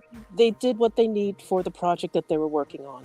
I mean, even though I love Tom Welling to death as Clark Kent, I still don't think he stands up to some of the other some of the movie Clark Kent. You know? Yeah. Patrick, you may not see this, and I don't know, I don't know where you interact with. I don't know where you interact with Superman fans, right? I interact with Superman fans in many different places, right? I interact with fans who are fans of Henry. I interact with people who, like, on social media, who are very much obsessed with Christopher Reeve. And I love Christopher Reeve as well. But Christopher Reeve stands.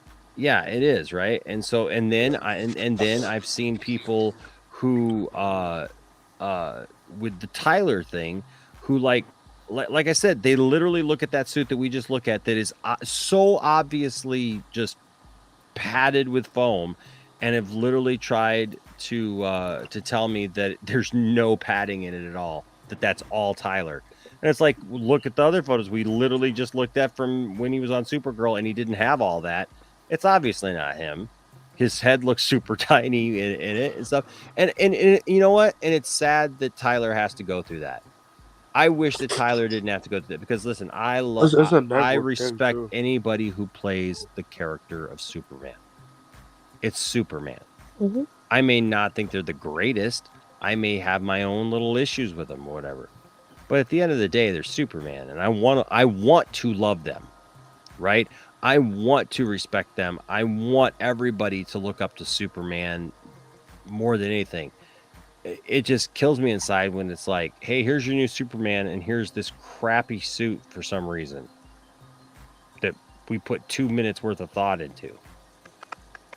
That I don't like the Superman Returns suit either. With me, you could like them both. It's like, I freaking love Henry Cavill, and I love Tyler, what he's doing on Superman and Lois. Yeah. You can like them both. I hate this whole idea that you have to prop one up in order to bring one down. They're doing their job. Random question, Do you consider Tom Welling a Superman, or do you just consider him Clark Kent? Yes, I do. Yes, I do. I certainly do. I think that it's silly to not. Superman. He is the character. He is the character. He is Clark Kent. Clark Kent is the real person. So when we're talking about that character, Superman is the secondary. Superman is a creation of Clark's. It's not the character. That's kind of one of the reasons why, like, I understand they couldn't call it, Lois and Clark version 2, right? But when you say Superman and Lois isn't married to Superman. The Kents didn't raise Superman. No, they raised Clark. Yeah. Lois is married to Clark.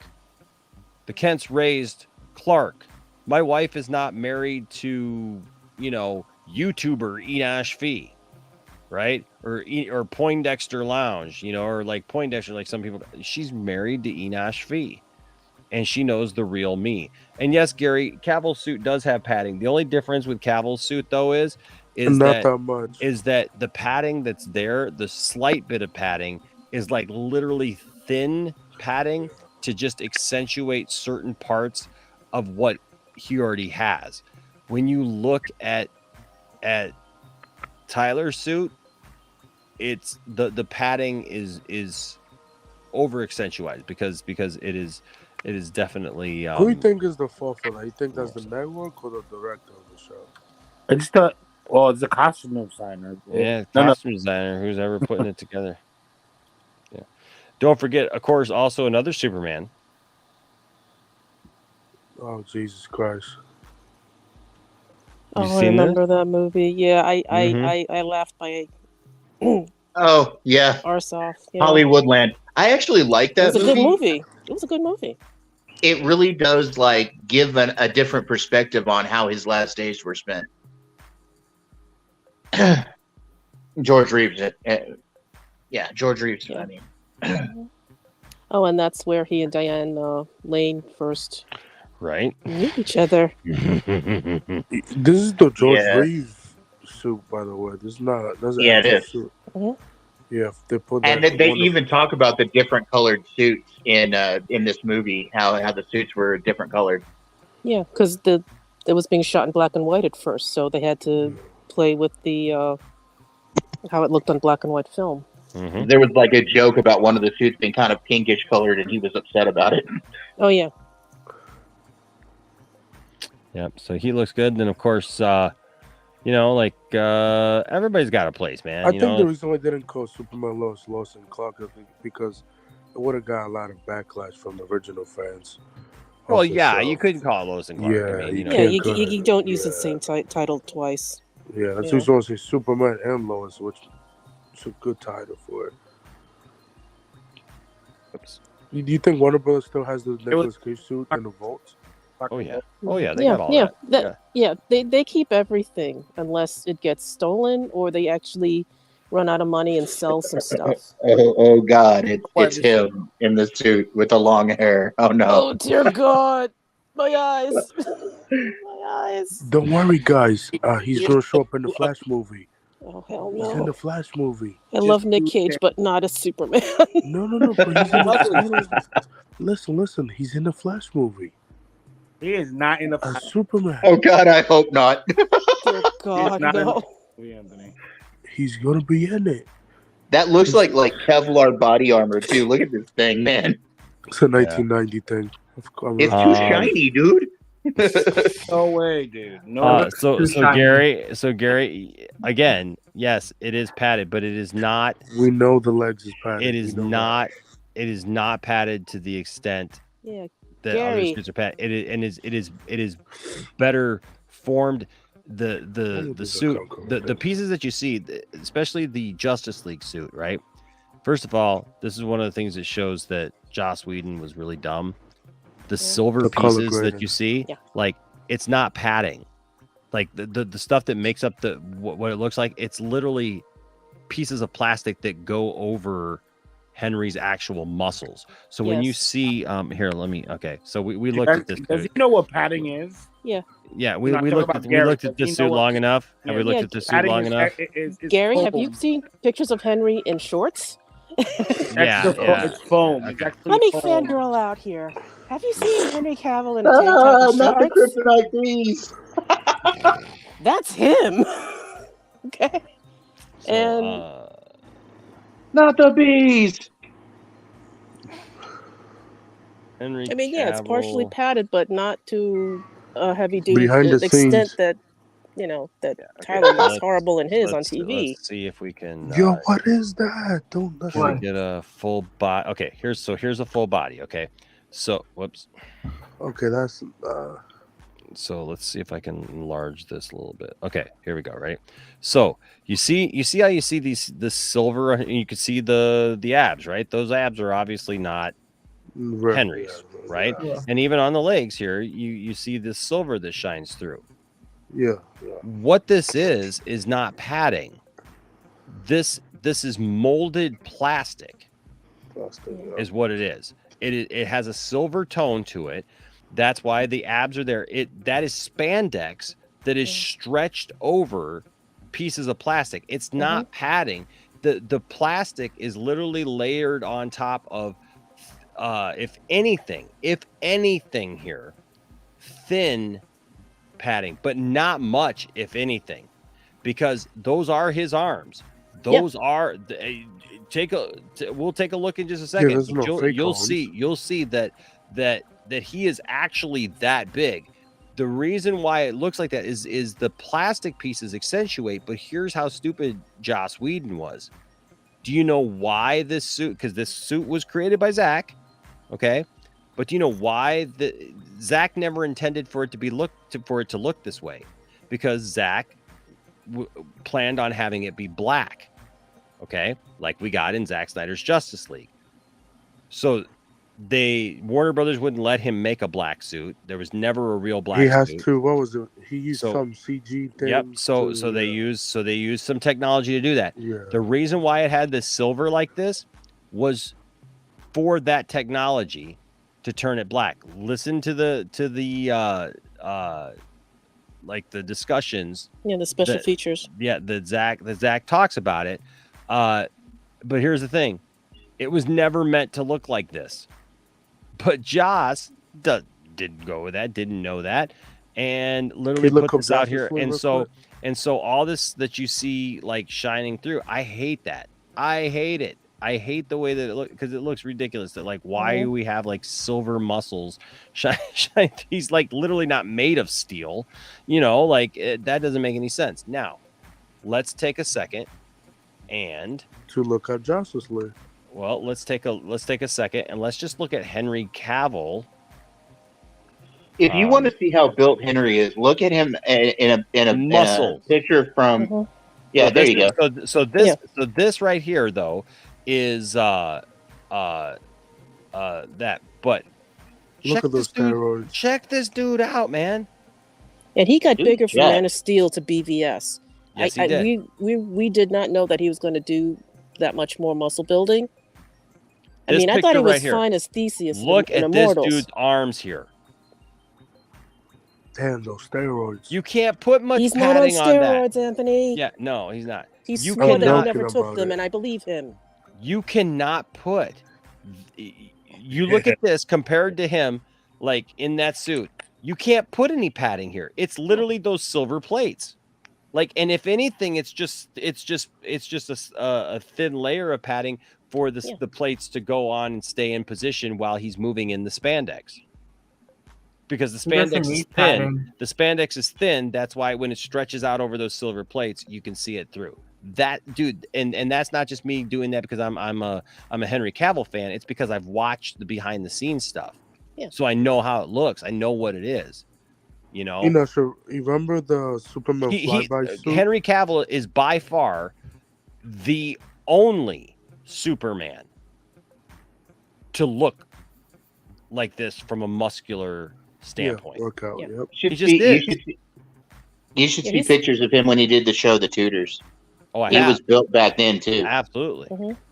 Yeah, and they called him fat back then, which is I find impossible. But he's been working out. He's been working out since he got the role, and it's worked for him. He's kept on putting muscle ever since. And one of the real indicators, if he's not Superman anymore, he's gonna have to work himself down back to a decent level. So that's another thing to look for, people.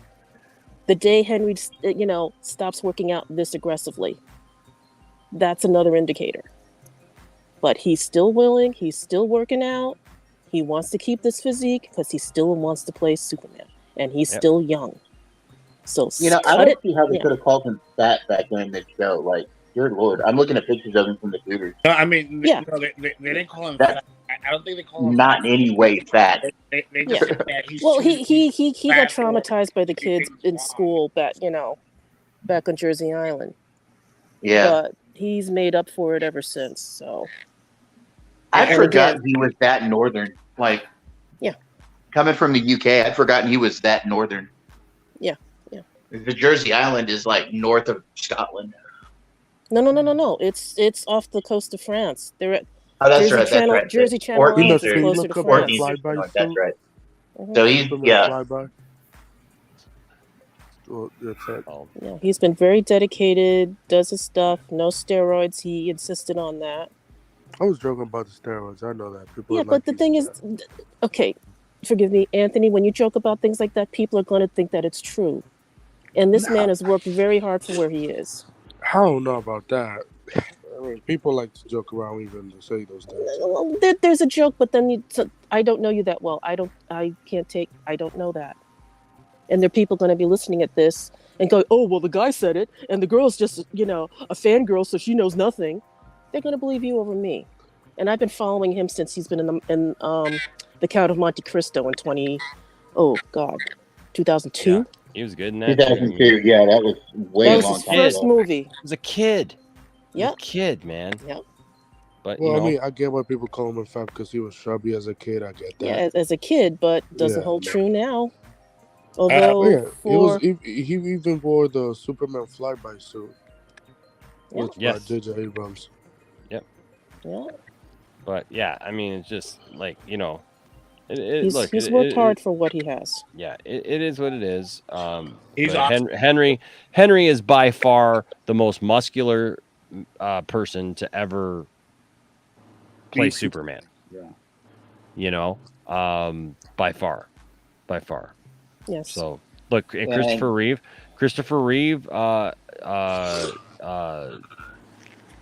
Work out. Christopher, Yeah. it's kind of Christopher. It's Mhm. kind of fun because Christopher Reeve. I mean, yeah, Christopher worked Christopher out, Reeve but was actually was deceivingly, Oh yeah. muscular. You Mhm. know, but look at him here compared to John James Newton. And I'll be honest with you, like. The interesting thing is that Brandon Routh, back when he put his first suit on, he was very tall and skinny. Mm-hmm. Look at him in the Kingdom Come outfit though.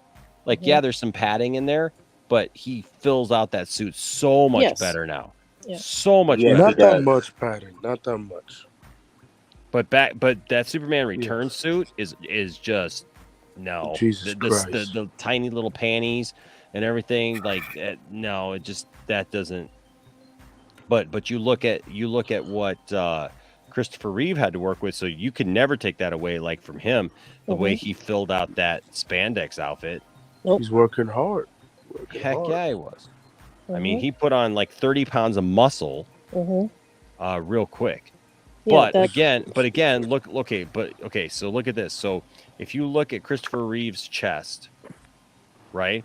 He's got a you know what he's got? He's got an athlete's body. Mm-hmm. Yeah. He's got an athlete's body, and you see like his chest and everything. Yes, he's very muscular, but he's got an athlete's body. Look at the puffiness here of these pecs.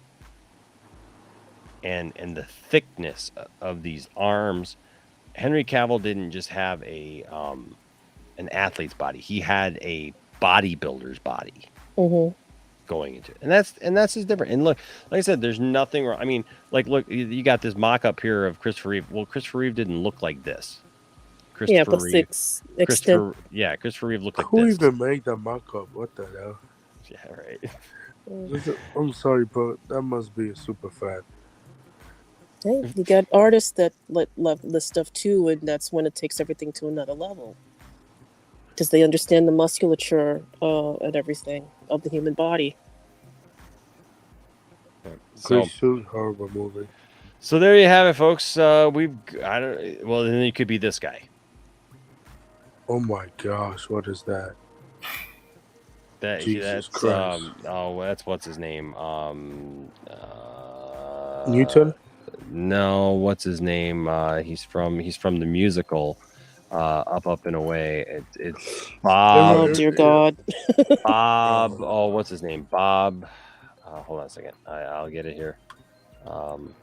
Everybody remember that Spider-Man musical Broadway show?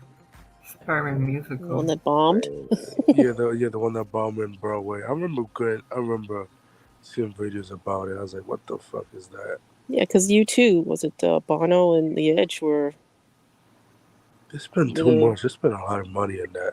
Yeah, because they had failed they spectacularly. had a few accidents. I remember I was here in New York. Yeah, everybody keep getting accident in that show. Yeah.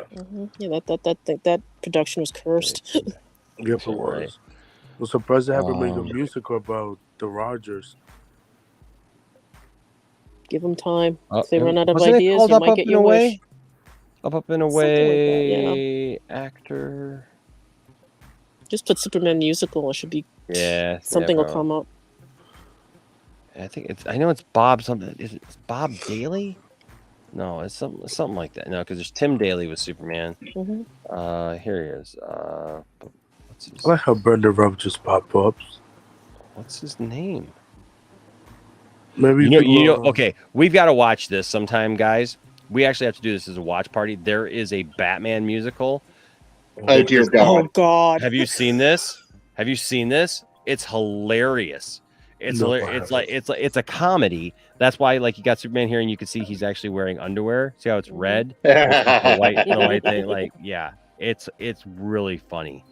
It's really funny. Oh dear Jesus! That'd be worth it. Yeah. Oh yeah, it's a good watch for sure. It's really hilarious. What the heck is the guy's name? It's Bob. Is anybody in the chat picking up on it? Hold on. It's another Superman. Superman. Maybe if you go to all. It's called Up, Up, and Away. I thought it was called Up, Up, and Away. Let me see if I can find it. But I put Superman musical actor name. Oh, here, let's try all, right? Because he's considered the worst. It's a Bird, It's a Plane is the name of it. What's it? Oh, it's a bird, it's a plane. Yeah, that's right. It's a bird, it's a plane. It's Superman. Bob Holiday? Bob Holiday. Bob Holiday. There you go. I had the Bob. Yeah, that's what Kendall said. I couldn't remember the last name. Yeah, Bob Holiday. So yeah, it is what it is, man. He was bad. Superman musical 1975. Yeah, the musical is awful. The musical is really, really bad. I don't know why they keep doing this. They're the Batman, Superman, the Spider-Man. Don't get that. Musicals. I'm gonna have to look at this thing. I didn't even know this thing existed. Oh, Although yeah. the Spider-Man one bomb, which makes sense. Yeah. Well, hey guys, it's 5:30. I gotta be at the church here in just a few little while, so I'm gonna go and yeah. I'll see you guys. Yay. Yep. Alrighty. So hey guys, thanks for being here tonight. We had a great night tonight. Thanks to everyone who's been in the chat. Still had 43 people. Make sure that you please hit that like button before you leave tonight. We do appreciate y'all being here, and as always, appreciate the entire the panel, everyone who was here tonight and had to leave. Don't forget tomorrow to join William for Sci-Fi Center Live at 8 p.m. Eastern Time, 5 p.m. Pacific. And again, he's going to be giving away Batman tickets for wherever you are. And so, hey, show him some love and do that. And if you haven't caught up with Jiving with Jack or Brian's show, man, I'll tell you what, Brian's doing a kick butt job on the Star Trek show. And it's not just Star Trek, man. He's talking Star Trek. He's talking food. He's just talking some cool stuff. So show Brian some love as well. And yeah, thanks to everybody who's here tonight. Appreciate you guys, and you guys make it fun. And I appreciate y'all stopping by the lounge. We got cool stuff coming up. Oh, I can't even get into like what we got coming up. So I am so thankful. Something with Ezra. I'm just telling you, I'm thankful for you guys being here, and I'm thankful to be here myself, to be quite honest with you. And hey, don't let anybody tell you that your fandom doesn't matter, and don't tell anybody that their fandom doesn't matter. But seek to have good conversations, and seek to work things out. That's what I'm doing. And if you do that, and you treat everybody with respect, there'll always be a place for you here in the Poindexter Lounge. Until next time. There it is. Stay nerdy. I'm gonna go get a couple hours of sleep. That's how I roll. And then I'll be rock starring it all day long for my Friday. All right, guys. Take it easy. See ya, man. Bye-bye. Yeah. See ya.